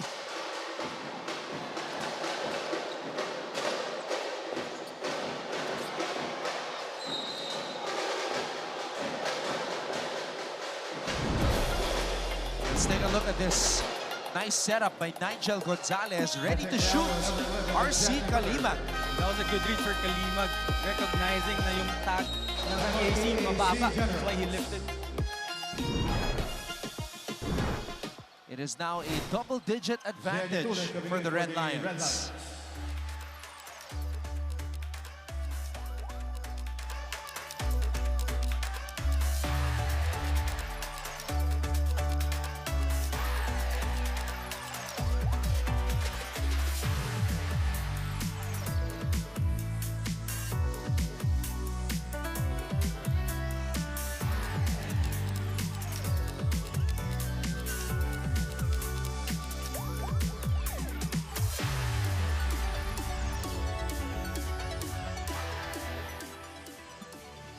We have attorney Jonas Capochan, Mancom representative for Beda University. And Mr. Paul Supan for his beloved JRU, Jose Rizal University. Dr. Lorenzo for Emilio Aguinaldo College.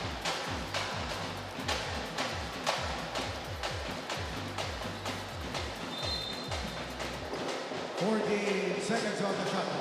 11-point advantage for the Red Lions. Kinal on the pull-up. And Etule is now in for the first time.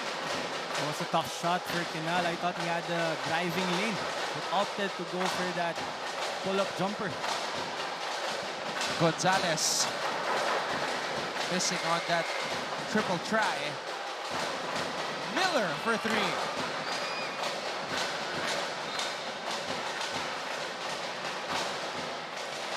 So that's the right thing to do if you're EAC. Talagang magbigay ka ng isang katawan for Bismarck Lina on that rebounding battle. Kasi mahirap po talaga makakuha ng bola against him.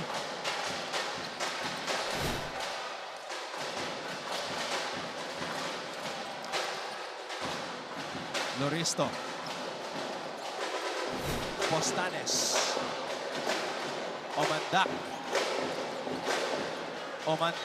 Dangerous pass. But Nico Kinal finds a way to put it up ended. You're right, that was a dangerous pass for Omandak. Pero nagawa ng paraan ni Kinal. 2 minutes. Etule.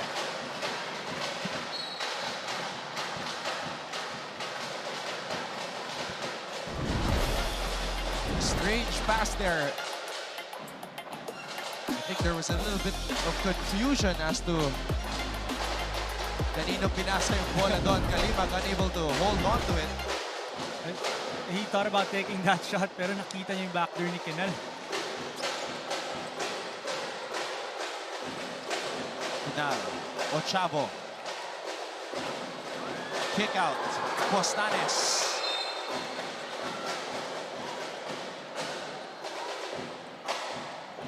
Holding foul, number 3, Jay Roland Omandak, penalty. First foul on Jay Roland Omandak.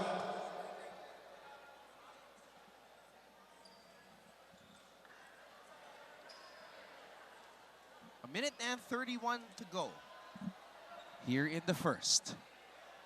And Zed Etule 2 free throws for Zed Etule. take 2 free throws.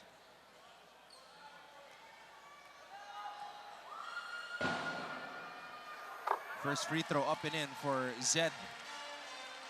And this is a great start for Beda, Anton. Kanina sinasabi nga natin na ang hirap talaga pag itong Beda nanggaling sa talo. Kasi yung next game nila talagang sanay na sanay silang manalo. So for sure, babawi talaga sila. The transferee from CEU, 6'4".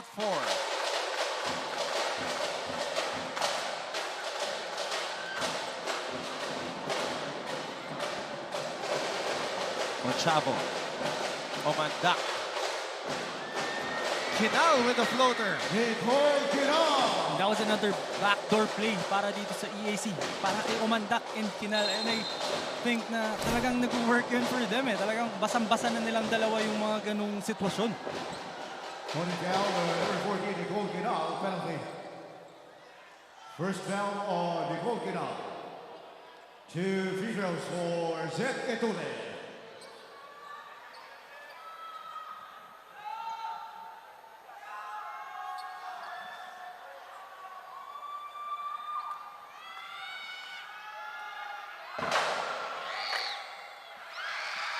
Beda having trouble finding the bottom of the net from the free throw line. I think that's the only problem na meron sila ngayong first quarter. Kasi so far, they're really aggressive executing their offense and they're doing a good job defending itong EAC. Pero yung free throws lang nila. Another one! Kinal. Oh, Nico Kinal is living on the baseline. Gonzalez all the way. Nigel Gonzalez.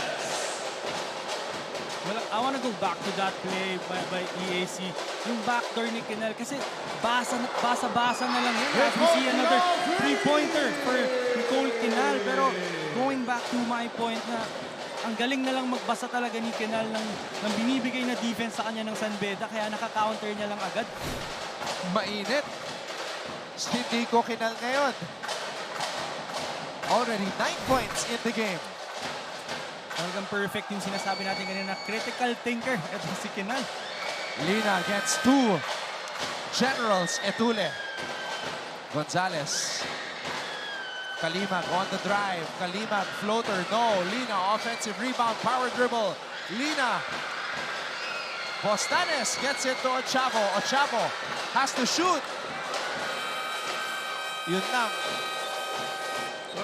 Well, Ochavo was looking for Kinal, who's the hot guy for them. Pero hindi niya namalayan. Naubos na yung oras. Generals.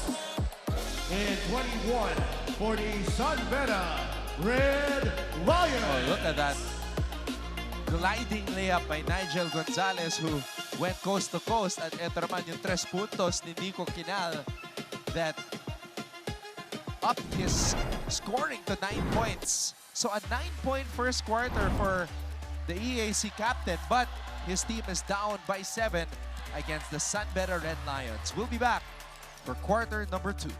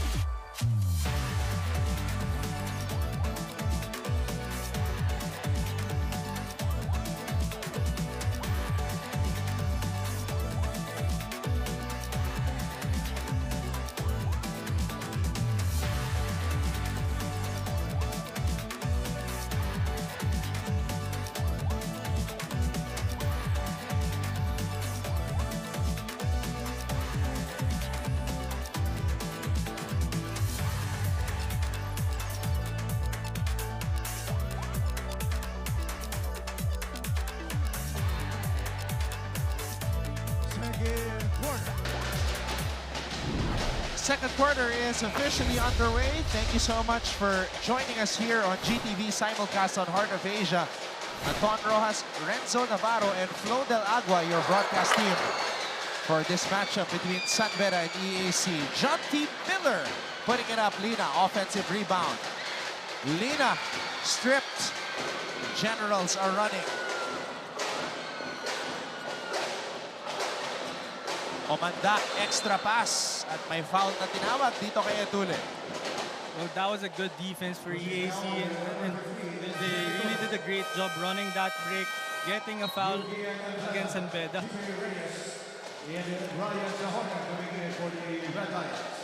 Napapansin natin itong si Omandak really looking for his teammates, no? Whenever he attacks, big man siya. He's playing a 4 guy for EAC, pero he's really looking to pass.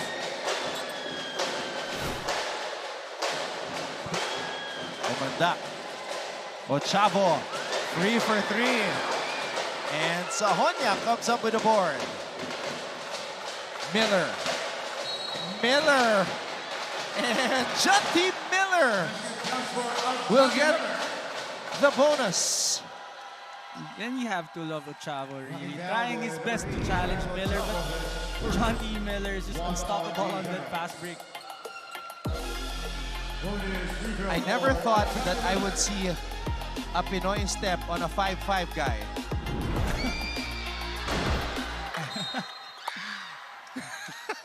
I guess the Pinoy step works on all sizes. All sizes. But nonetheless, John T. Miller got the basket, so...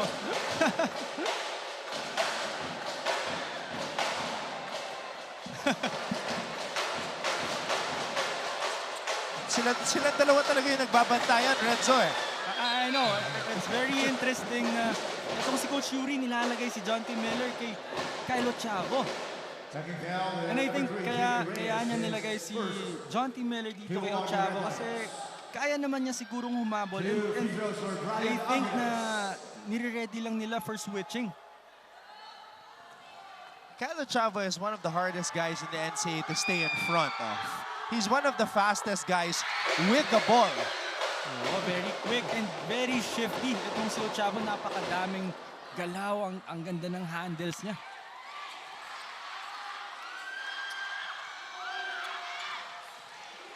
Alright, makibalita muna tayo kay Flo Del Agua. Anton and Renzo, alam itong si Nico Kinal ng EAC, hindi pa daw ina-announce kung sino magiging team captain nila this season. He already knew in his heart na siya ang pipiliin. Sabi niya kasi sa akin kanina, out of all his teammates, siya daw ang may pinakakabisado kay Coach Gerson at alam niya na kung sino o ano ang takbo ng kanyang utak. That's why when the coaches screamed, we have to cut this lead earlier during the first quarter. Suddenly, choosing Kinal as the team captain became their best decision after all. Your thoughts, gentlemen? You've been part of many teams, Renzo, and coaches have different ways to reveal or give the news sa player kung paano sila magiging or kung sila na magiging team captain. Oh, pero most of the time talagang ang pinipili is yung most experienced which is yun nga sa lineup ng EAC right now, yun si Kinal kasi sobrang tagal niya na dito sa NCAA, so siya yung pinaka-may perfect na experience para sa role niya. Meanwhile, Seth Etule knocks down a triple. So Etule showing us the range. Oh, what a save by Etule. And Etule showing us the speed sa Honya to Andrada. Andrada out to Jimmy Reyes. Reyes to Miller. Miller for three. And Ochavo comes up with a board. Oh, Miller comes up with a steal. Miller is body checked by Ochavo. And that was a frustration foul for Kyle Ochavo because he thought he was fouled by Brian Savonia on that back break. And I really think na there was a lot of contact on that situation pero hindi natawag ng referees yun, so you just have to continue playing if you're Kyle Ochavo. Grabe, tindi ng pace. San Beda, I feel, up the pace in that in the last two possessions actually. Going high octane. Well, they actually started this game with that kind of pace. Talagang they're really aggressive, attacking that paint area, giving out those extra passes. Kaya meron silang mga 3-pointers na nakukuha. And I think that's also one thing na na-realize na tong San Beda na start pa lang ng game, they really have to be aggressive.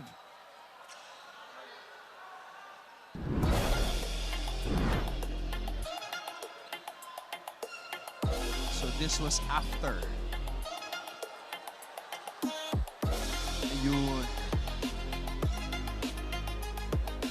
Tinawagan ng technical foul si Kyle Ochavo. I think it's because he pointed at the referee out of frustration.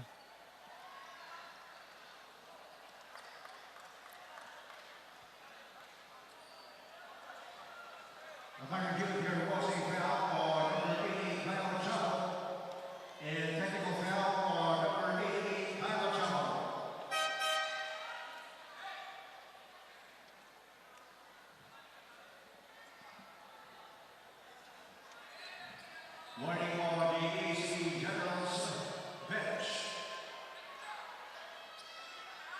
Technical free throw for Judge.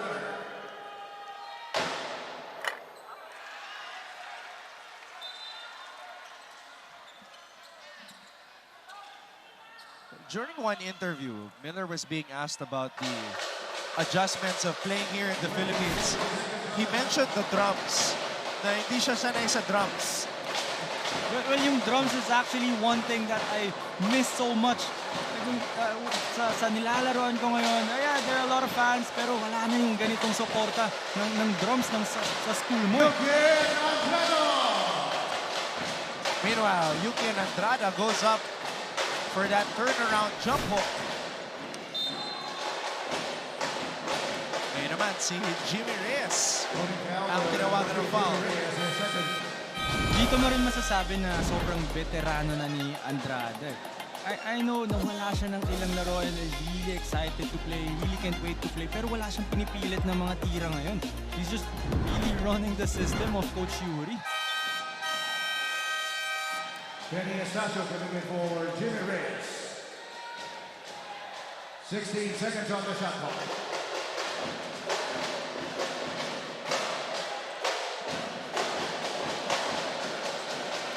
Point lead for San Beda. Oftana for three. Sahonya with the board. Well, I thought Shanoda was wide open down low after that Spain action, hindi lang nakita. Kenny Estacio ngayon ang pinasok, Renzo. Ganun kaganda yung nilalaro ni Reyes for San Beda.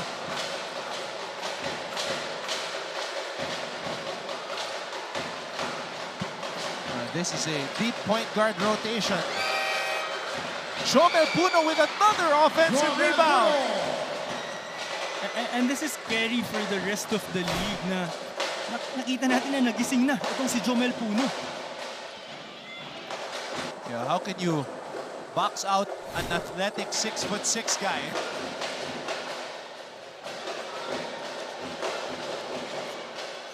Oftana loading it up from the free throw line. Well, that was a better execution for EAC. That time, nakita nila si Shanoda after that Spain action. That's why nung nag-collapse agad yung defense ng San Beda, nakita ni Shanoda itong si Oftana for that short jumper. Sahonya. Etule.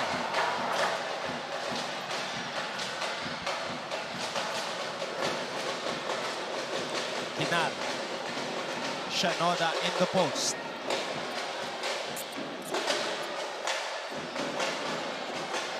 Shanoda to Oftana. Oftana pulls up. And Sahonya saves it to Estacio. I feel like minadali ni Oftana yung tira na yun because he was already wide open pagbaba niya pa lang ng half court.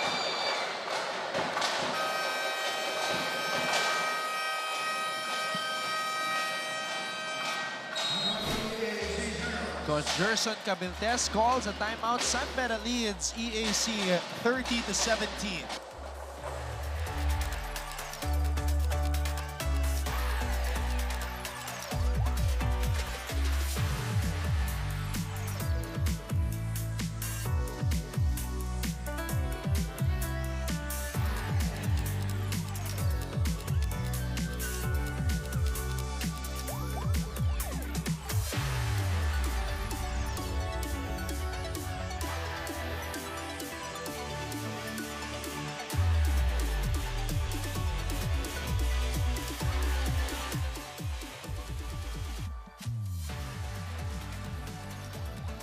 Rico Postanes, another second-generation athlete. His father, Edgardo Dodong Postanes. What a career he had playing in various leagues like the PABL, the PBA, the NBA, PBL even. So it's always nice to see yung next generation of athletes. You're right, second generation player na pala to. Kaya pala, first quarter pa lang nakita natin kung paano siya mag-compete sa San Beda. Talagang may kita mo na may lahi na basketball player talaga. Yan, anak ni Edgardo Dodong Postanes. For the long-time basketball fans watching right now. Actually, it's nice na naglaro sa PABL yung dad nitong Postanes because my dad also played in the PABL with Coach Benji Peras and Coach Ronnie Magsanok.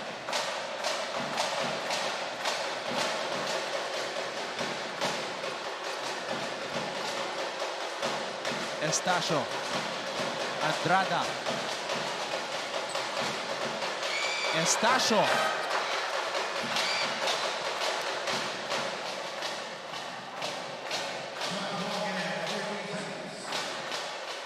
Well, Well, Estacio had to take that shot kasi 2 seconds na lang yung remaining sa shot clock nila. So I think na maganda yung depensa ng EAC sa kanila ngayon. Sahonia throws it out to Penny. Sahonia for 3. So yung change-up ng defense itong EAC working for them right now. Talaga nako-confuse si San Beda eh. And Sahonia comes up with the rebound.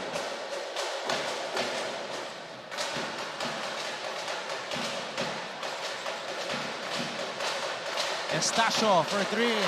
Penny Estacio for 3. And you have to love the confidence of Estacio kasi that was his 3rd try on the 3-point area. Hindi pumasok yung unang dalawa, but still with full confidence taking that shot.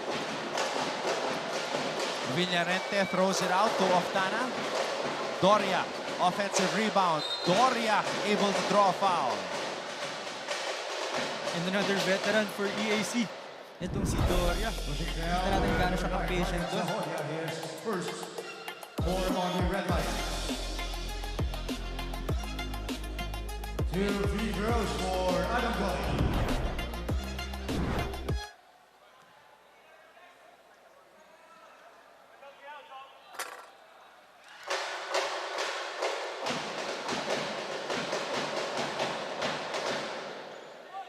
4 minutes and 27 seconds remaining in the second.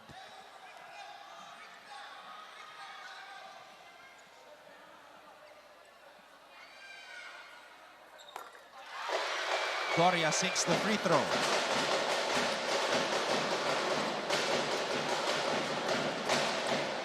Now EAC applying full court pressure. It's really something that they need to do if they want to be able, if they want to catch up in this game. Kasi San Beda is really playing well. Sahonia. Andrada, turnaround. Celso could not hold on to it. Again, another great stop by EAC. Doubling Sahonia on that right side of the court.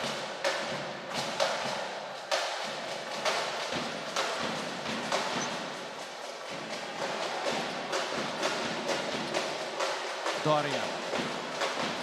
Angeles. Oftana mula sa kanto. And Sahonia, oh, he's been hunting for those rebounds on the defensive end. You're right, but EAC really looking for that cutter na meron sila from the weak side. Meron ng 5 rebounds si Brian Sahonia. Ganun siya ka-aggressive for this game. He really wants to get this win for San Beda. And he's also a big guard eh. Kaya yan talaga yung mga kaya niyang gawin for San Beda. He really has to get those rebounds and run the break for San Beda.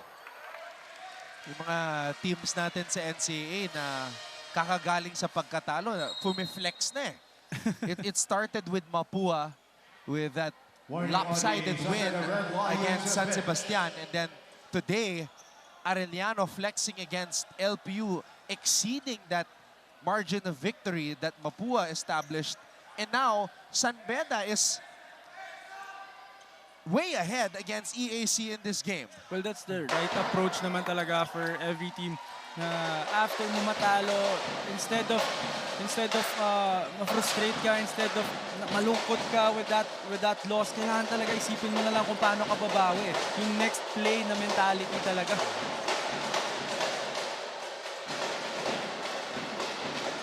Angeles. Angeles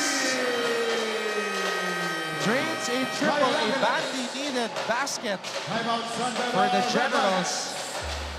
And Coach Yuri Escueta calls for time.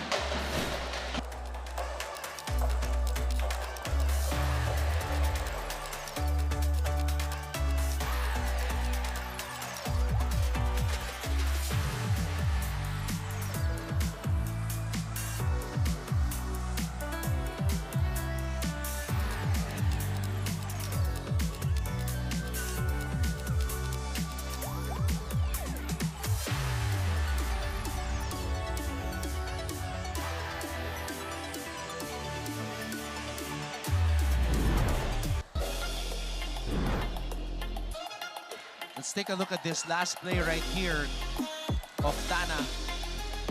Nakita si Brian Angeles.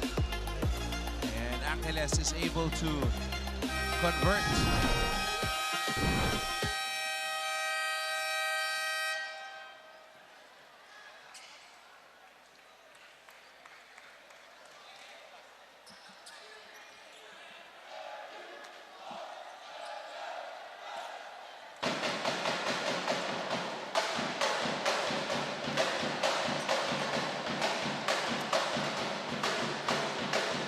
For EAC right now, they really have to do something about this game na kailangan nilang maidikit to bago man lang matapos itong first half. Kasi kapag binigyan mo ng ganyan kalaking cushion ng San Beda, ganyan kataas na confidence ng San Beda, mahihirapan ka na talaga sa kanila sa second half. They have to get some stops. And they're switching up the defense. Andrada. Oh, San Beda just figuring things out as they go along. Well, there's no problem for San Beda. Kahit switching up defense pa yan, as long as nandyan si Yukien na nakakita na ng maraming kinds ng depensa na kayang-kaya niyang basahin at basagin. Doria. Doria pulls up for three. And Miller comes up with the board. And that's the shot San Beda is giving up for EAC. Alam nilang hindi masyadong mataas ang percentage ng mga players na yun. Estacio. Puno for three.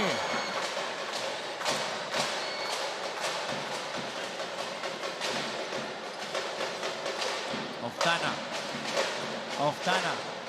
Angeles. Angeles with the reverse. Well, I was gonna say na dapat tinira na ni Angeles because he just made the shot earlier, but that was still a good drive for him. Puno offensive rebound and put back. What makes it hard to stop Puno from getting those offensive rebounds is hindi mo alam saan siya nanggagaling eh. And Puno comes up with another rebound. Estacio. Lob pass to Andrada. And everything's just going on the side of San Beda right now. They're defending well, they're executing well, and hindi mahanapan ng paraan ng EAC ito. Oh, lucky bounce right there for Jacob Shanoda. And even that shot, barely going in for EAC. Oh, John T. Miller. Ang dali lang ng basketball para kay Mr. Miller. He just walked it up. You're right. Scorer talaga. Pure scorer. Holding down the number 11 of Justin Miller, penalty. White-hand substitution for the Generals. Yukien Andrada, first game here in NCAA Season 101. He already has 9 points. Ito yung putback ni Jomel Puno and the alley-oop, Estacio to Andrada.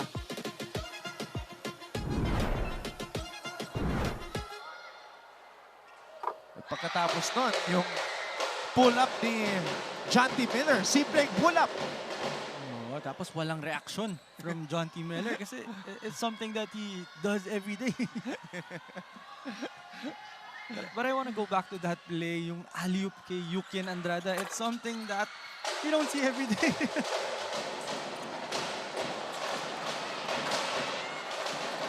Yukien has played 15 minutes.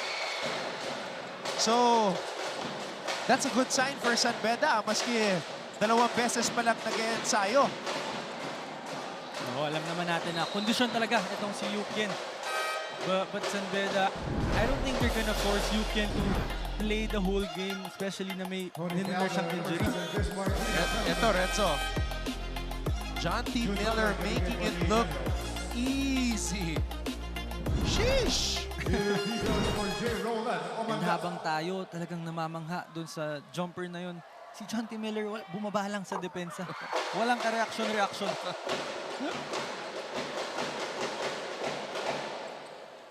Janty, parang yung yung ginawa niya doon, para siyang dayo na pumunta sa isang basketball court. Hindi alam ng mga tao kung paano siya maglaro, tapos bigla na lang pull up. At magaling pala. Oo, magugulat lahat ng tao. Tapos siya, hindi na siya magugulat sa tira na yun dahil matagal niya nang ginagawa.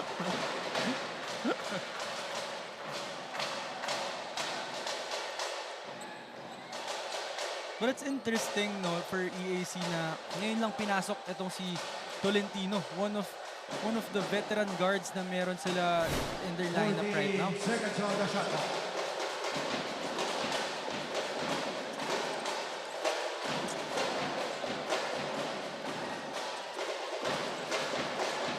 8 seconds on the shot clock. Tolentino. Blocked by Kalimag.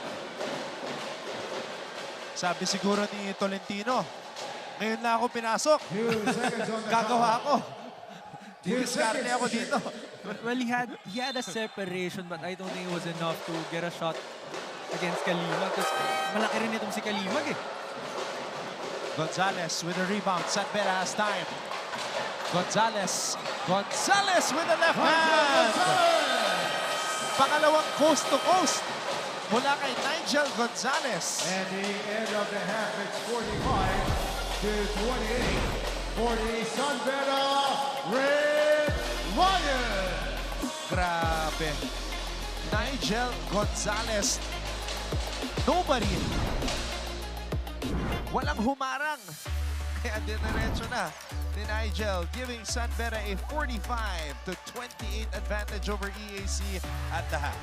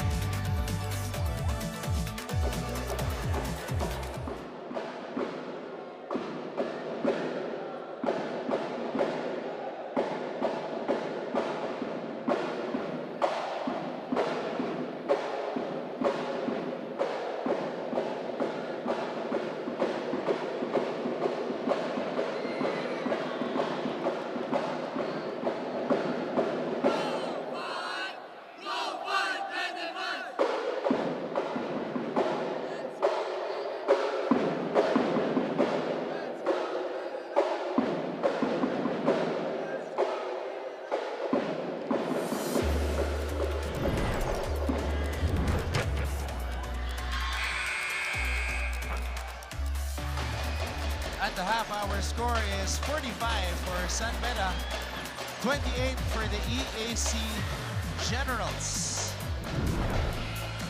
And right before we went on air, Renzo Navarro and I were reminiscing about season 85 actually, 2009. That was the first year na sumali ang EAC sa NCAA. They had Coach Nomar Islas, the head coach. Argel Mendoza was the star point guard. They were a guest team. Ngayon, regular member na. Oo, yun yung development na meron tayo noon. Sila, I think meron pa yung sila Kubo brothers ba yun? Yes, Claude Kubo. Oo, talagang I was watching the NCAA already nung time na yan. Dami ng mga players, dami ng mga unforgettable moments na dumaan dito sa ating liga. And kalain mo yun, we're at season 101 na. I think it's really a pleasure for all our players and for us as well to be part of the NCAA and their 101 season. And it's crazy to think that, you know, that was the first year na Ian Sangalan, Calvin Abueva played in the NCAA. They won a championship that year. And now, they're still active professional players. You're right. Dun nabuhay si The Beast. Yung rookie season niya na nanalo agad with Ronald Pascual, of course, with Jimbo Aquino and all those guys. John Wilson was the MVP during that season. And John Wilson's still a hell of a player. Of course, I just played against him, I think, a month ago. Ano pa rin, killer pa rin talaga. Especially sa offense. I remember they used to call him Bad Boy, John Wilson. Ngayon, eto na mga bad boys ng NCAA. Ano lang, quote and quote lang bad boys. Yung mga datingan ni Nigel Gonzalez, John T. Miller.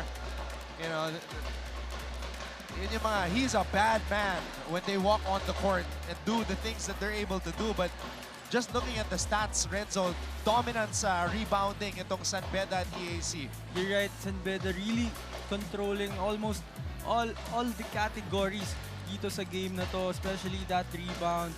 which gives them a lot of opportunity to score that basketball. That's why they're up by this much. And even the outside shooting, yung starter points, very balance for San Beda. And Coach Yuri Escueta making some adjustments. Tinart niya si Jomel Puno, Yuki Andrada, first game. Siyempre, tinart niya agad si Yuki, the team captain. And hindi naman siya pinahiya ni Yuki. 9 points agad. And Jomel Puno with 6. Oh, and those players nga, yung medyo masakit na nawala for San Beda their past games. Kaya natalo rin sila last game, and right now really doing their jobs para sa San Beda Red Lions. And it's amazing, no, Renzo, how a simple adjustment can have such a great impact on a player. Like, linagay si Jomel sa 4 spot, and then you see he has 5 rebounds and 6 points right away. And yung mga puntos niya, those are not off like one-on-one plays or set plays. Ito yung tinarabaho ni Jomel. Nag-rebound siya, put back. And I think ang malaking bagay din for Jomel Puno, even if he was struggling their past games, yung pag-start sa kanya ni Coach Yuri, yun yung naging malaking boost sa confidence niya. That's why he's playing well right now. Kumbaga, restore yung kumpiyansa ni Jomel Puno. A player, really, just by looking at him, you have to make use of this guy's physical talents and athleticism. Oh, that's why I'm saying last game na ito yung malaking weapon na hindi pa masyadong magamit ng San Beda. At ngayon, nadagdagan pa ng isa pang mabigat na weapon, si Yuki Andrada. Oh, and we can't wait na makita yung very healthy na Yuki Andrada. And Castillo again draws another foul.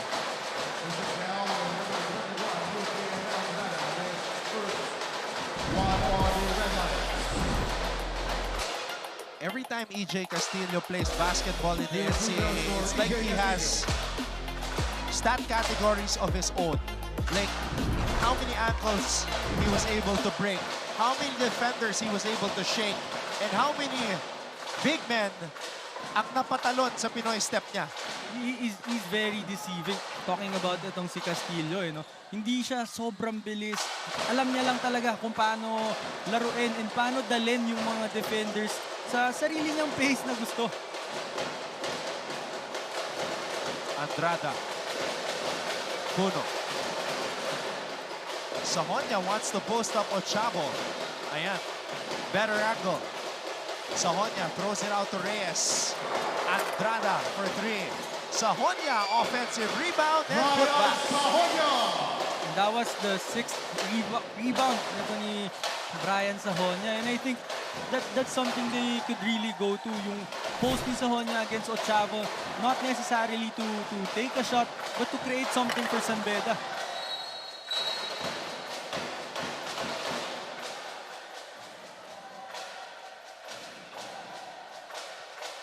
Let's get an update at courtside from Flo Del Agua. With 13 personal fouls in the first half, intelligent defense ang ulit-ulit na hinihingi ng EAC coaches mula sa kanilang mga players. But in times like this, kung saan malaki na ang kalamangan, sabi sa akin ni Rico Postanes, he also remembers the lessons from his father. Stay in front of your man with arms wide open na hindi agad-agad nabubuwag. Yan daw ang napanood ni Rico mula pa nung bata siya kapag sinasama siya ng kanyang tatay sa mga games. At dito sa second half, para kay Rico, ngayong dikdikan ang kalaban sa kanila. He keeps the reminders not only from his coaches now in EAC, but also from his father and greatest mentor. Back to you, gentlemen. Go naman, Renzo. What's the best advice that you got from your father, who was also a player in the PABL? Well, sa dad ko kasi, ang lagi niya lang reminder sa akin is yung size namin na mas maliit talaga kami sa lahat ng makakalaban. Most of the time kami yung pinakamaliit. So I just really have to find a way na maging effective pa rin, maging relevant pa din for your team para nandun ka lang sa court kasi mas maraming malaking players sa'yo eh. So ano yung reason ba't ka gagamitin ng coach mo, ba't ka kukunin ng team na to? So you have to find a way na maging relevant pa rin for your team. So, kumbaga, like he gave you that perspective na this is who we are and just find a way to, as you said, like make an impact. Oo, and yun yung ano yun naman yung importante sa basketball eh. Kasi yung coaches mo, they're not gonna ask you to do everything. You're assigned a role na kailangan mong laruin ng maganda. And for us nga na katulad nga nung sinasabi ng dad ko na point guard kami. So there has to be something special with you na para gamitin ka, para kunin ka ng mga teams. Must have been a great moment, no? Nung nag-junior NBA ka. I'm sure your dad was pretty happy about that.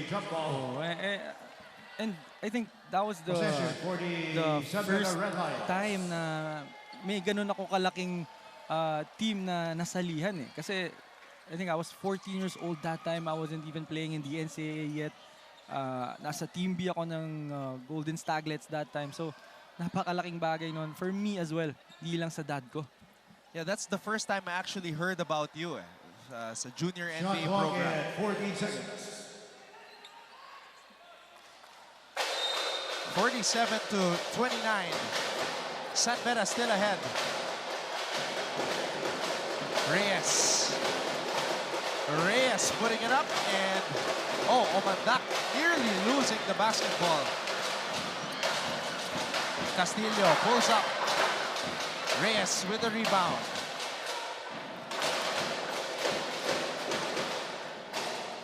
Andrada.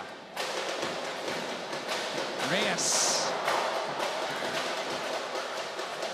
Back-to-back misses for Reyes. I think it's okay that he's really being aggressive.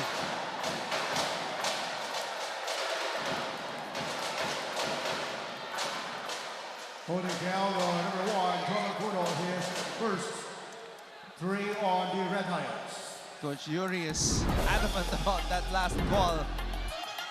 Okay, tignan niyo yung banggaan ni Bagay ang Puno dito. Oo nga. Well, it happened right in front of Coach Yuri. That's why he was really mad na ganun yung nakuha nilang tawag.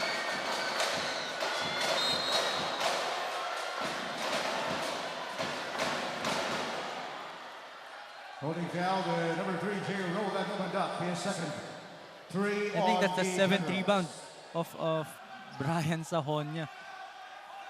So we can see that he's really aggressive on everything in this game. Well, Brian with 7 rebounds, you're correct. 4 assists, a steal, and 4 points. So a little bit of everything for San Beda. And that's your leader right there.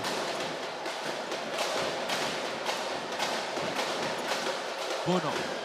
Reyes. Andrada, binigay dito kay Brian. Celso. Reyes. Celso. And one of the rare times na naubusan ng oras ang San Beda. Oh, a little bit too unselfish that time, I thought. Brian Sahonia had the shot already. I thought Reyes had the shot already. Pero they were really trying to look for the best possible shot that possession. Kaya naubusan sila ng oras.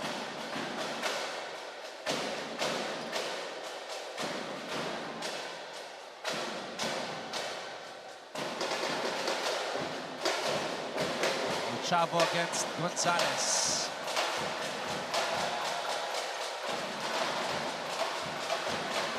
Parang nanggigigin si Bagay kay Puno eh.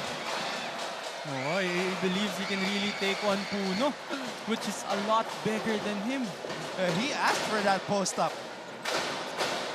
Nagbabanggaan pa sila dito. Oh, even on the defensive end, itong si Bagay talagang gustong i-challenge si Puno kahit wala pa siyang bola. Andrada. Oh, no. Ayan, kanina pa natin napapansin yan. Nagbibigayan. Puno at Bagay.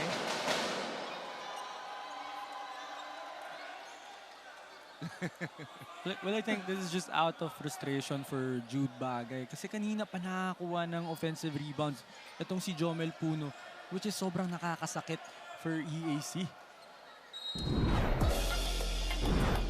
Interesting to see what the officials will decide here. His third personal and number 1, Jomel Puno, his second. Resulting to a jump ball. So double foul ang tinawag dito.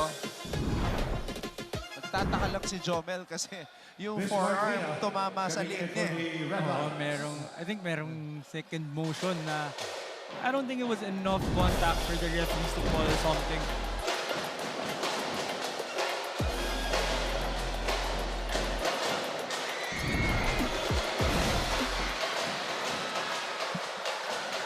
Umandak. Sahonia. Gonzalez. Puno.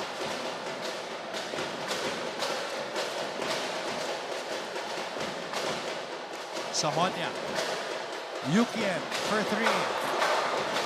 And Castillo with the rebound. Another great execution for San Beda. Just missing that shot. Oh, wow. Ochavo finds a way. Kyle Ochavo. Timeout, San Beda. Nakalusot. Red Lions. Timeout, San Beda.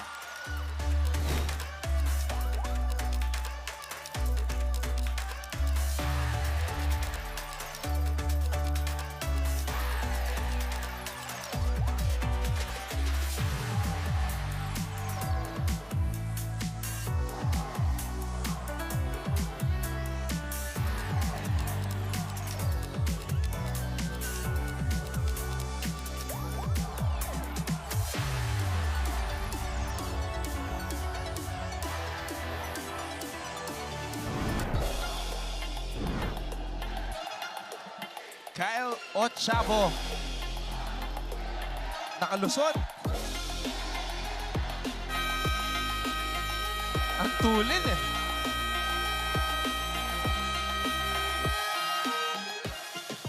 And this reflects what you were sharing earlier about the teachings of your dad. Na, don't let your size limit what you can do on the court. Yes, you have to find a way to like change the situation eh. Yung disadvantage mo, try mo siya gawing advantage mo. And that time, ginawa ni Ochavo yun na mas maliit siya compared to most guys pero binilisan na lang niya.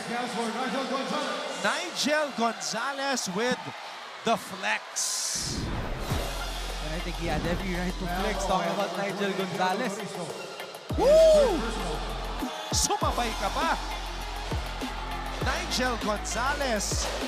Sheesh!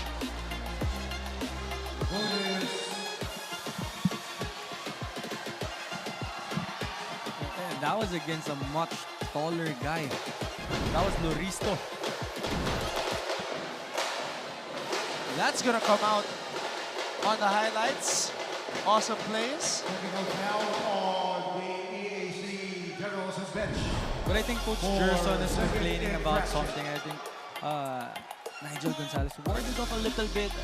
But I think the referees think that it's still within his cylinder. So Yep, he's been living in the gym. para mapatumba mo yung ganung kalaking mama.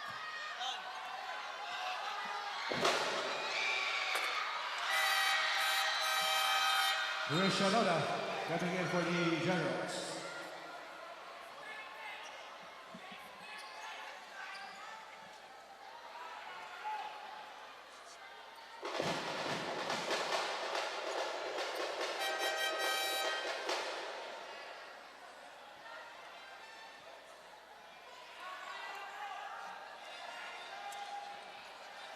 Technical foul on number 28, General Loristo, for unsportsmanlike behavior. That's his fourth.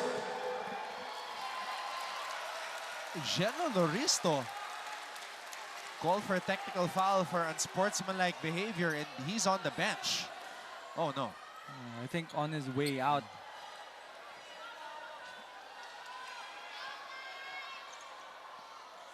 And I think the last time we covered San Beda, I think I said na ito yung nakakatakot na lineup for San Beda. If they play Puno on the 3, because they're very big and at the same time they're very quick. Shooting the bonus free throw is Nigel Gonzalez. So look at Jello talking to our referee.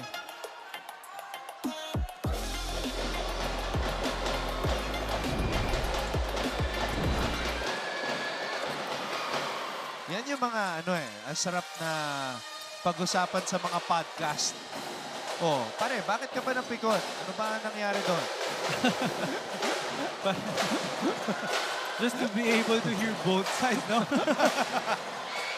but that's something I also realized na hindi ka talaga mananalo eh. You just have to keep playing. Wingar of Beda, 3! Hey, you know what? If you're San Beda, you can't relax because this EAC squad is a live opponent. And just like what you said, walang safe na lamang dito sa NCAA. Ayan, nakakainitan na po.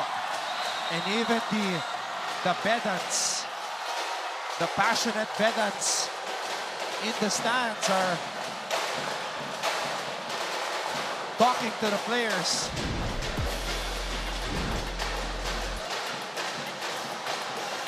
Oh. Nigel did not appreciate that.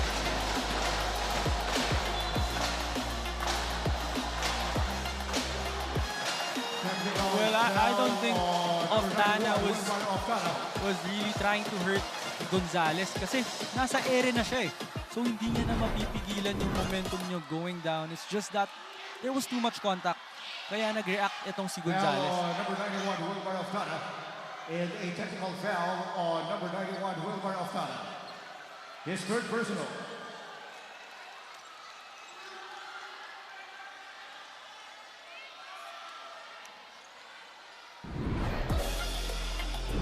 Technical free throw for So here's another angle. Yeah, tsaka nag-lead down pa si Nigel. Yun nga lang, it just didn't look good because it looked like a flying knee. Oh, but Nigel was trying to save the ball. Kaya siya napayuko ng konti while itong si Oftana already jumped. Kaya nasakto lang yung tuhod niya doon sa ulo ni Nigel.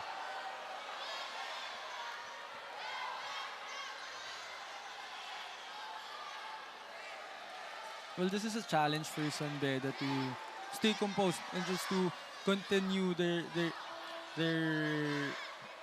game, no? Kasi katulad nito na malaki na yung lamang nila. So EAC is really gonna try everything to catch up. So they're gonna apply pressure, they're gonna try be physical with them. So challenge to for San Beda to stay composed.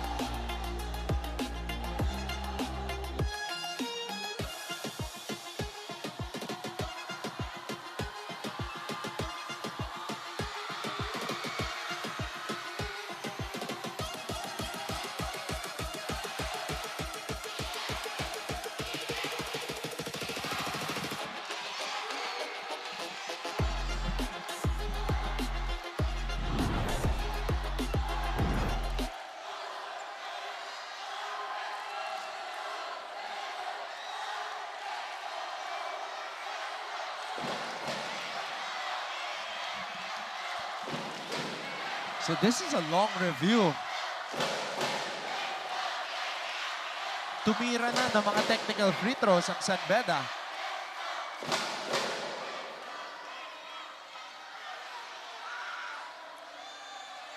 Nigel coming over to Oftana. Nagkamayan na yung dalawa. The two primary players involved that resulted in this long review that is still ongoing.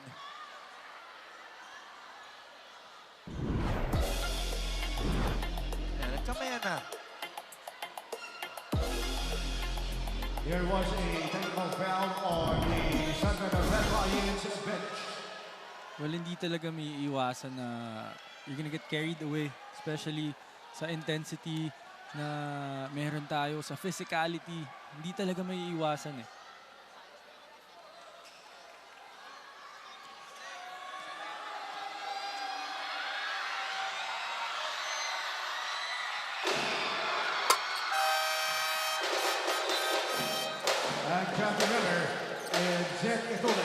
So Miller and Etule checking in for Sahonia and Andrada.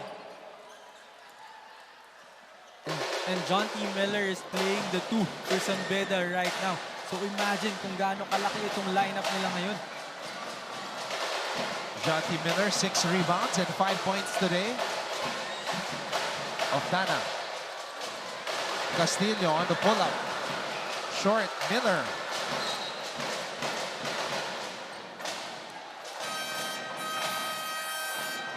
Just that sentence alone, John T. Miller at the 2 is already a scary statement.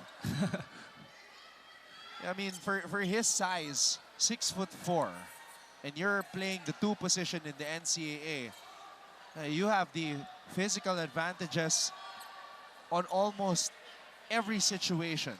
And given the scoring ability of John T. Miller, diba? Kung ganun nakagaling umiscore, tapos mas malaki pa ng sobra against his defenders, nakakatakot yan. And there you go. Right on cue. John T. Miller nagkape pa sa ere. And that was the second time he finished with his left nang may contact. So yun yung scoring ability na sinasabi natin about John T. Miller. Oh,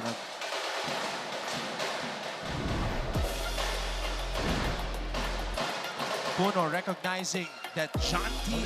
Miller was ready to take off. And look at the hang time. A lot of highlights in this game today. And imagine Jomel Puno running the break for you and giving an assist to John T. Miller. If they were in North America, that's how they would be playing. Puno at the 1, Miller at the 2. Kasi si Jomel, uno talaga ang gusto niya eh. It just so happens that here in the Philippines, masyado siyang malaki. Binawasan niya pa nga yung height niya eh. But you're right, talagang yung skill set nito ni Jomel Puno and yung approach niya sa laro is a guard talaga eh. Phil Canadian. John T. Miller from California, so it's that Phil Can connection. Second foul on Bismarck Lina. 2 free throws for Wilmar Oftana. But I think for EAC, itong penalty situation ng San Beda right now is really something they could maximize. They just have to keep on attacking, just keep on being aggressive. Makakuha sila ng maraming free throws. They have an opportunity to score with the time not running. Malaking bagay ito for them kapag ma-maximize nila to.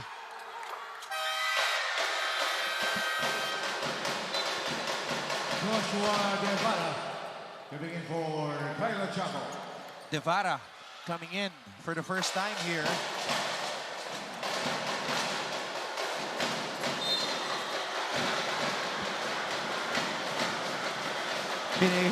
Pinatalsik agad ni Nigel. Nakapasok lang. Masyadong malakas yung tulak nito ni Nigel Gonzalez.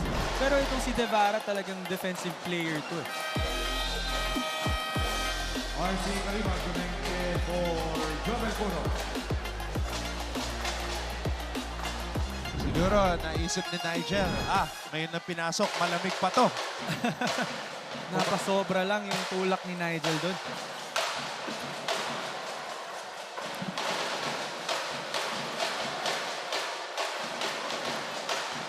Oh, Miller off to the races. John T. Miller with the finish. And another sidestep for John T. Miller against a smaller guy.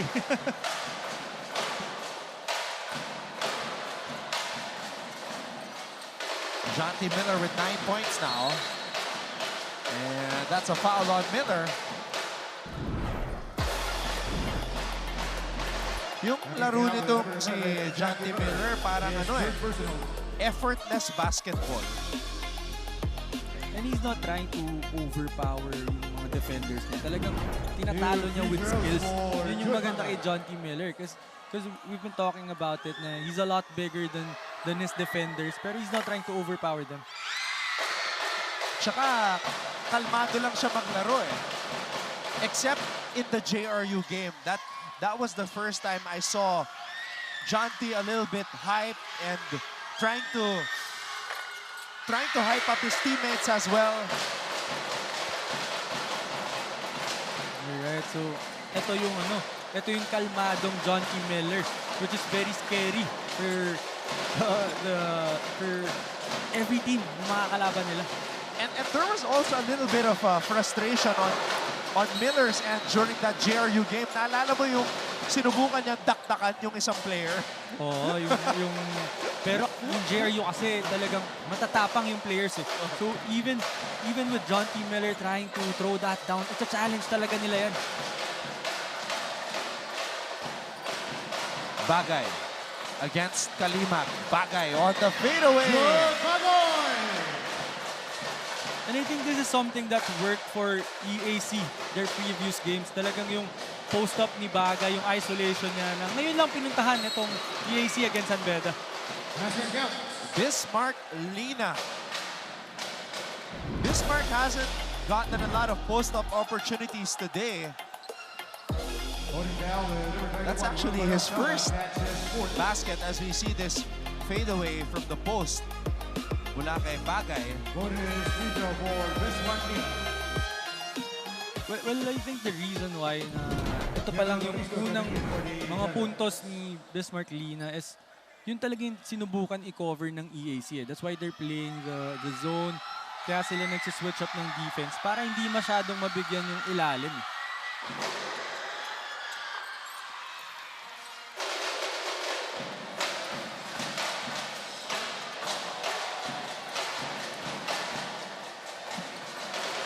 Guevara. Loristo. Back to Kinal. Kinal for three. We haven't mentioned Kinal's name in a while. Yes, after that, 9 points in the first quarter. Medyo nag-slow down na si Kinal.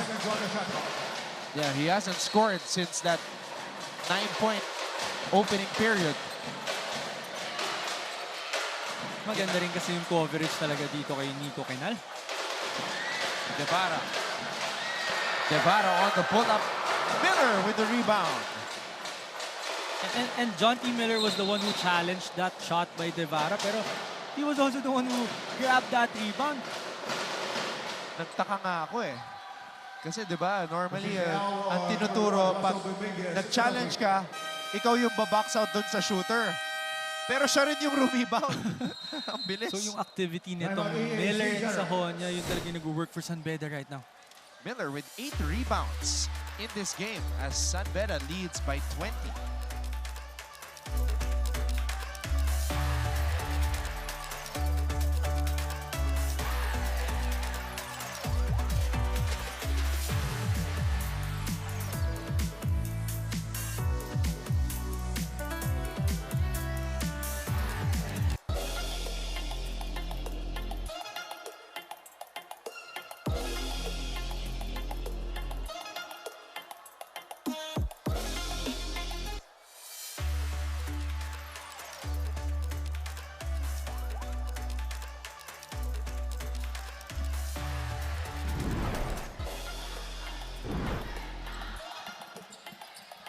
All right, let's take a look at this last sequence right here.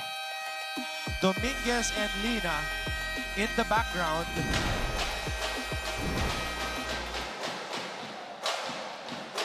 Well, they've been at it talking about Lina and Dominguez. Earlier, Dominguez was trying to post up Lina, kaya medyo nagkakakiskisa na sila dun. Shooting 2 free throws is Bismarck Lina.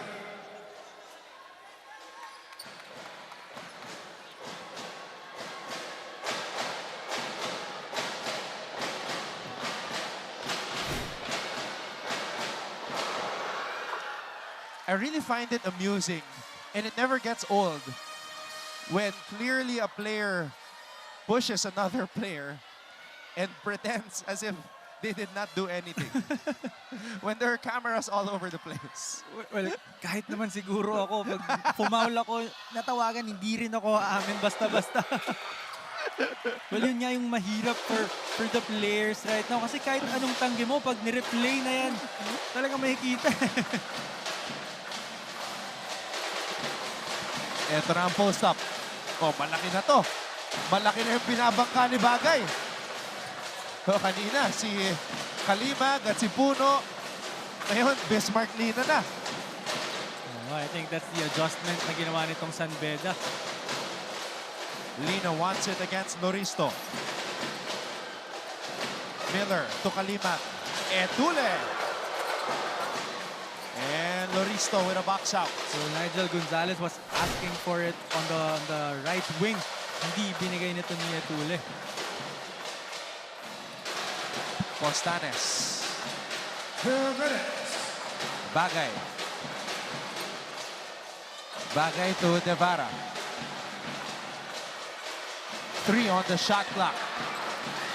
Devara misfiring and a foul as the ball hit the backboard. And that was a bailout foul. Kasi apat yung white shirts dun sa loob against one EAC general. Pero nakakuha pa ng foul. And that's another example of what you were saying. Hawak ni Kalimag that time.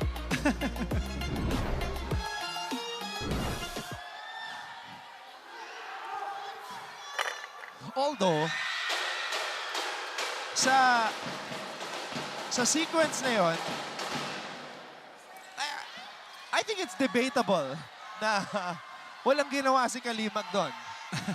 I think it was Postones who had the position. Oo. And nag-react lang itong si Kalimag. And I think nabenta ng maayos yung tawag. Yun, kaya siya nag-react ng ganon si Kalimag. Nabenta eh. Gonzalez to Kalimag. Miller for 3.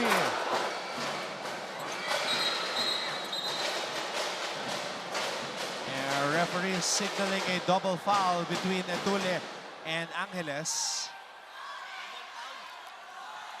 Well, that's tough for EAC because I thought Angeles did a great job boxing out. Itong si Etule.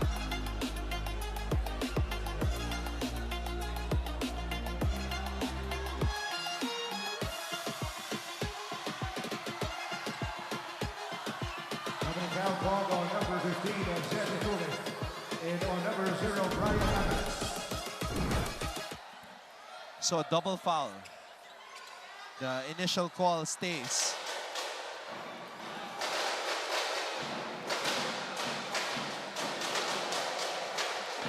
Miller ang nakatao kay Tolentino. Loristo. Loristo. Tolentino on the pull-up. Tolentino, 3!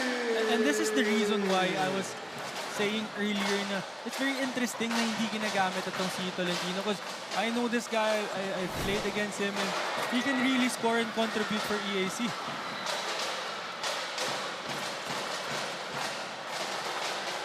Tolentino. Oh, sumabit. And Nigel is not protesting, so I think he's one of the few guys na umamin sa foul na nagawa niya. oh, di nag-protest eh.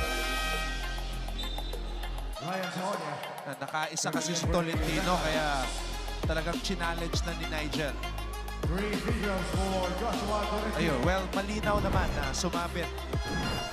I think that was a great challenge for Gonzalez but he went across Tolentino's body kaya nakuha yung foul niya. And again, itong si Tolentino, nakalaban ko to nung rookie year niya with EAC. Talagang napakatapang nitong point guard na to. Talagang very offensive-minded din.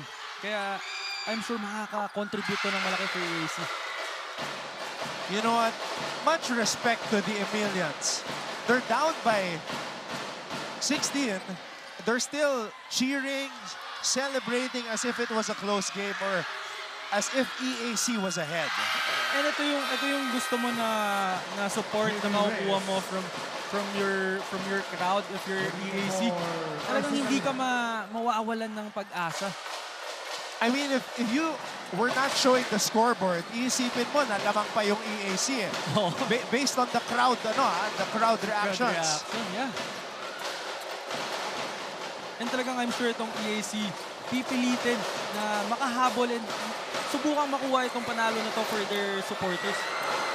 Etule, corner triple. And the question is, how do you stop San Beda if even Etule is making those 3-pointers?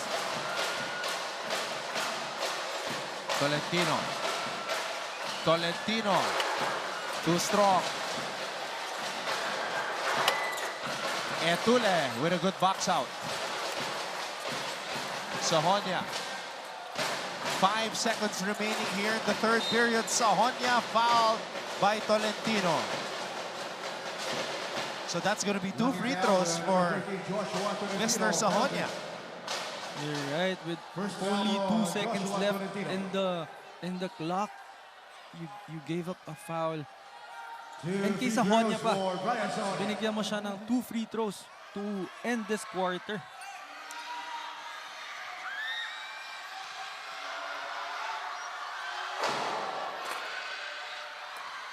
Brian sinks the free throw. Prior to that, he was 0 for 1. Quiet scoring afternoon for Sahonia. Just 4 points, but he does have 7 rebounds, 4 assists, and 2 steals. Well, ito nga yung role na tinatry niyang gawin para sa San Beda. Yung pagiging leader niya. And at the end of 3 quarters, in 65. So that will do it for the third quarter. San Beda leads EAC 65-46.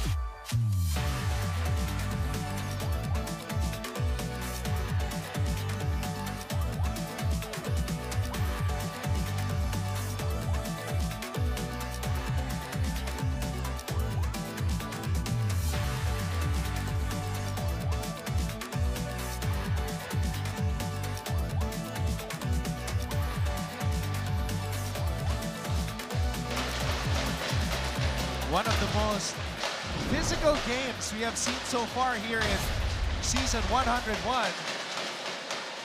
San Beda versus EAC as the Red Lions look to get back on the win column. And it was really that second quarter that set the tone, Renzo, for this game. You're right, yung second quarter nga na talagang very on point yung San Beda. Offensively, defensively, nagagawa nila yung game plan nila eh. Kaya ganun kalaki yung margin na nakuha nila. Fourth quarter officially underway. Maraming salamat sa inyong panonood. Anton Rojas alongside Renzo Navarro. And we also have Flo Del Agua at courtside. Andrada. And Loristo comes up with a rebound. That was a good play for San Beda. Hindi na lang na shoot ni Yukien.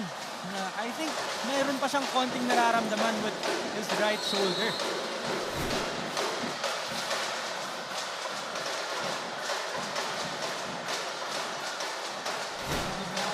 And the coaching staff is asking Yukien if he wants to be taken out. And I think Yukien decided to sit this one out first.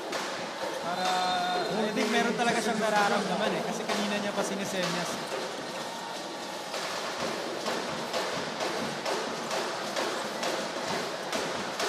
despite not being 100%, Yuki Andrada, 9 points today, plus 19 when he's on the floor.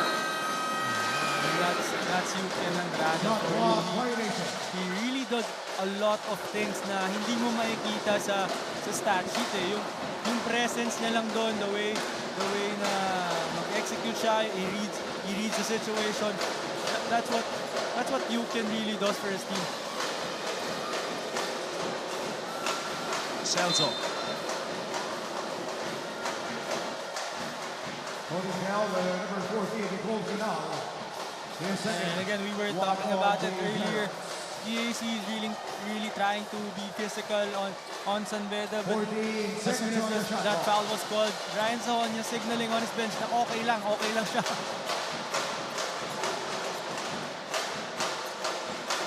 Reyes. 2 point guards on the floor, Renzo. Reyes and Estacio.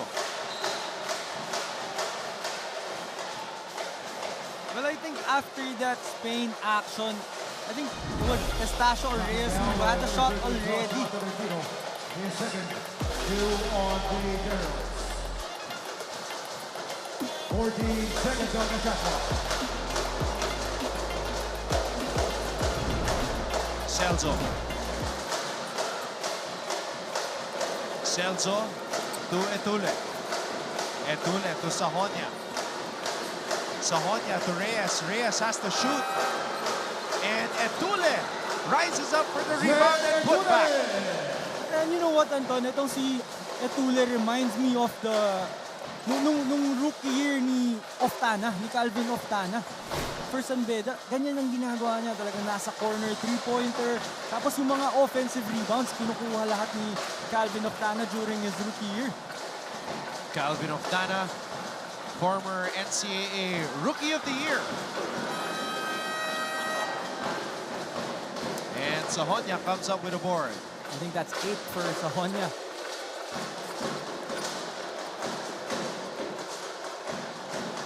Brian from the free throw line. I think Brian was too open that time kaya hindi niya na-shoot. Mas sanay siya na may depensa.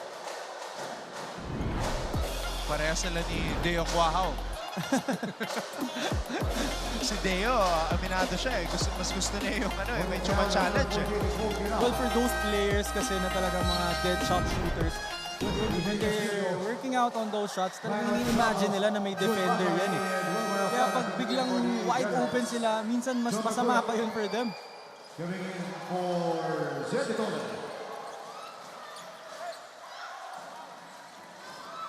Puno back at the 4.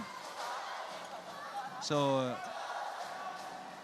interesting lineup. 2-point guards. You've got Sahonia, Puno at the 4, and Celso at the 5. Let's get this update first from Flo Del Agua. Early in the season, maraming Bedista ang nag-alala kung ito na ba yung team na kayang mag-champions this season.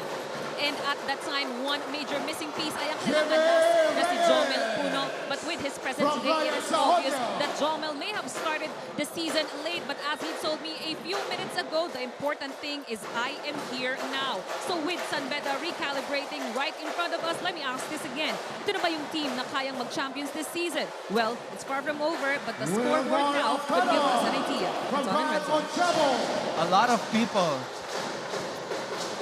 were saying that this lineup that San Beda has going into season 101 is championship caliber. Well, this is a very deep lineup, and with the system that they have, if everybody buys in, talagang malayo mararating nitong squad na to. Sahonia.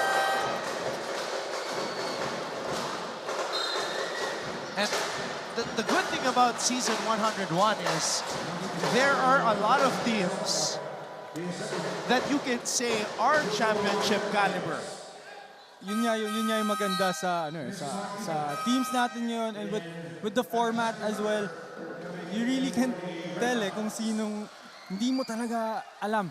As early as now, merong mga maganda yung tinatakbo na teams. We have Perpetual, we have JRU, we have CSB, but I don't think you can really say na merong favorite na merong magdo-dominate Castillo spins, Castillo against two white shirts. EJ Castillo, the footwork. That's a great move by Castillo. Very creative and very crafty with that move. Miller. Ochavo picks up the loose ball. Ochavo spins into trouble. I think that was a little too deep for Ochavo. I thought he had a floater already. Lina. Lina against Loristo. Lina. Miller. Estacio back to Miller. Miller for three.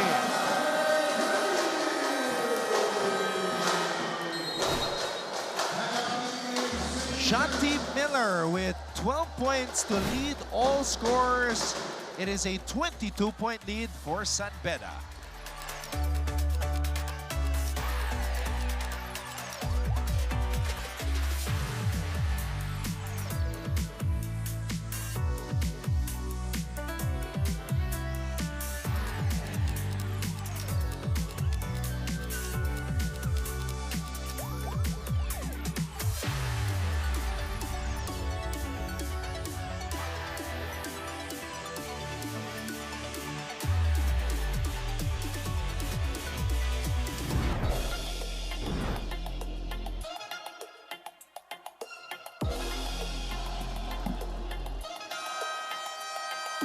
EJ Castillo scoring against two of the biggest players on the San Beda side, Lina and Puno, and then on the other end, the extra pass to Miller.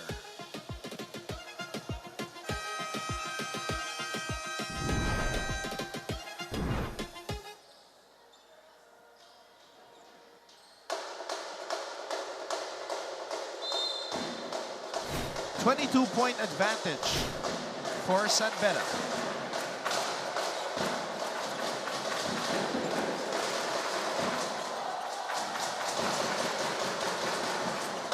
Castillo. Castillo pulls up. Loristo is fouled. That was a very gutsy shot by Castillo. Shooting in front of Jomel Puno. That was a great rebound by Loristo. And they need a lot of this. Talking about the AC Generals, kailangan nila ng maraming possessions.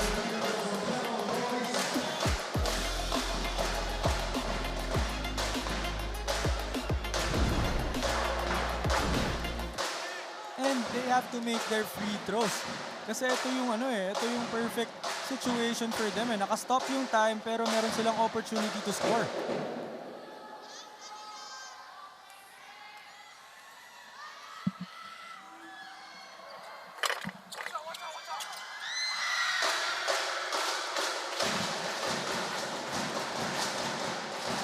EAC continues to apply that pressure. Puno. Estacio pulls it out. Reyes. Miller. Bismarck. Bismarck against Loristo. Puno. Penny. Penny has to shoot. Penny puts it up. And it's EAC basketball. Oftana atake, and that's going to be two free throws for Wilmar Oftana.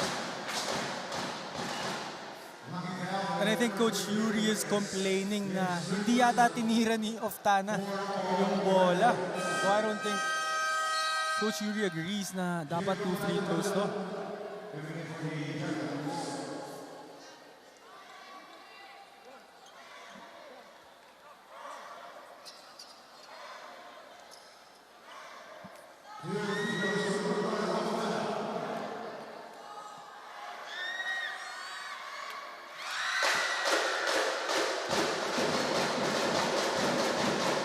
First free throw is good for Wilmar.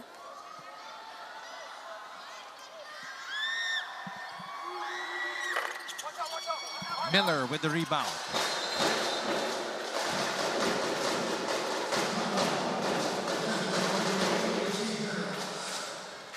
Miller is one rebound away from a double-double. And we've been mentioning yung activity nito ni Miller and Sahonia. pareho sila na they play the one spot or two spot, pero sila yung kumukuha ng rebounds. And that's your double-double. Talking about John T. Miller.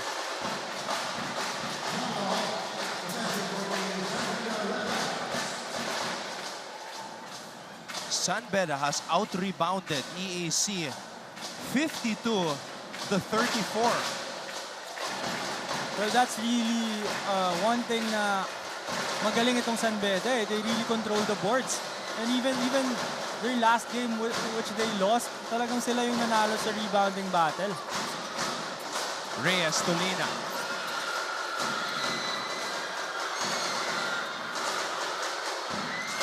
EAC forces a turnover. And that's traveling on Ochavo. Naisahan din ni Miller itong si Ochavo. Miller celebrating after getting that stop. Hinarangan si Ochavo, and clearly Ochavo is frustrated.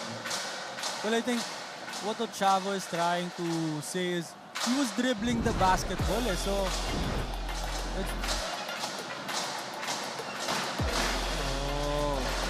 I think naipit yung bola sa tagiliran ni Ochavo kaya may traveling. Bismarck, double team. Puno with a finish. Oh man. Can you really believe na itong si Bismarck Lina yung perfect guy na bigyan mo ng bola sa post? Kasi hindi lang yung pag-score niya yung kaya niyang gawin. He can really locate those cutters from the weak side and the strong side. Kaya maraming nangyayari kapag hawak ni Bismarck Lina yung bola sa post.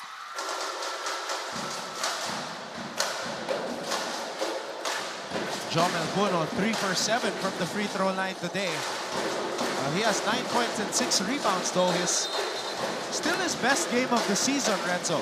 Oh, ito na nga yung inaantay natin lahat na pagbabalik ni Jomel Puno na na-miss ng San Beda their previous game against JRU. And sabi nga ni Flo kanina na medyo late nag-start itong si Puno, but the important thing is here right now. And I'm very excited sa mga next games pa ng San Beda. Lina, double team. Ayan na naman, Jomel Puno. And that's going to be a foul right there. Same play, Renzo. Oh, very simple, no? Yung post lang kay Bismarck Lina. And kanina ko pa nga sinasabi na itong si Bismarck Lina, he's very smart, he's very patient. Kaya nakikita niya yung mga ganong cutters.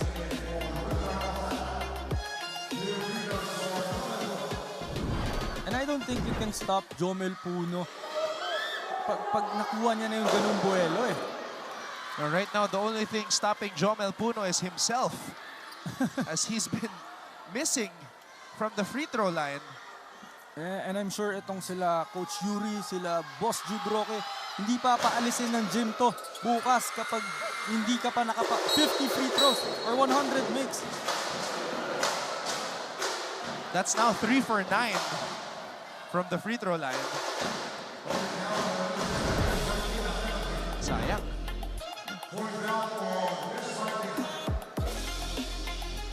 Bismarck Lina tinawagan ng foul. Both teams are already in the penalty. With 3 minutes and 35 seconds remaining here in the fourth.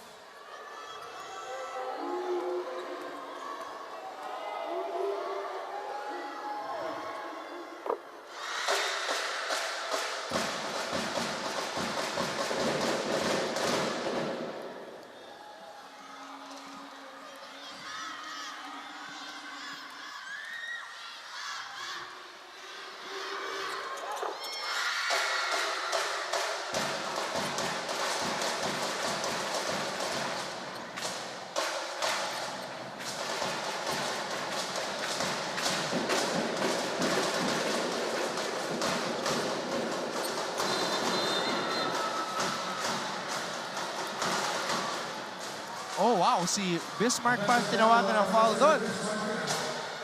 Bismarck feels that he was hit. Ngayon, malalaman natin yung katotohanan. I think Bismarck Lina wasn't in a legal position to give that screen. I think binaba niya kasi yung balikat niya eh. Pero I think he got hit as well. Yeah, by a flying shoulder. It was off of that reaction of Bagay after that hit from Lina.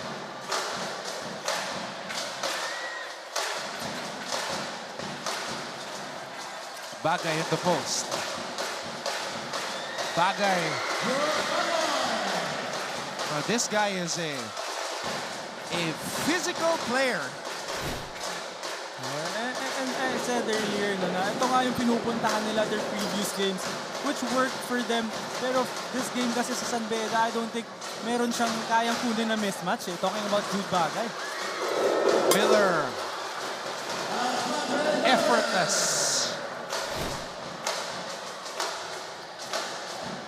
And that was just too easy for John T. Miller.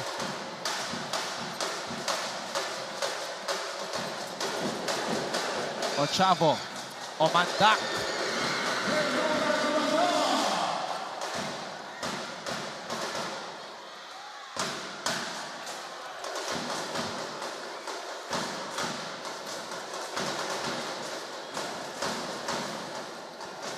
Miller from the corner.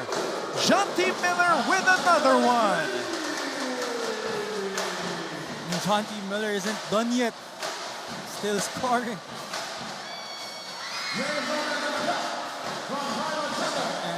Back-to-back baskets for Omandak off of the assist of Kylo Chavo.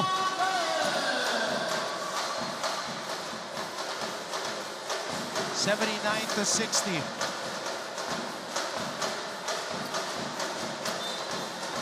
And that's traveling on Estacio. Again, that was another shot for Estacio. Sana, I think he was wide open already. Too small, sabi ni Jonty Miller.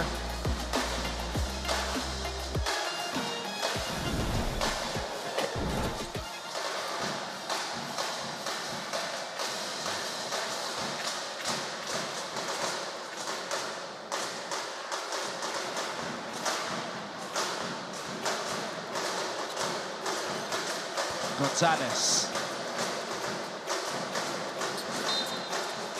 And that's traveling.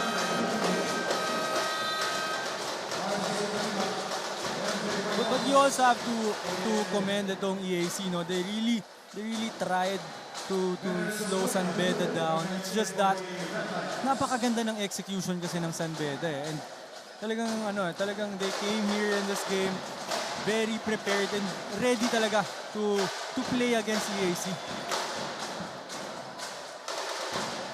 Ochavo. Etule.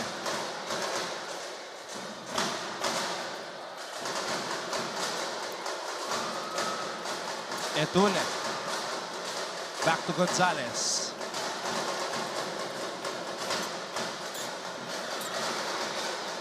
Five on the shot clock. Kalimag. Could not connect with Songkuya.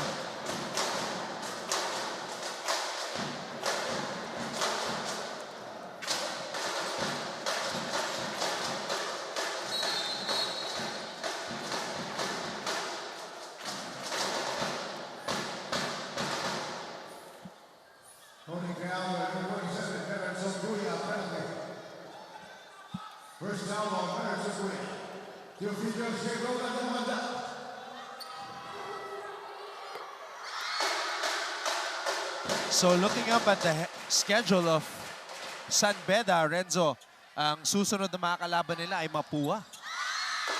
And sobrang gandang laro yan na paparating, especially with San Beda playing this way.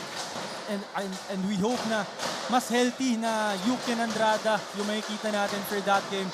I'm sure that's gonna be a great one for all the NCAA fans and for both teams as well.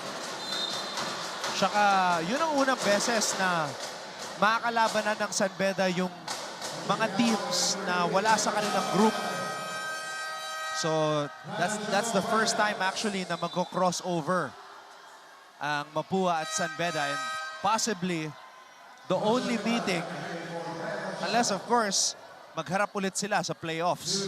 Well, that's one more motivation for you, you know, especially if you're San Beda and you want to go up against the defending champion and nasa kabilang group sila, gagalingan mo talaga para umabot ka dun sa next level, sa finals, para makaharap mo pa sila.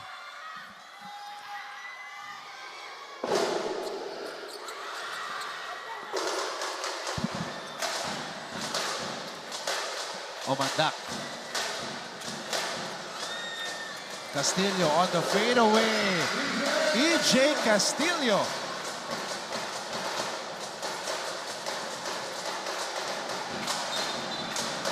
Oh, pumaul pa.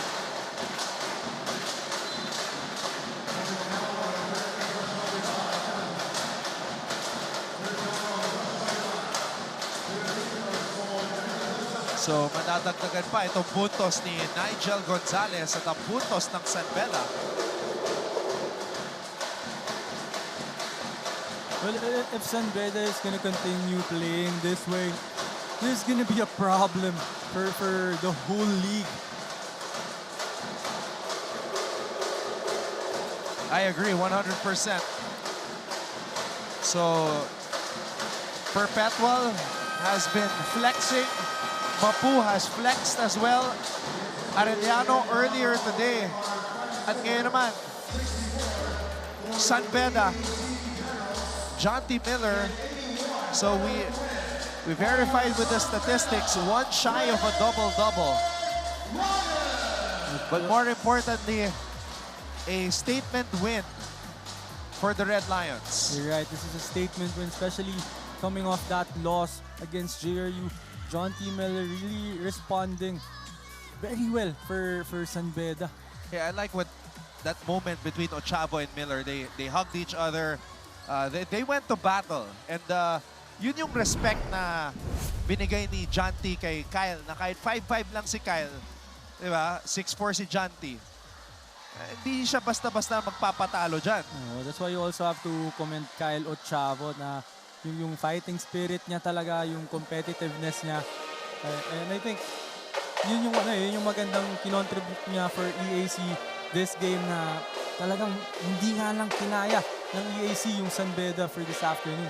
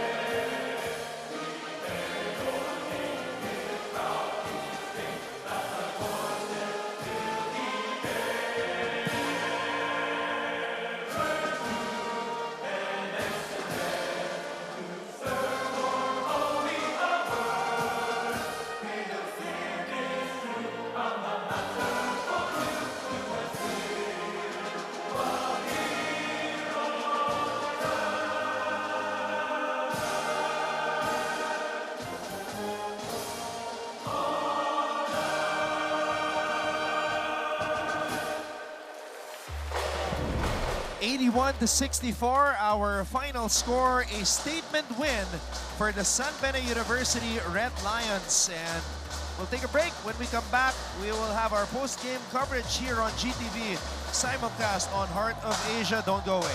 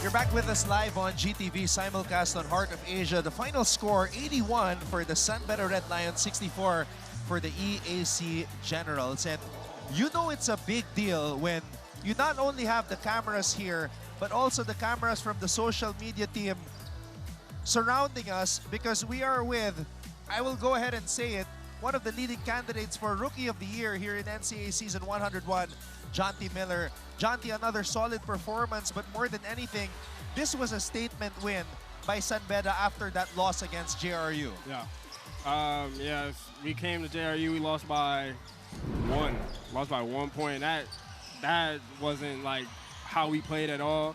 And especially like losing by 1, that hurts. Like, you know what I'm saying? We had the lead and then they scored at the last second, that hurt. So we just came in practice, bounced back, and that was a good bounce back win for us. Good statement win. Well, again, Jonty, congratulations on the win. And after that tough loss against JRU, how did you guys regroup and prepare for this game? We really take pride on defense. We weren't playing good defense against JRU, so when we went to practice all week, our main goal was just defense, and then we worried about our offense later. Watching you these past couple of games, this is a small sample size of what you can do on the basketball court. I just want to ask, growing up in California, like where exactly in California did you grow up? Oh, Fairfield, California. Born and raised. What's that, sorry? Fairfield, California. Fairfield. Yeah. Okay, so who are your basketball influences that you modeled your game after? Like in my area or just in general? Yeah, in general, or there might be somebody in your area. Sharif Cooper. Sharif Cooper, he went to Auburn. He was a little guard. He just got signed with the Wizards. Wow. Yeah, I watched him a lot and I grew. But also my favorite player is LeBron anyways. LeBron James. Yeah, I would look up Sharif Cooper though. Oh, he's nice. I'm telling you, he's nice. Okay. All right. How are you gelling with the team? I know you've already been here serving your residency, watching the San Beda Letran. You've learned a lot about the culture of the NCAA, the rivalries. A lot of people are saying that this San Beda roster that you have is championship caliber. Your reaction to that, and what about the chemistry? Do you think it will translate to you guys going for a championship? Oh, our chemistry is good. Our whole team gel together. Championship, we worried about it, but we taking it game after game after game, slowly but steadily. But yeah, everybody says a championship game. That's good for us. Good for us. On Friday, you guys are going to be playing against a team that Mapua. is not in your group. He knows it already. How much have you watched Mapua, and how do you think you guys will stack up against those guys, the defending champions? I feel like we could play against anybody, to be honest. Mapua is, it's a top team. We played them in Phil Loyal. It was a good game. Coming into it, we have our matchups, we have our game plan, and we just gonna stick to. Well, we got 3 days of practice. Yeah. 3 days of practice is go hard all the practice, and we're gonna be ready for that game. Well, actually 2 days because 2 it's days? on Friday. Oh yeah. Yeah, it's already Tuesday today. Trust me, it's marked on our calendars for sure. Okay, one last thing before we let you greet. You try to posterize a guy against JRU. What was that? Did you really want to do that, or was that out of frustration? That was out of frustration. I literally could have got it, but I jumped too late, so it was like I was stretching. So if I would have jumped a little bit closer, I would have got it. Yeah, Renzo and I were covering that game, and we were like, it still looks good. Yeah. Even though it didn't go in. Anyway, Jonty, you can give a shout out to everybody watching right now. Shout out my mom, my dad. Shout out my sister. It's my sister's birthday today, actually. wow. I couldn't be there, but shout out to you. Did it for you. And then, yes, Aubrey, my brother 9, man. Happy birthday to Jonty's sister. What's her name, Jonty? Ayana. Ayana. Yeah. All right. Happy birthday, Jonty. Thank you so much for the time. Thank you. Thank you. And we're looking forward to that San Beda Mapua game this coming Friday. Let's take a look at the end game statistics. And really dominating on the boards were the Red Lions, Renzo. Talaga na itong field goal percentage ng San Beda, napakataas. And that field goal percentage, puro executions yung ginawa nila dyan. And yung offensive rebounds, 20 offensive rebounds, that's big for a team in a single game kasi that's 20 more possessions for you. Tapos yung second chance points, so most of those offensive rebounds talagang na-maximize nila, na-convert nila into points, plus the points off of those turnovers na na-commit ng EAC. So really, those categories, and everything really went well for San Beda. This is a San Beda type game, San Beda type win when they dominate the boards and get to maximize yung skill sets ng kanilang mga manlalaro as we update the standings now. So Renzo, eto, nasa exciting part na tayo kung saan maglalaban na yung mga teams from Group A sa teams sa Group B and vice versa. You're right, this is gonna be interesting for all the NCAA fans na ngayon nga itong kakatapos lang na nag-dominate itong San Beda Red Lions, makakaharap na yung mga nagdo-dominate naman doon sa kabilang grupo. Yung next game nga nila, itong Mapua Cardinals. And of course, they're gonna face Perpetual Altas as well. So this is really gonna be exciting. So again, San Beda winning against EAC 81-64. We will take one more break before we wrap up our coverage.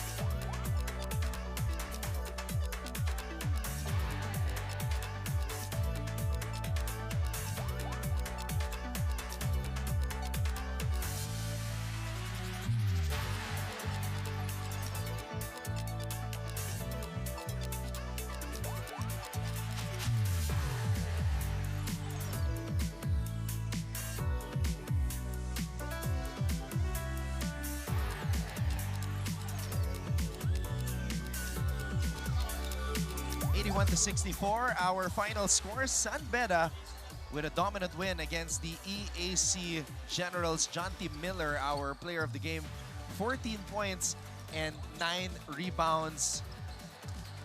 Para sa akin, sa ngayon, we have a lot of exciting new players here in Season 101, but he is definitely the leading candidate for Rookie of the Year with the things he has been doing and the numbers that he has been putting up for his team. And pag-uusapan niya natin the way he plays kasi very effortless sobrang efficient.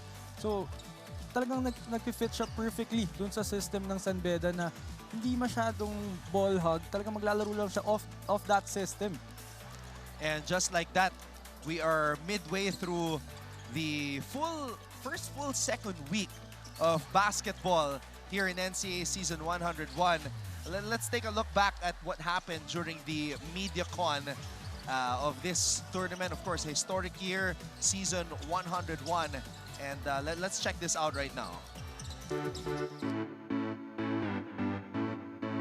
Isang bagong kabanata ng collegiate sports ang muling binuksan. NCAA Season 101, opisyal nang umarangkada.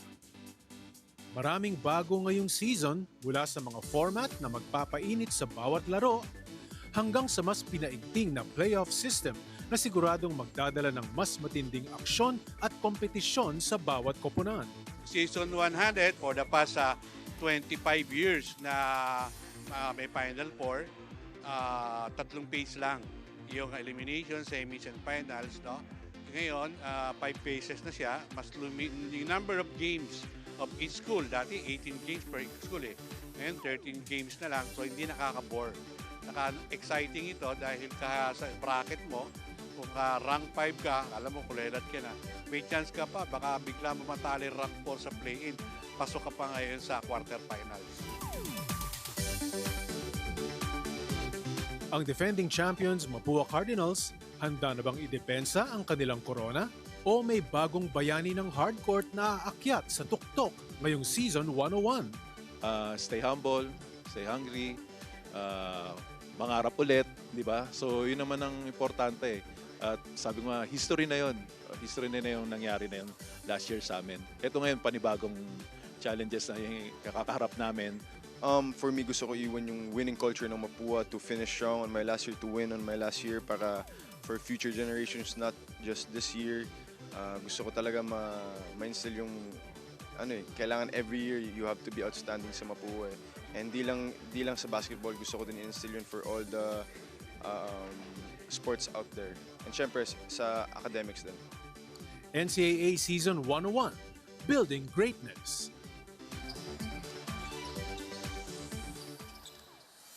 The MediaCon was an opportunity to get to know what the coaches were thinking, what the players were aiming for, and of course, a chance to ask yung mga experts sa kanilang mga predictions. So ngayon, I will put you on the spot. This is your first time, I think, being asked in public ang iyong mga predictions, Mr. Renzo Navarro. So coming into the season, sino yung nakita mong top 4 teams dito sa ating liga?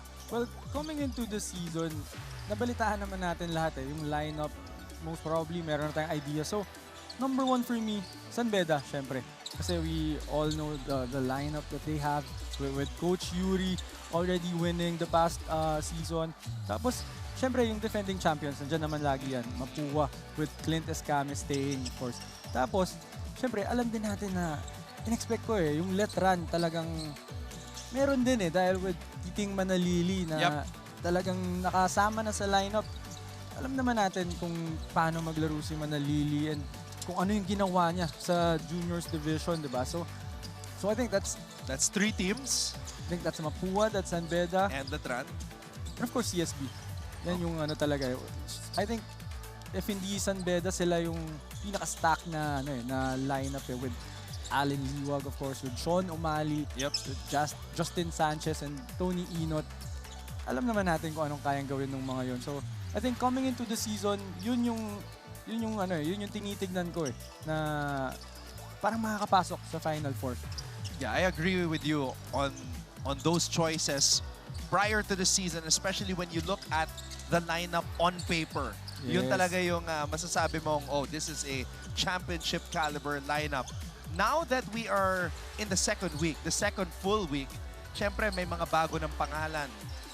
New teams that have emerged as contenders perpetual. Ano masasabi mo sa tinatakbo ng kupunan ni Coach Olsen Racela? Well, so far sila yung actually sila yung pinaka-favorite ko na na team ngayon eh. And of course, katulad nga na sabi natin kanina na coming into the season. Kaya binigyan ko ng emphasis yun coming into the season. Kasi once makita natin maglaro tong mga to, magbabago eh. Pero this time, bro, gusto ko rin kitang tanungin kasi ako, yun yung yun yung prediction ko, and I'm sure galing akong Baste and LPU. I think may maririnig ako dyan with that prediction. But I wanna ask you as well, kung sino ba yung top 4 mo, bro, coming into the season? Okay, you know what? My top 4 kasi coming into the season is the same as yours. Because judging from the lineup, no question, these lineups are stacked. So iibahin ko yung tanong mo sa akin. I'll give you my top 4 players in the NCAA right now. I'll start with number 4. He is the point guard who is a triple-double threat every game. He can dish the ball. He can grab some rebounds. He can score in the end game. Jonathan Moses Titing Manalili, number 4 for me in terms of the best players right now in NCAA Season 101. I'll go to number 3. Number 3, the guy that we just talked to moments ago. He is a matchup nightmare. Rookie of the Year candidate. I will start saying that from here on out from California. Fairfield, California, as he shared with us today, John T. Miller, number 2. I feel like nagwa-warm up pa lang tong player na to eh. But of course, you are looking at the 6'6" big man, MVP last year, Allen Liwag. That's number 2. Number 1, who do you think I'm picking, bro? Well, for number 1, I think, parang no question naman na yan eh. I think, number 1, I think your pick is gonna be Clint Escamis from the Mapua Cardinals, who just won last year. Of course, alam naman natin si Clint na, kanina we were talking about Clint na, I think itong season na to, mas importante sa kanya yung manalo. That's why yung mga laro niya, may isa na siyang laro na mataas yung points but he's really trying to involve everyone. 29 points for Clint Escamis. To me, yep, I agree. And you're right, you're right.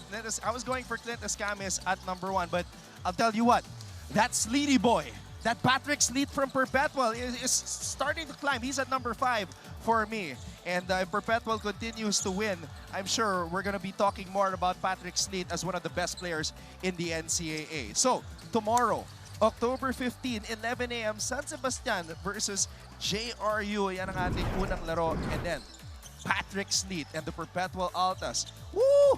This is a good matchup against Titing Manalili and the Letran Knights. Kung maglalaro yung Jun Roque, that's gonna be very interesting, brother. Of course, yung dalawang games na nabanggit mo, it's really gonna be very exciting and very competitive and I can't wait na masaksihan yung laban na yun. Alright, and that will do it for us here on this Tuesday as we start a brand new week of NCAA basketball. Thank you to our director, Abet Ramos, our courtside reporter, Flo Del Agua, and Renzo Navarro. I'm Anton Ross saying this is NCAA Season 101. See you all again tomorrow.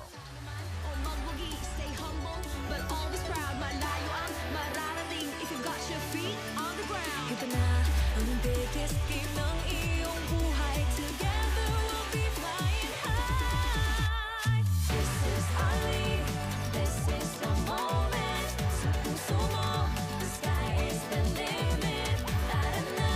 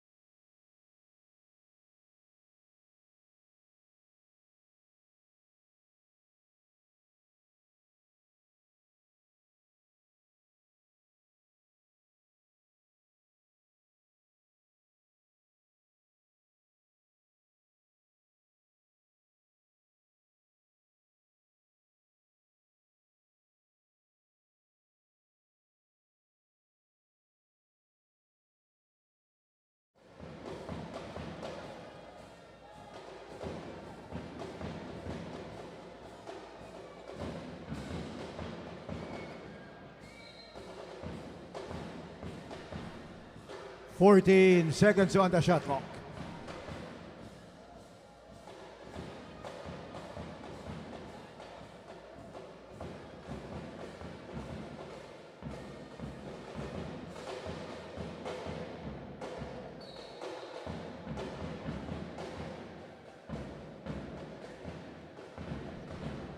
Holding foul, number 10, Christian Hobalesa, his first one on the Red Cubs.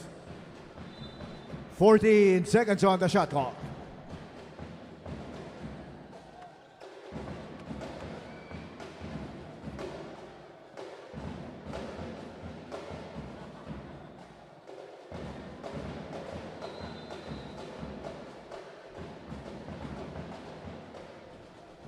Holding foul, number 1, Bill Gravador, his first 2 on the Red Cubs. 14 seconds on the shot clock.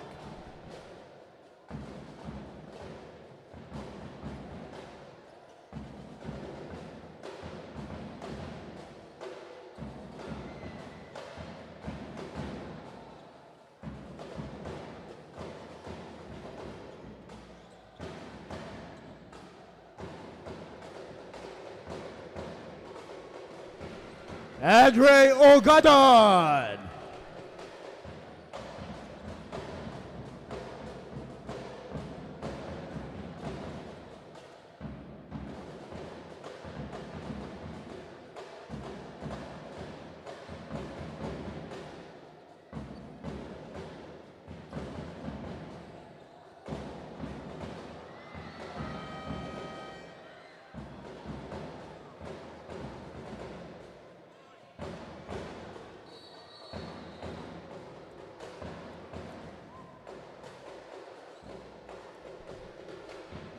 Blocking foul, number 3, Clint Bonus, his first one on the Brigadiers. 18 seconds on the shot clock.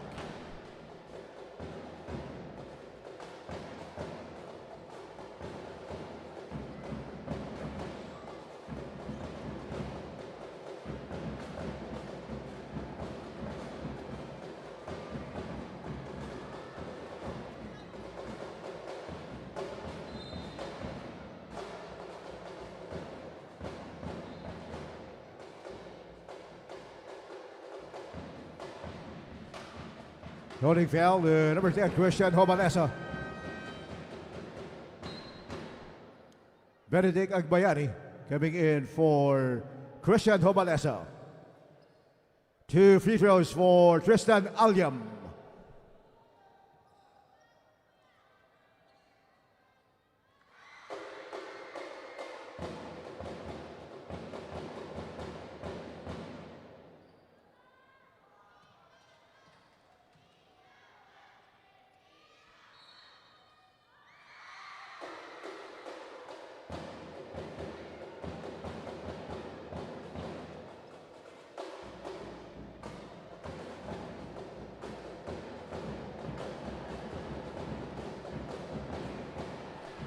Bill Gravador.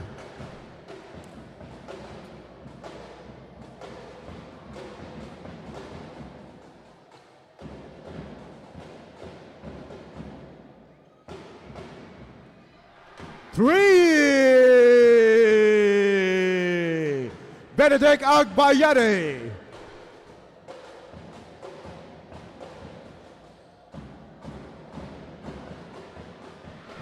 Three. Kelly Coronel.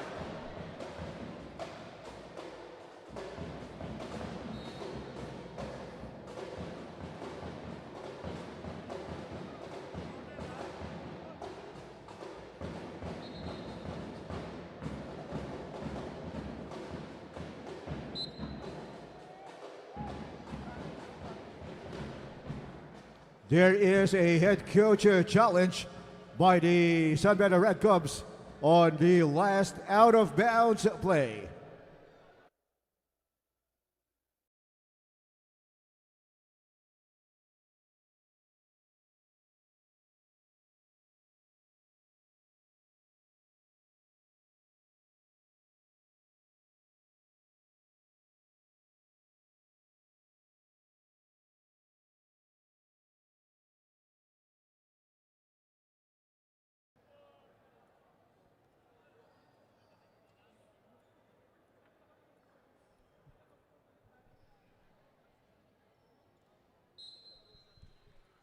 Upon the new head coach challenge of the Red Cubs, unsuccessful.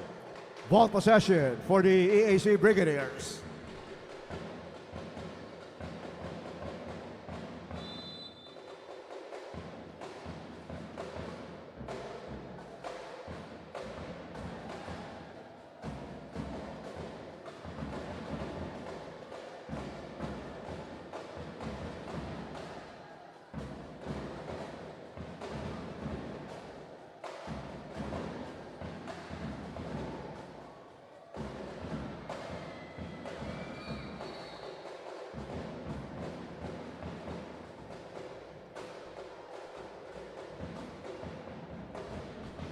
Holding foul, number 1, Bill Gravador.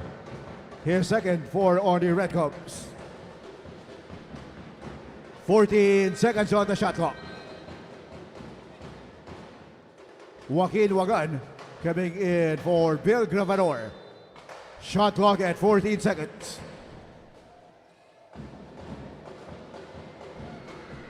Kelly Coronel.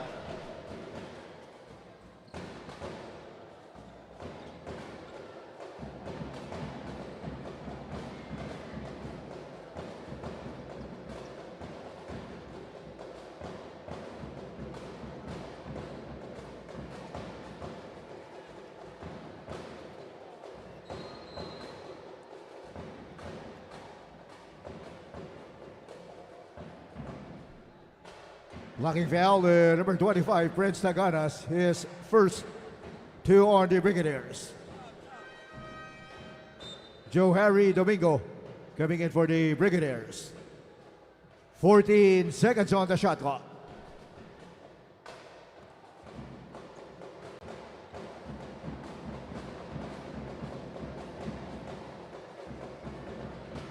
Joaquin Wagan.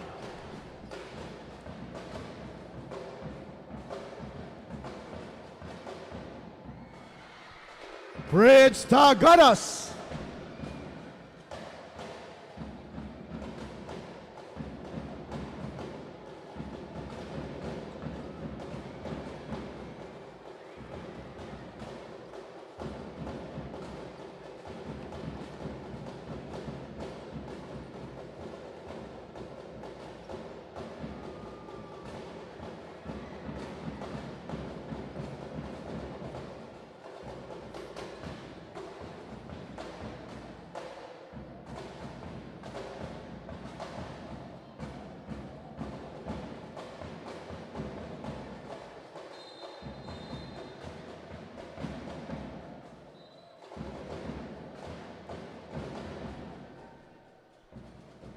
Holding foul, the number 12, Benedict Agbayani, penalty.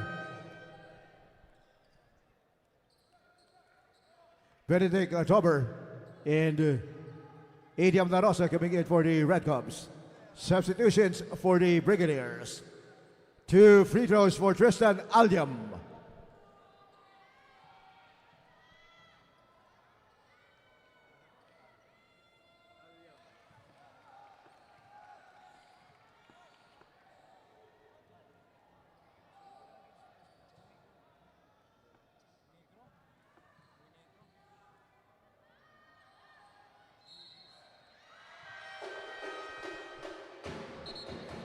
Noel Lanceta coming in for the Brigadiers.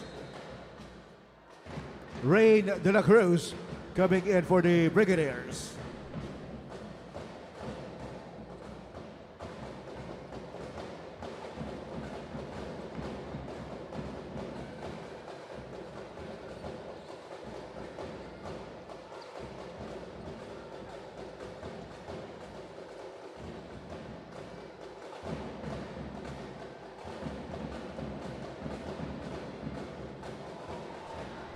Ejam La Rosa.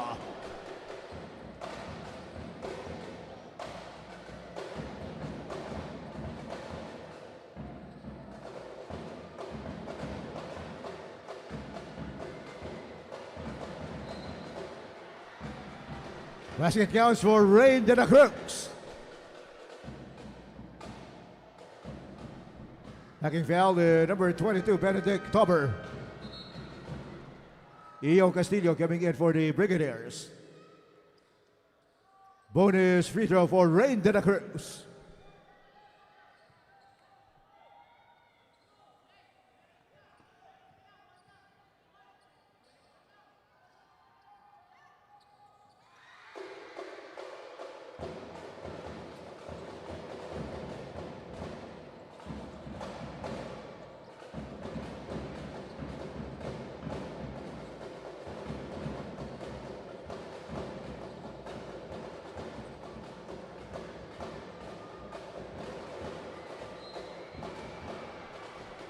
Basket counts.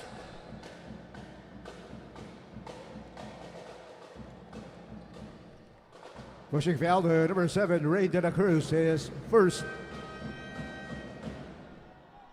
Juris and 1 coming in for the Red Cubs. Bonus free throw for Benedict Tober.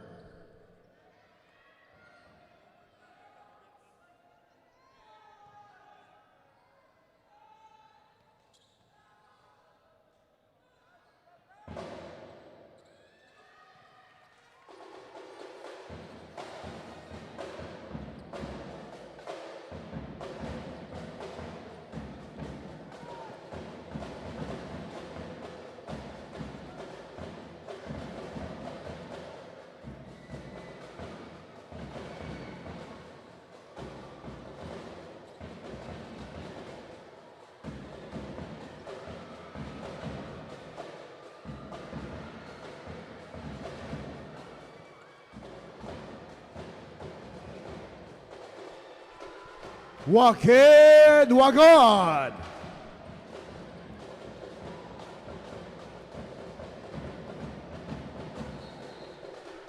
Traveling.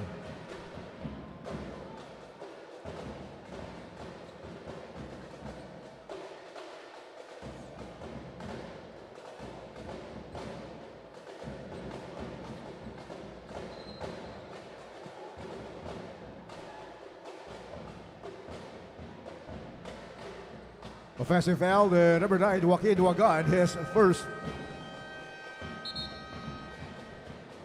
Timeout EAC Brigadiers.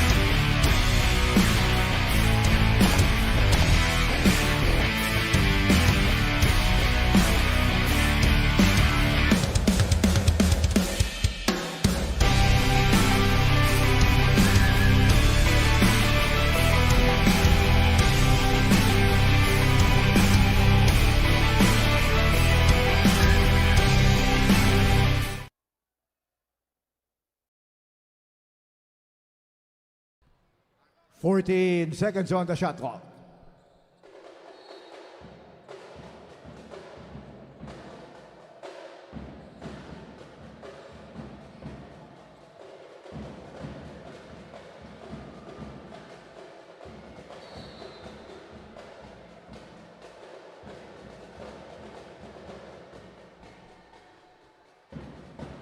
Pushing foul to number 22, Benedict Tober, his second.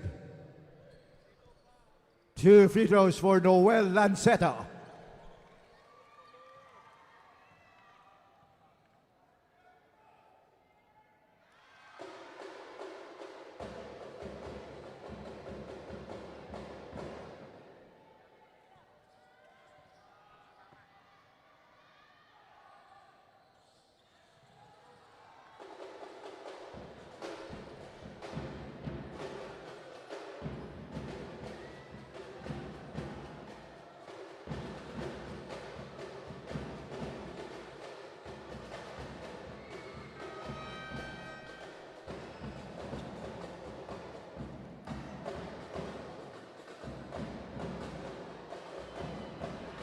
3.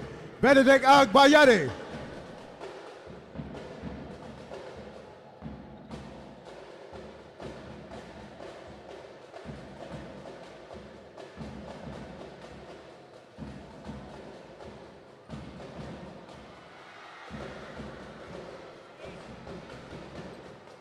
Cyril Makahipay.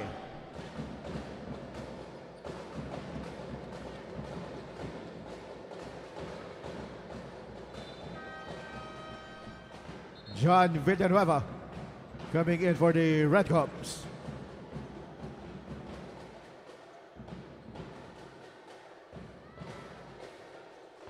"13 seconds on the shot clock.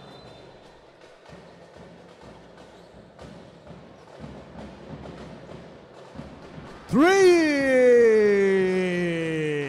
Ejam La Rosa.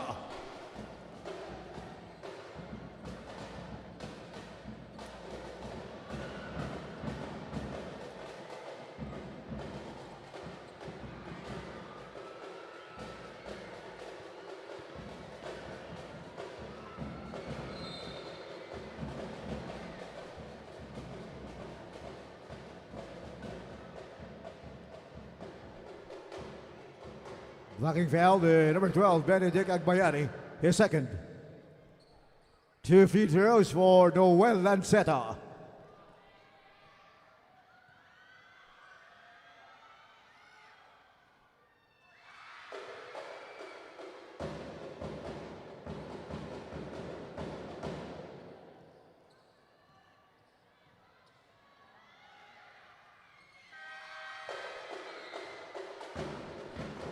Rafael Bautista coming in for Benedict Agbayani.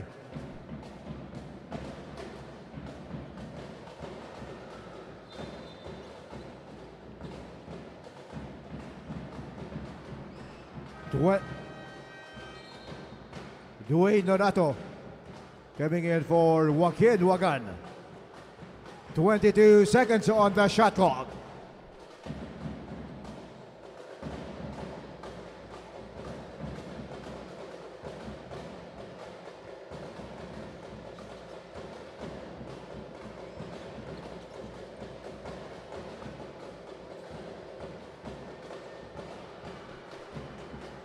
Ejam La Rosa, 3.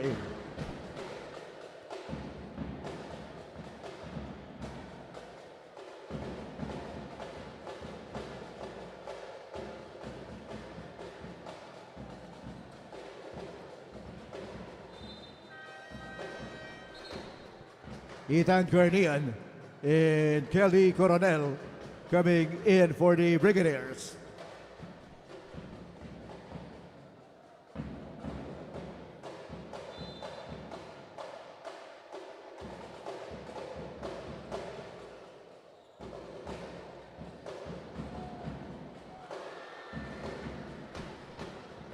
Johari Domingo.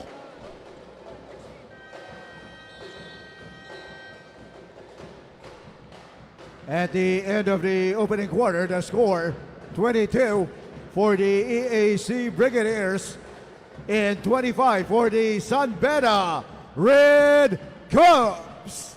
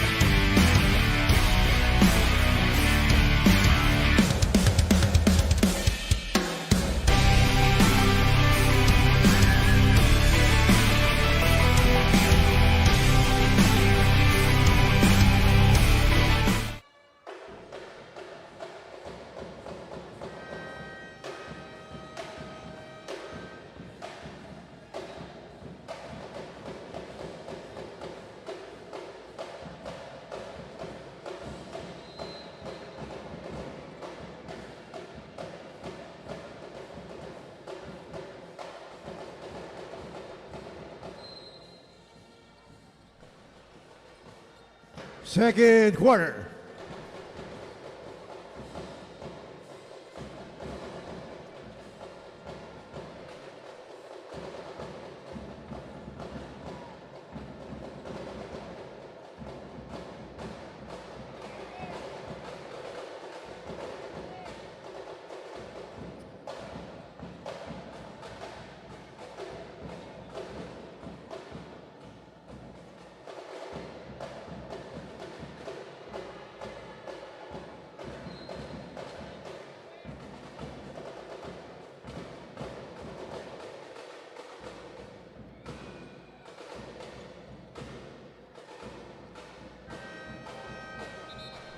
Kent Auditor coming in for the Brigadiers.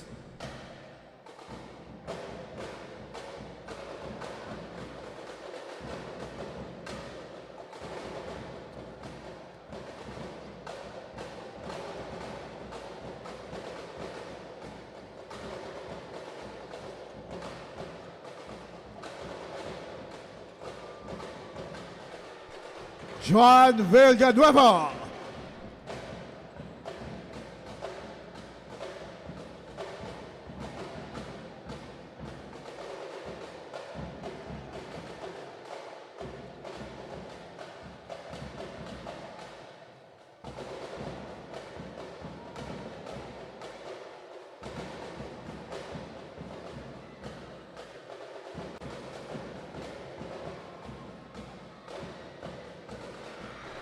Kid Auditor.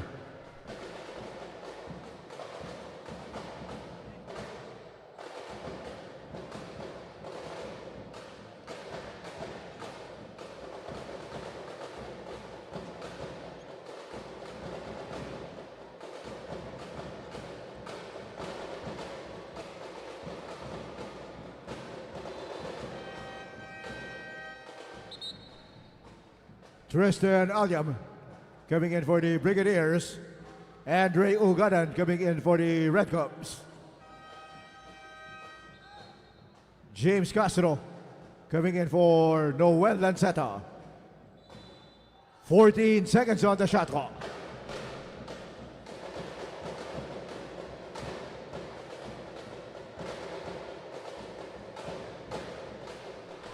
Andre Ugadan.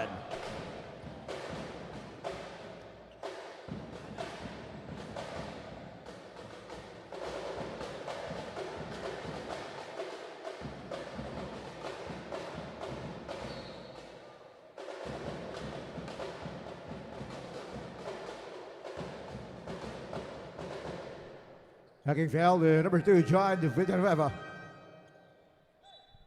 Benedict Agbayani coming in for Rafael Bautista. 2 free throws for Tristan Alyam.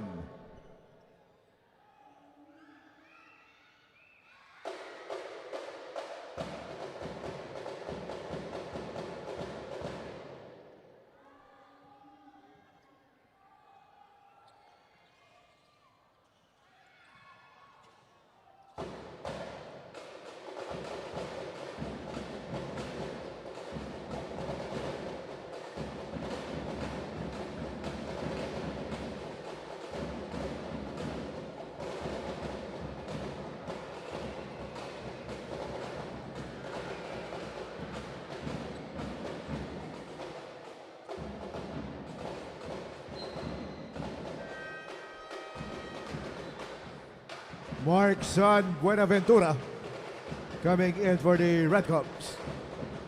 18 seconds on the shot clock.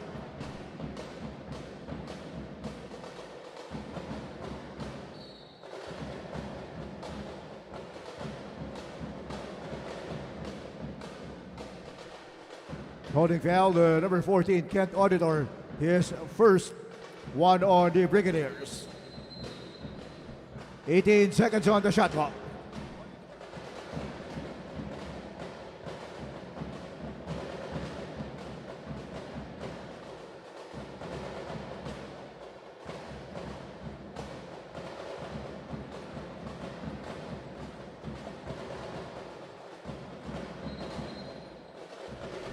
Traveling.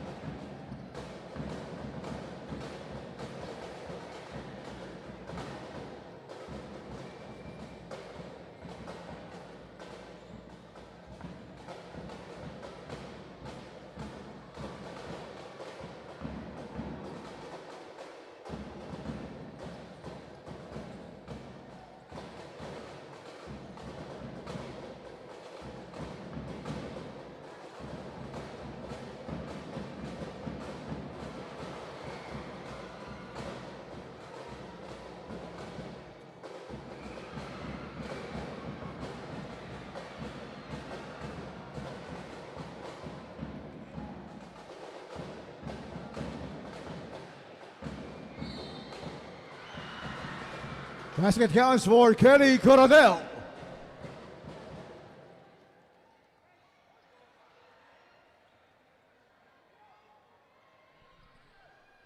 Pushing foul, number 19, Mark San Buenaventura. Substitutions for the Red Cubs in the Brigadiers.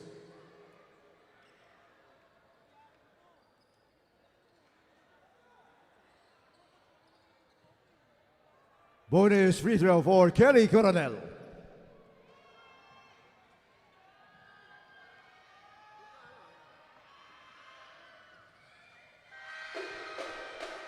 Peter Bercasio coming in for the Brigadiers.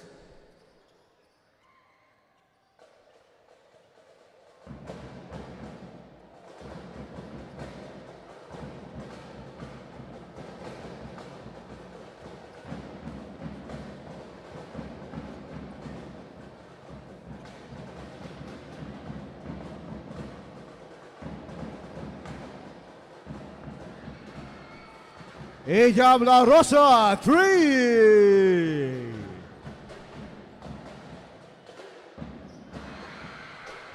Kelly Coronel, 3.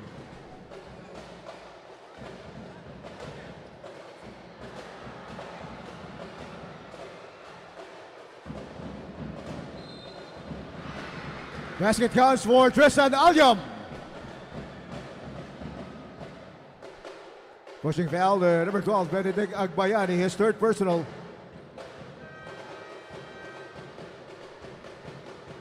Christian Humalesa coming in for Benedict Agbayani.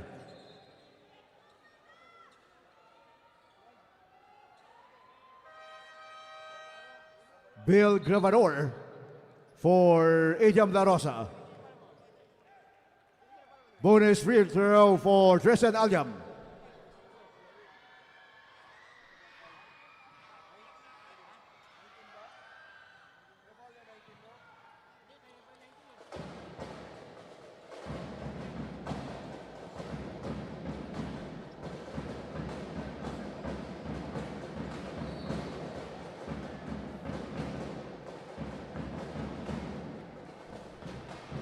Holding foul, number 62, Peter Bercasio.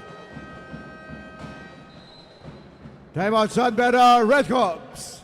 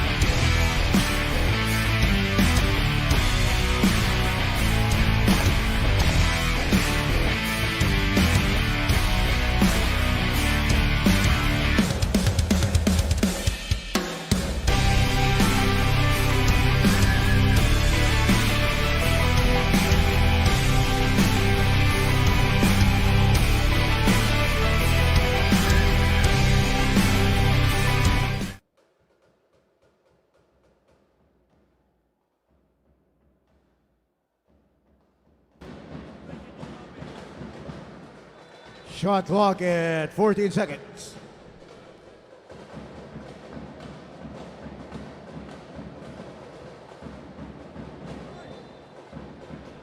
Traveling.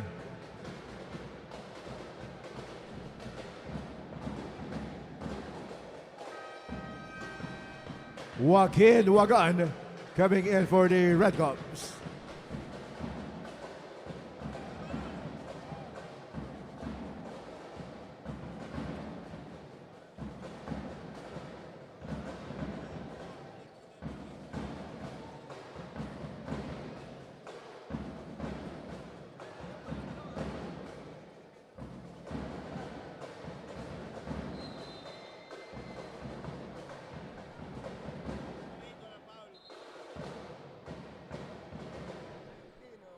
Holding foul, number 19, Mark San Buenaventura, his second. And Lex Bonsalina coming in for Mark San Buenaventura. 2 free throws, Clint Bonus.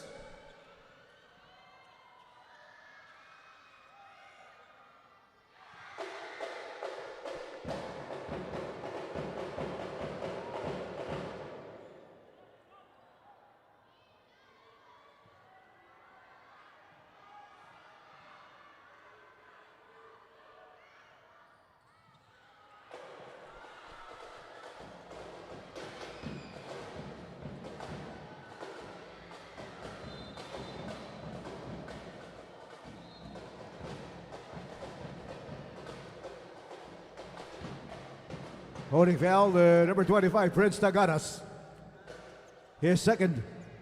3 on the Brigadiers.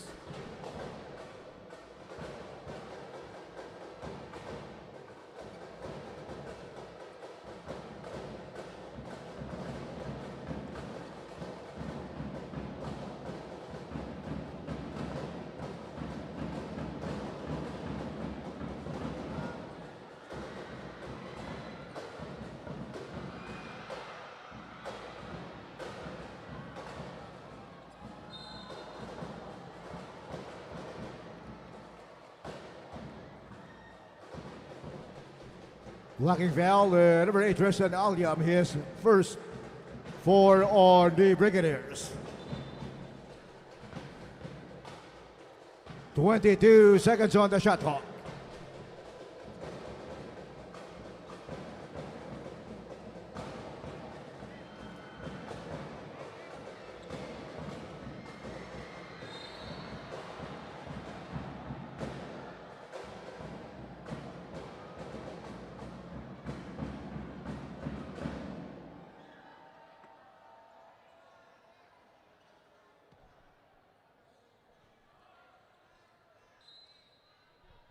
There is a review on the last foul. All players, please proceed to the shaded area in front of your respective benches.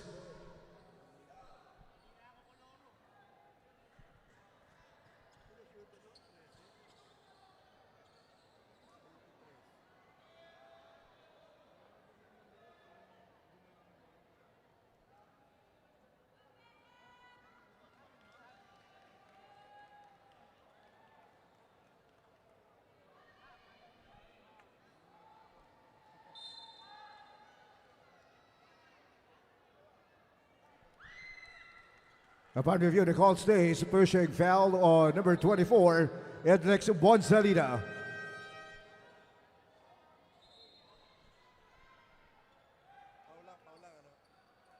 Two free throws for Noel Lanceta.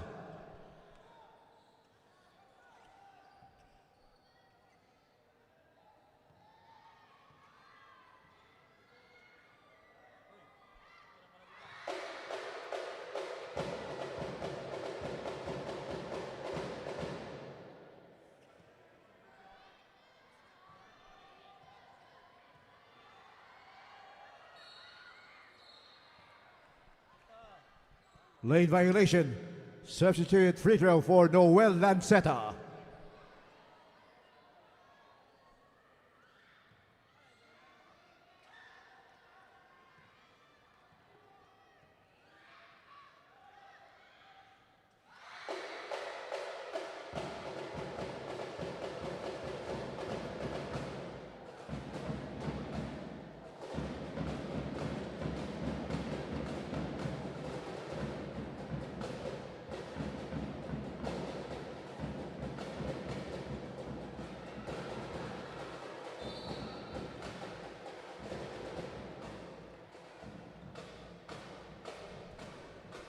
Hacking foul, number 25, Prince Taganas, his third personal.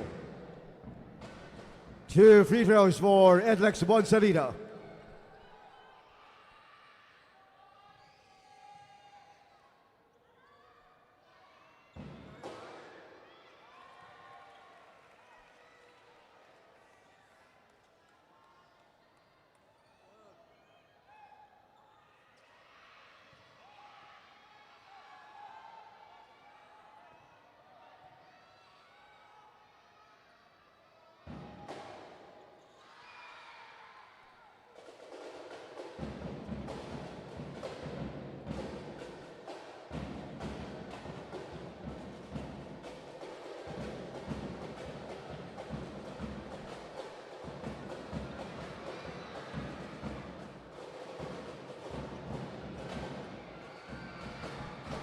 Ejam La Rosa.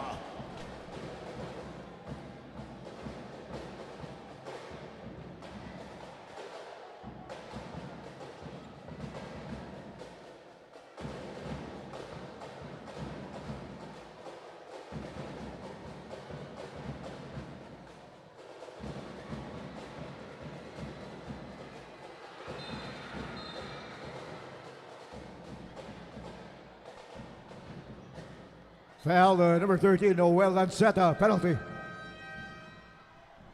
Cyril Makahipay and James Castro coming in for the Brigadiers. 2 free throws for Bill Gravador.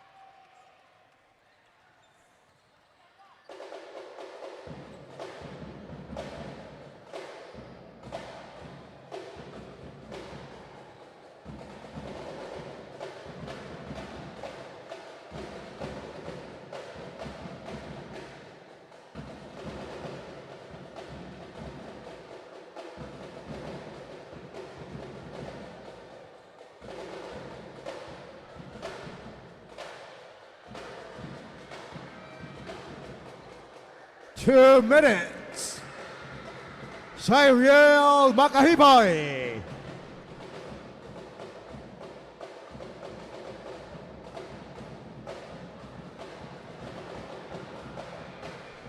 Split bonus. Timeout on Beda, Red Cups.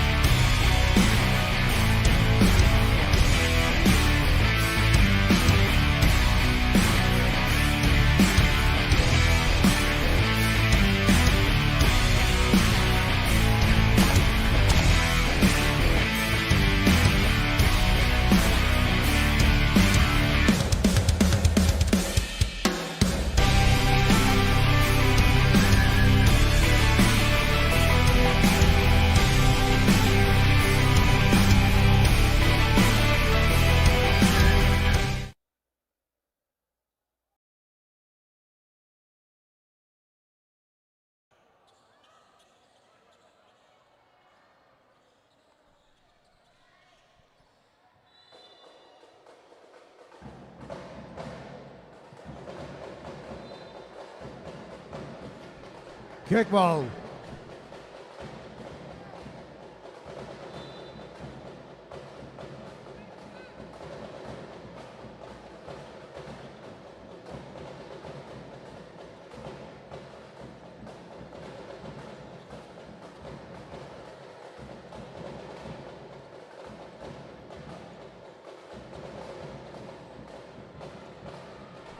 Bill Gravador.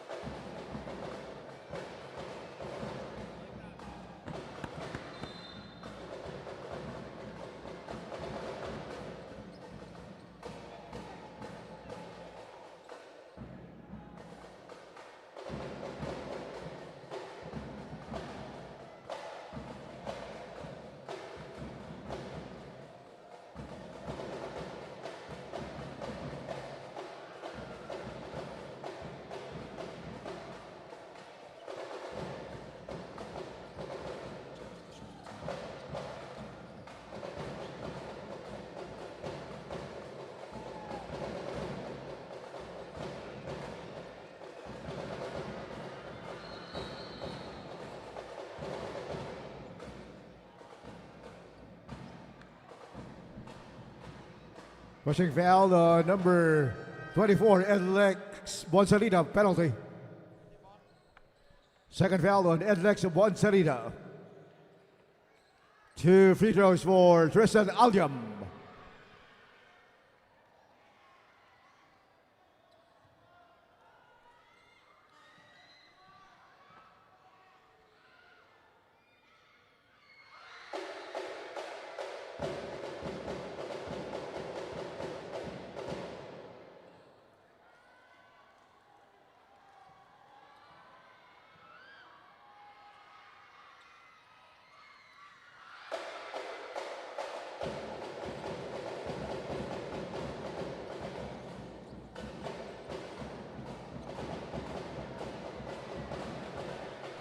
Great bonus!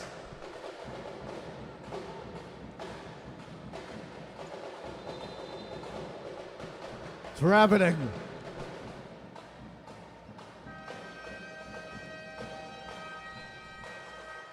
Timeout EAC Brigadiers.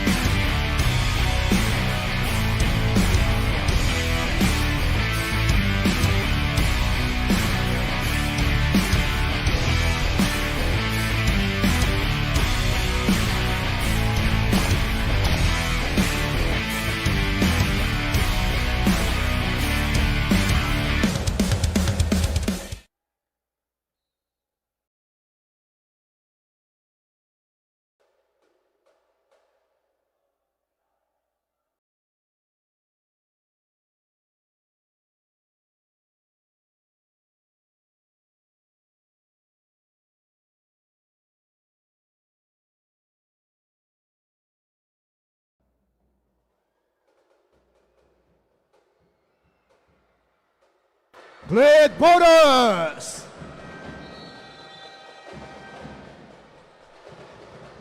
At the end of the half, it's 46-39 for the EAC Brigadiers.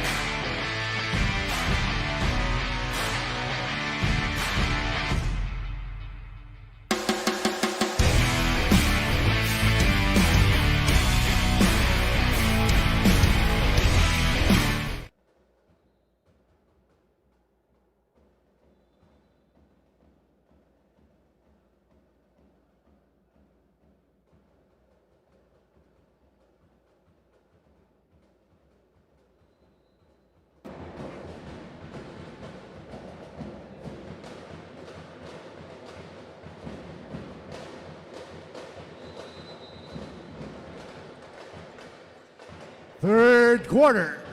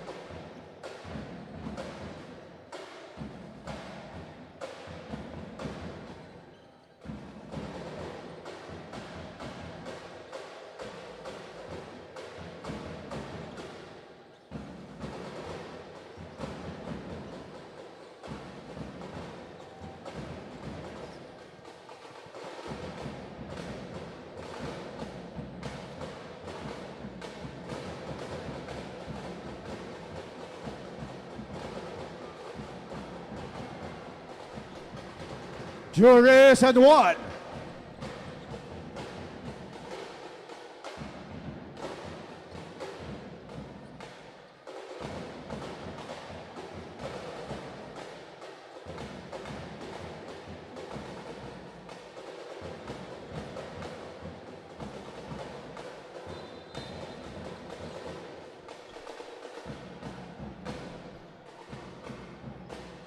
Hacking foul, the number 6, Cyril Makahipay, his first one on the Brigadiers.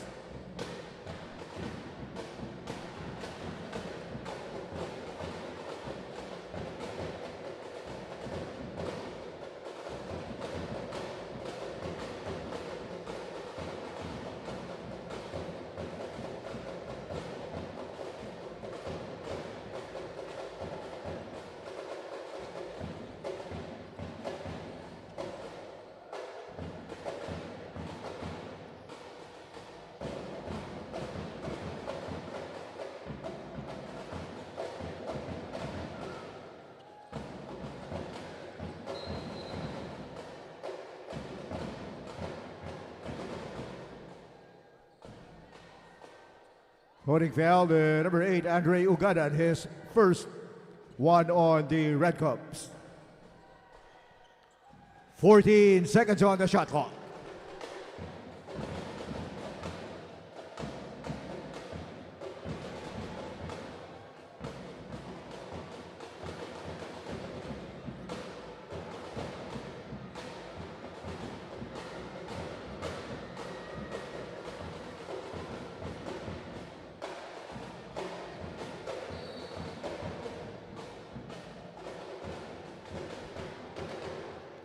Pushing foul, the number 18, Juris and one, his first two on the Red Cups.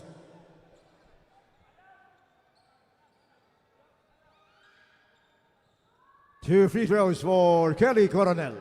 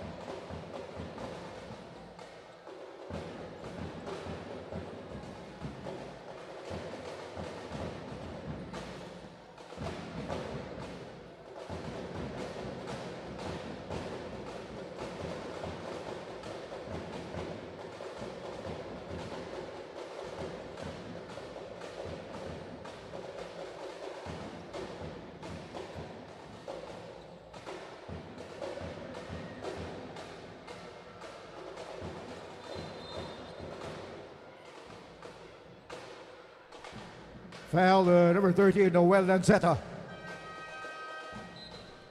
Joaquin Wagan coming in for the Red Cubs.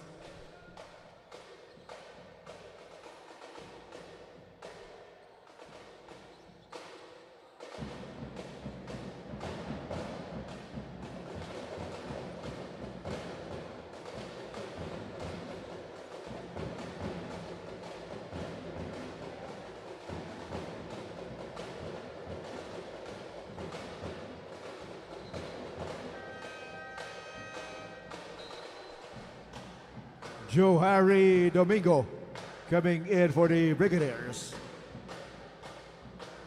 8 seconds on the shot clock. 8 seconds to shoot.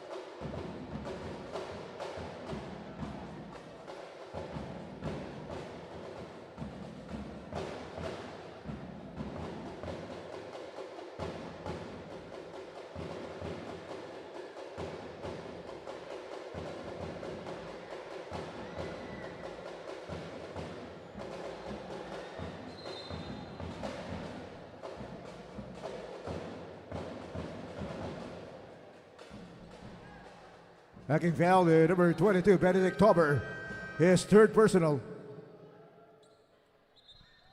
Ejam La Rosa coming in for the Red Cubs.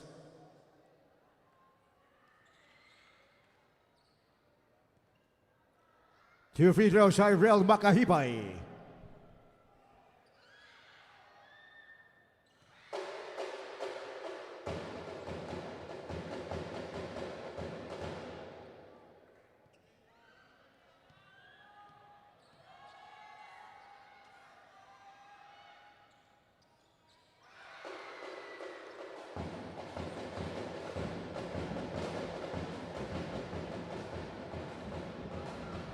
Bel Gravador.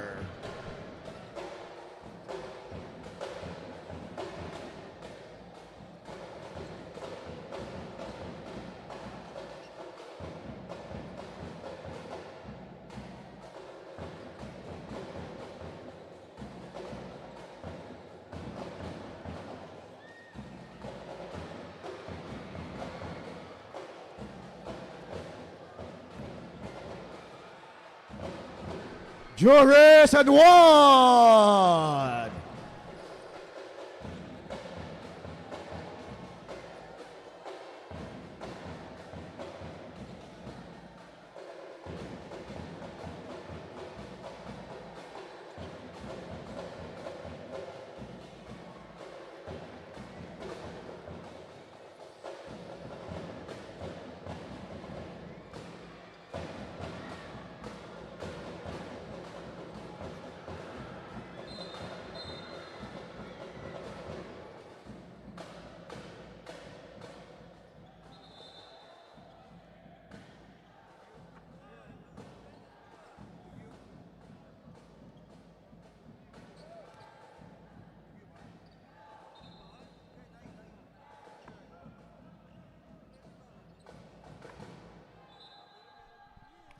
There is a review on the last foul. All players, please proceed to the shaded area in front of your respective benches.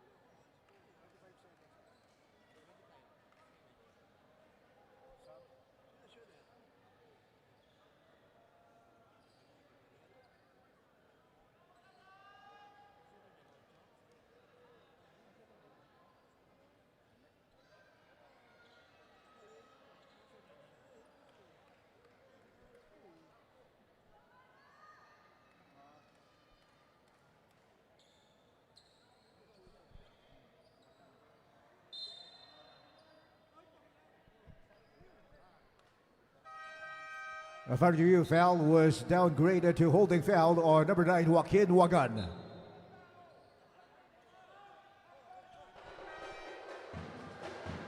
Prince Ataganas coming in for the Brigadiers. Dwayne Donato coming in for the Red Cubs. 14 seconds on the shot clock.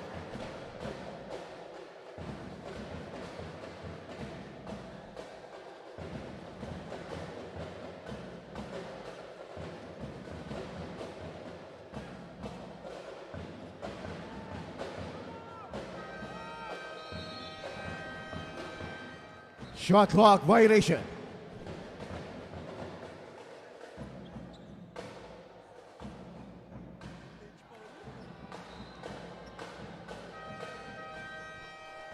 James Castro coming in for the Brigadiers.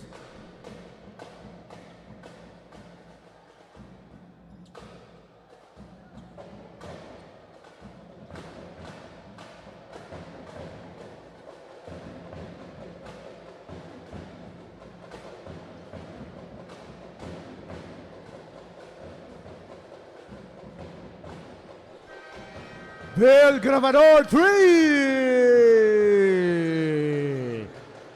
Timeout EAC Brigadiers.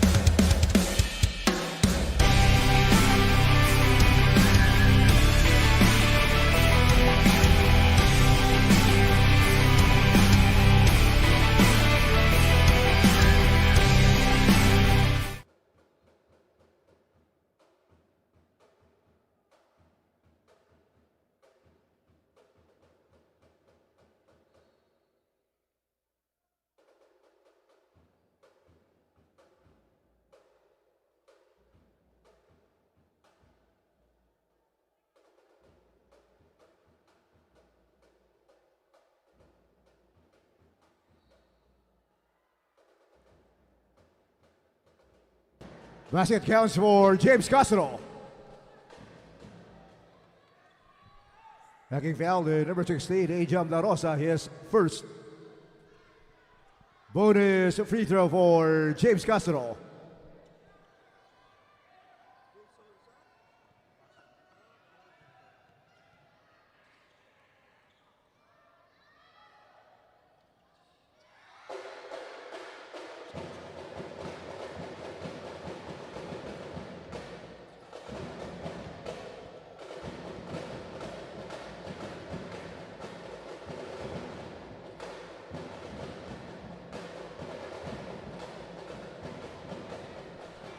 Three! Ajam La Rosa.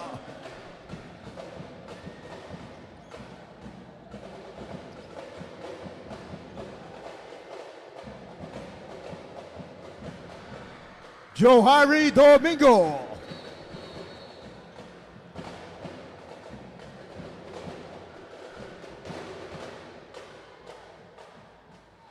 Offensive foul, the number 7, Dwayne Donato, his first.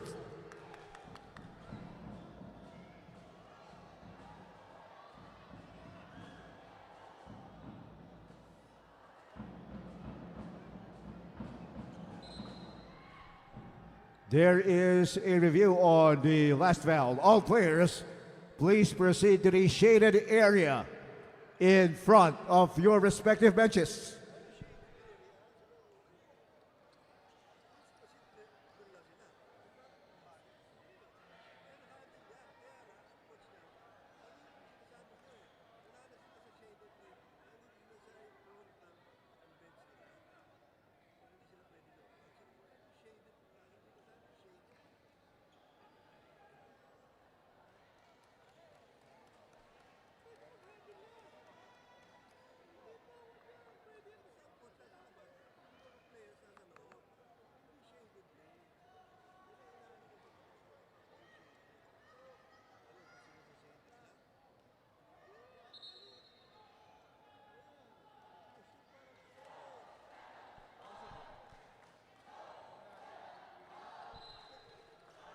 Upon review, the call stays.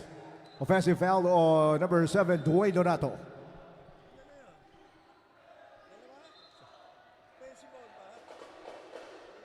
"14 seconds on the shot clock.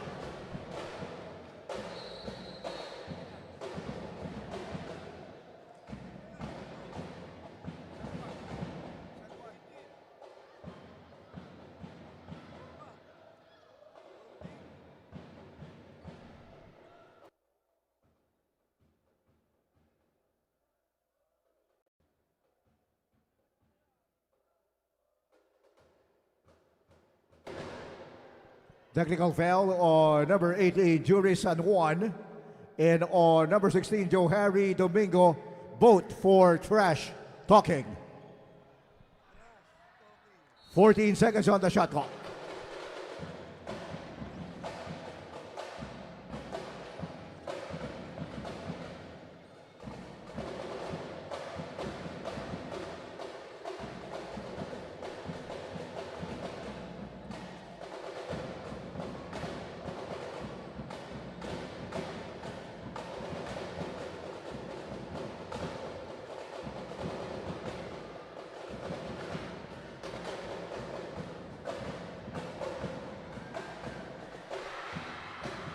James Castro, 3!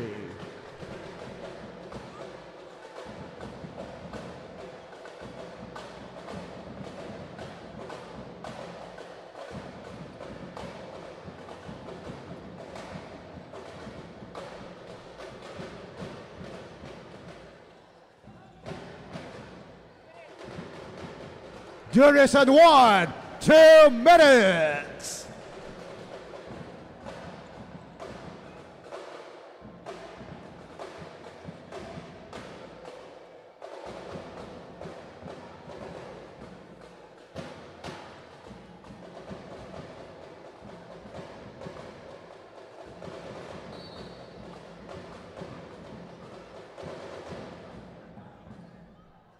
Holding foul, number 4, James Castro, his first.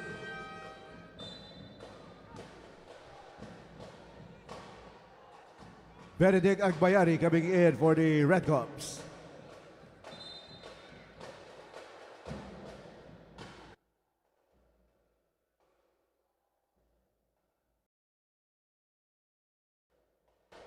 Warning on the Red Cubs. Head coach Britt Roma for resetment to a non-call. 14 seconds on the shot clock.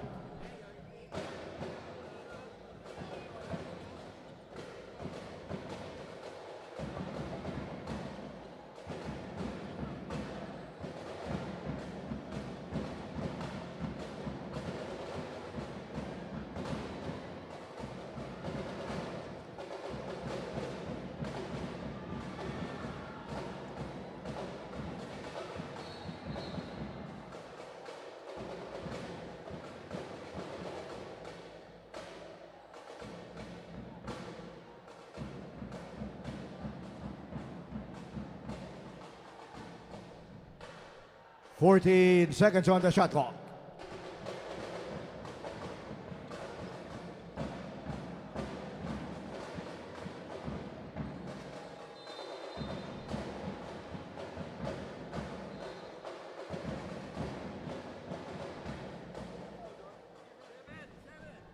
Foul on number 7, Dwayne Donato, penalty. Joaquin Wagan coming in for the Red Cubs. 2 free throws for James Castro.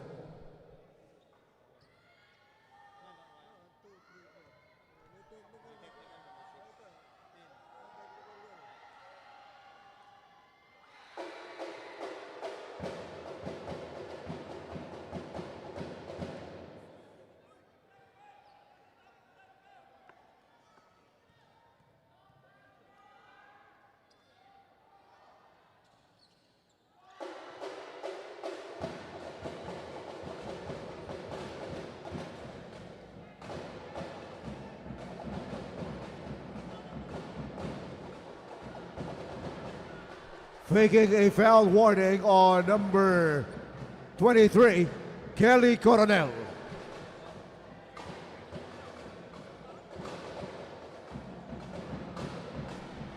Juris and one.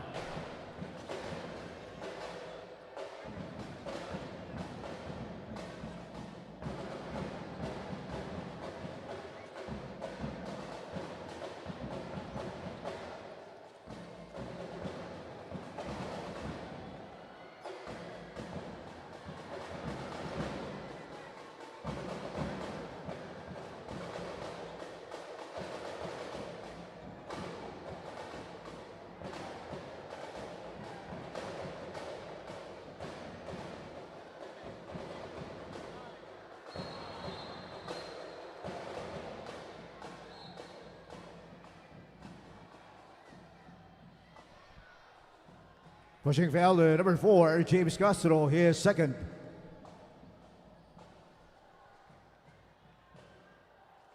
Two free throws for Andre Ogadan.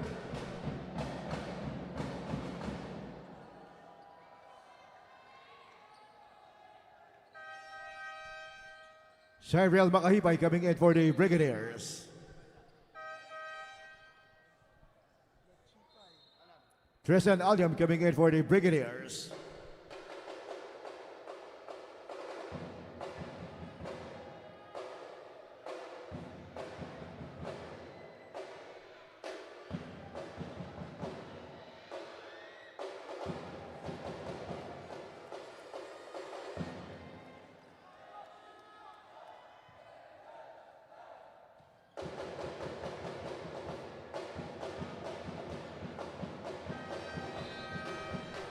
Clint Bonus coming in for the Brigadiers. And Lex Bonsalina coming in for the Red Cups.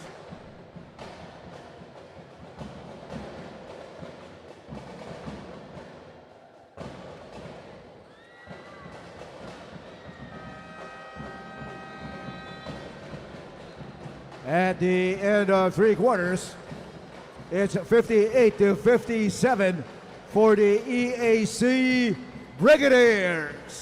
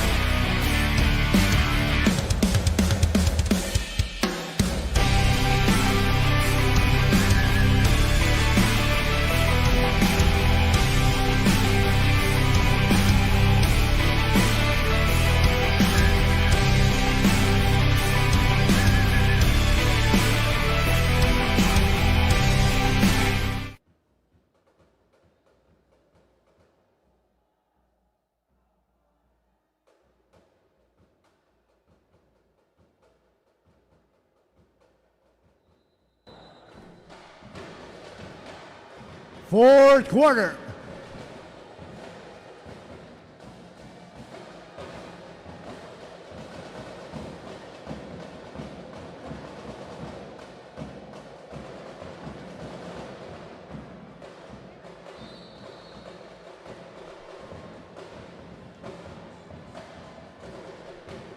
Blocking foul to number 4, James Castro, his third personal, one on the Brigadiers. 14 seconds on the shot clock.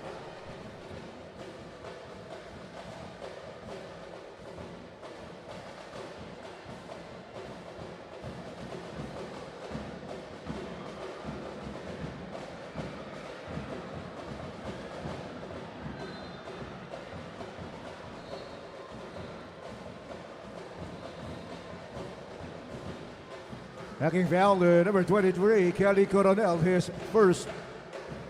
Two on the Brigadiers. Two free throws for Andre Ogadan.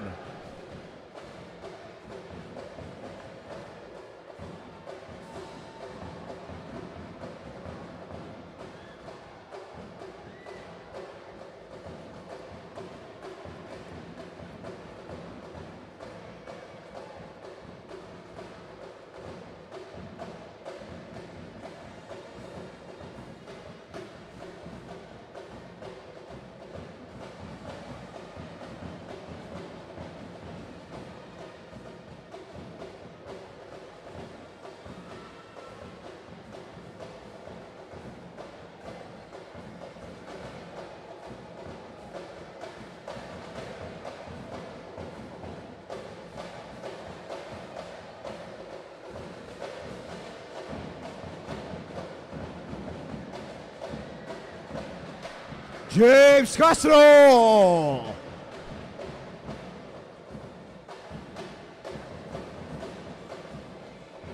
Andre Ogadon.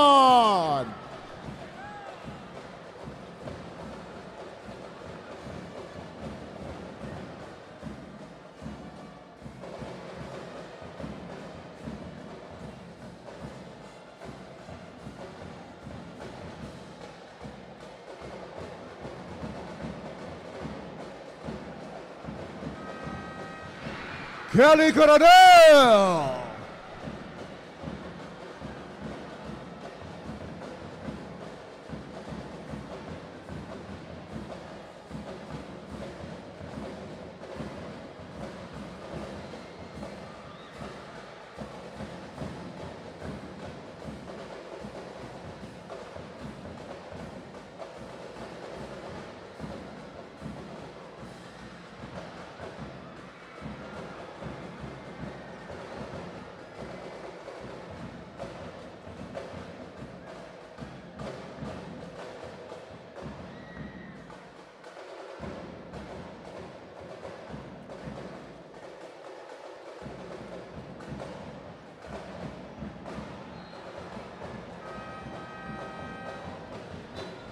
Bill Gravador and Juris and Juan coming in for the Red Cubs. Noel Lanceta coming in for the Brigadiers. 16 seconds on the shot clock. Prince Naganas coming in for the Brigadiers. Shot clock, 16 seconds.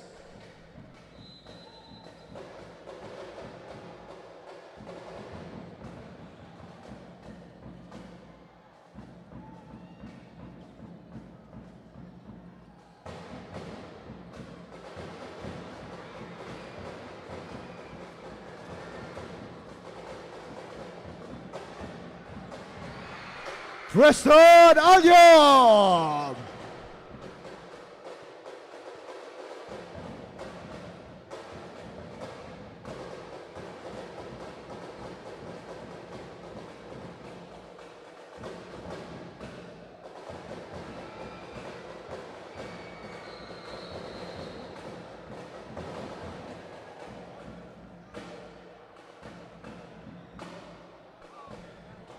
Pushing foul, number 1, Bill Gravador, his third personal.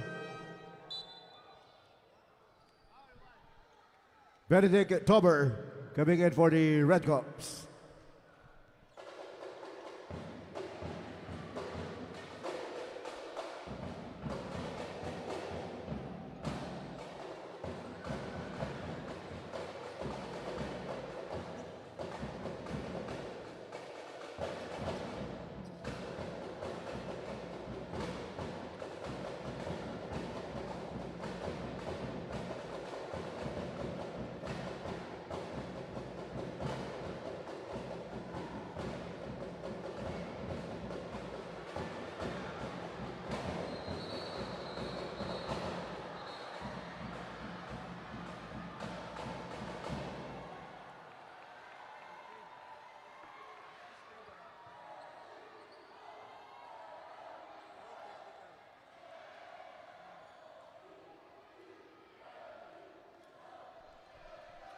There is a review on the last foul.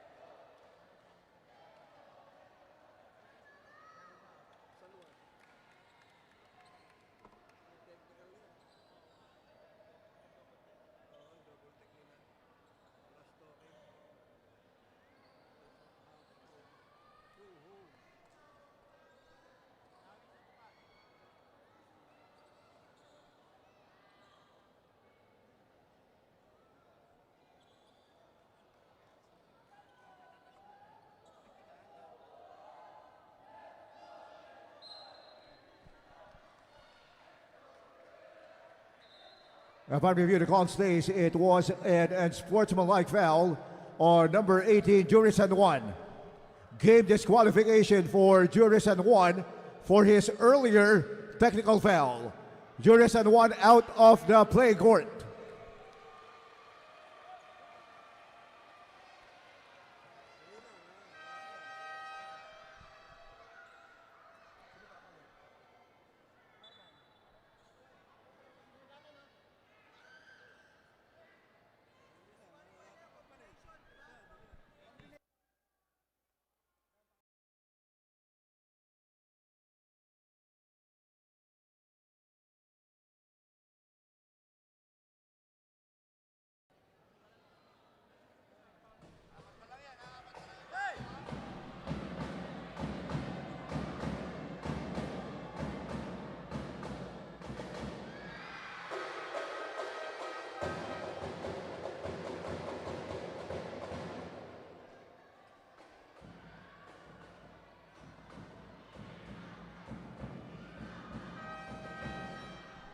Andre Ugaran coming in for Jurison 1.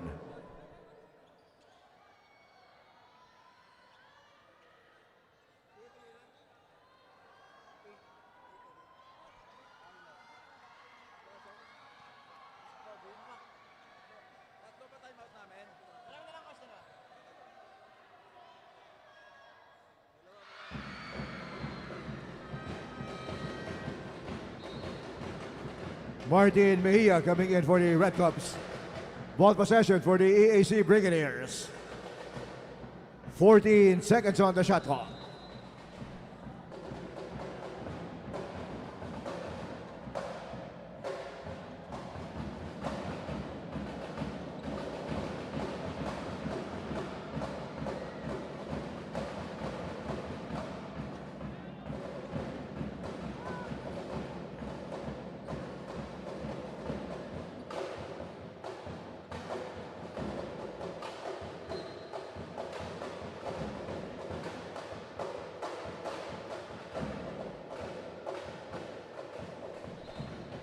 Blocking foul, number 4, James Castro. That's his fourth. 3 on the Brigadiers. 14 seconds on the shot clock.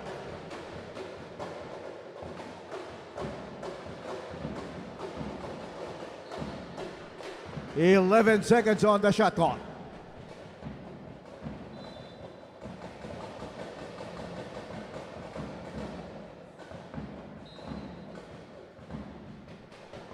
There is a head coach challenge by the EAC Brigadiers on the last out of bounds play.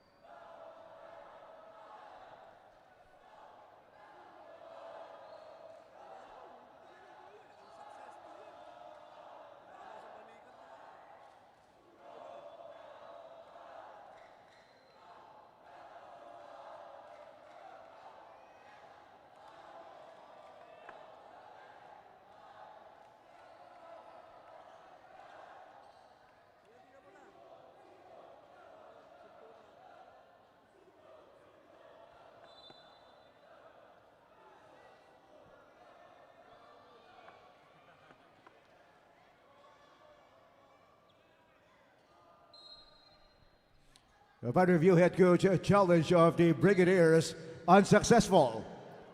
Ball possession for the San Beda Red Cups. 11 seconds on the shot clock.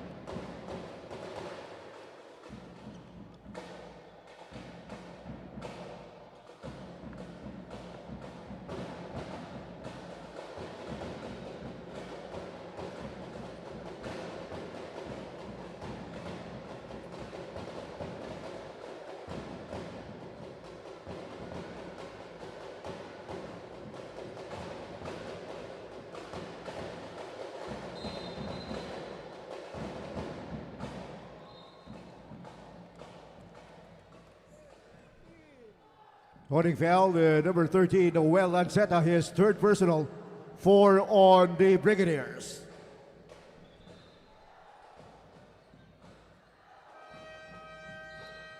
Kelly Coronel coming in for the Brigadiers. 14 seconds on the shot clock.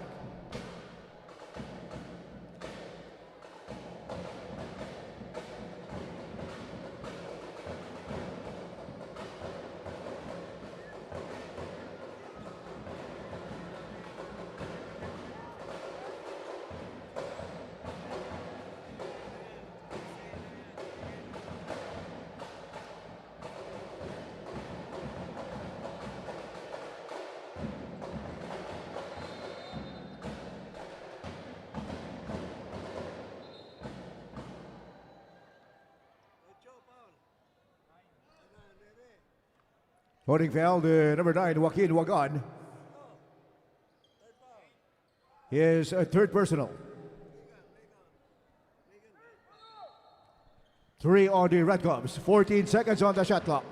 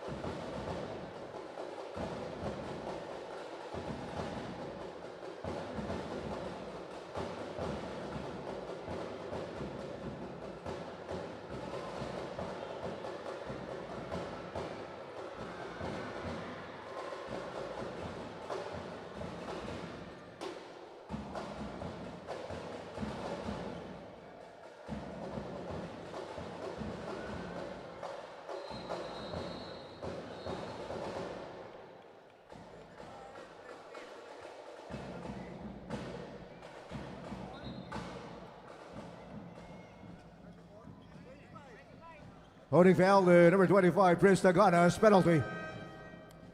Fourth foul on Prince Taganas. 2 free throws for Martin Mejia.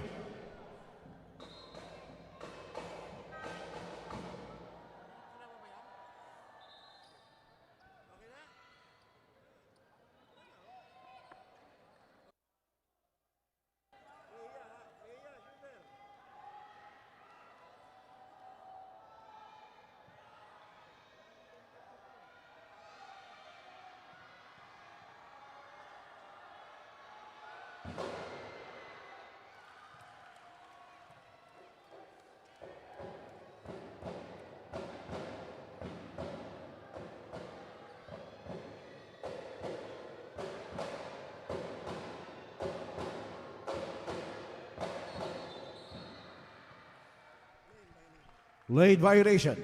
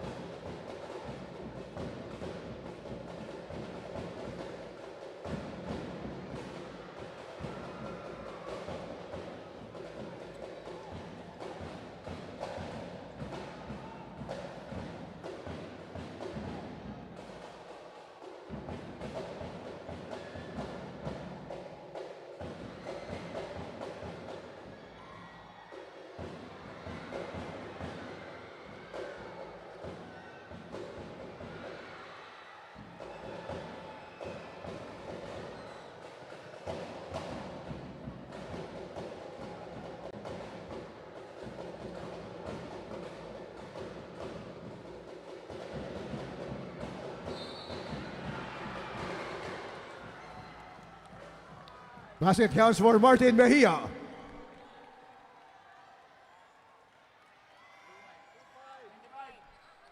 Foul number 25, Prince Naganas. Prince Naganas, 5 fouls. Cheryl Makahipay coming in for Prince Naganas.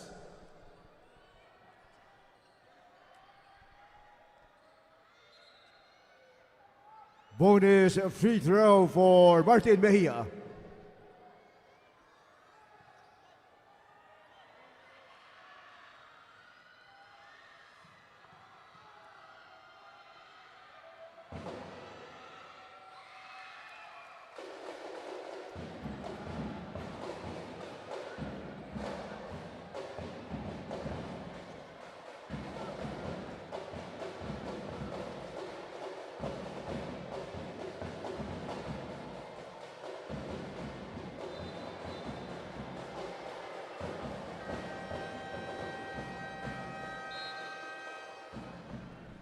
Timeout, San Beda, Red Cups.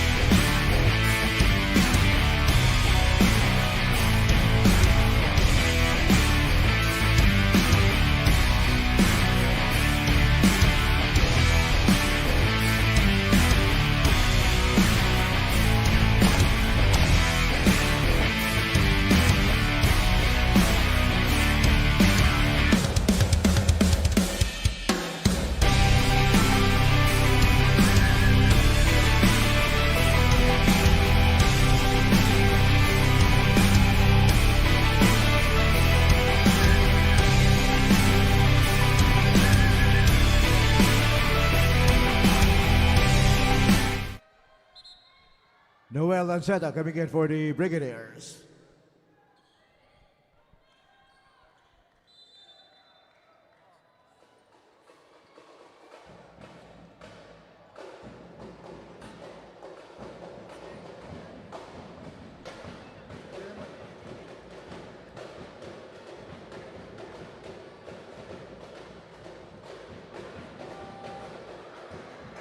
Last 2 minutes.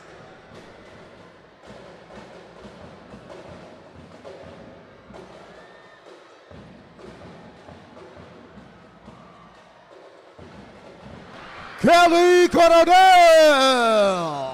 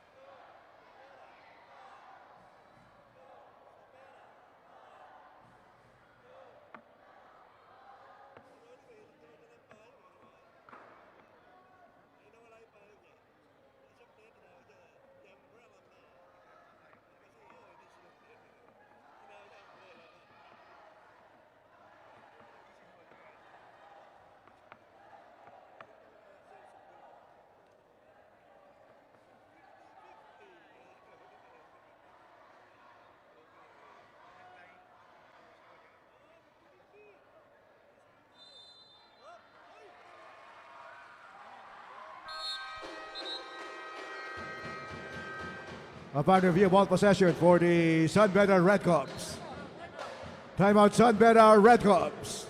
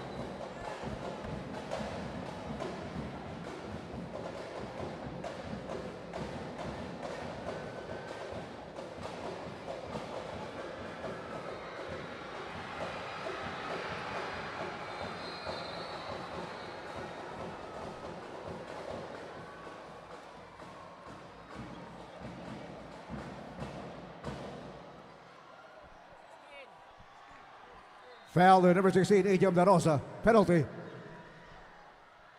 Second foul on Ejam Da Rosa. 2 free throws for Rain de la Cruz.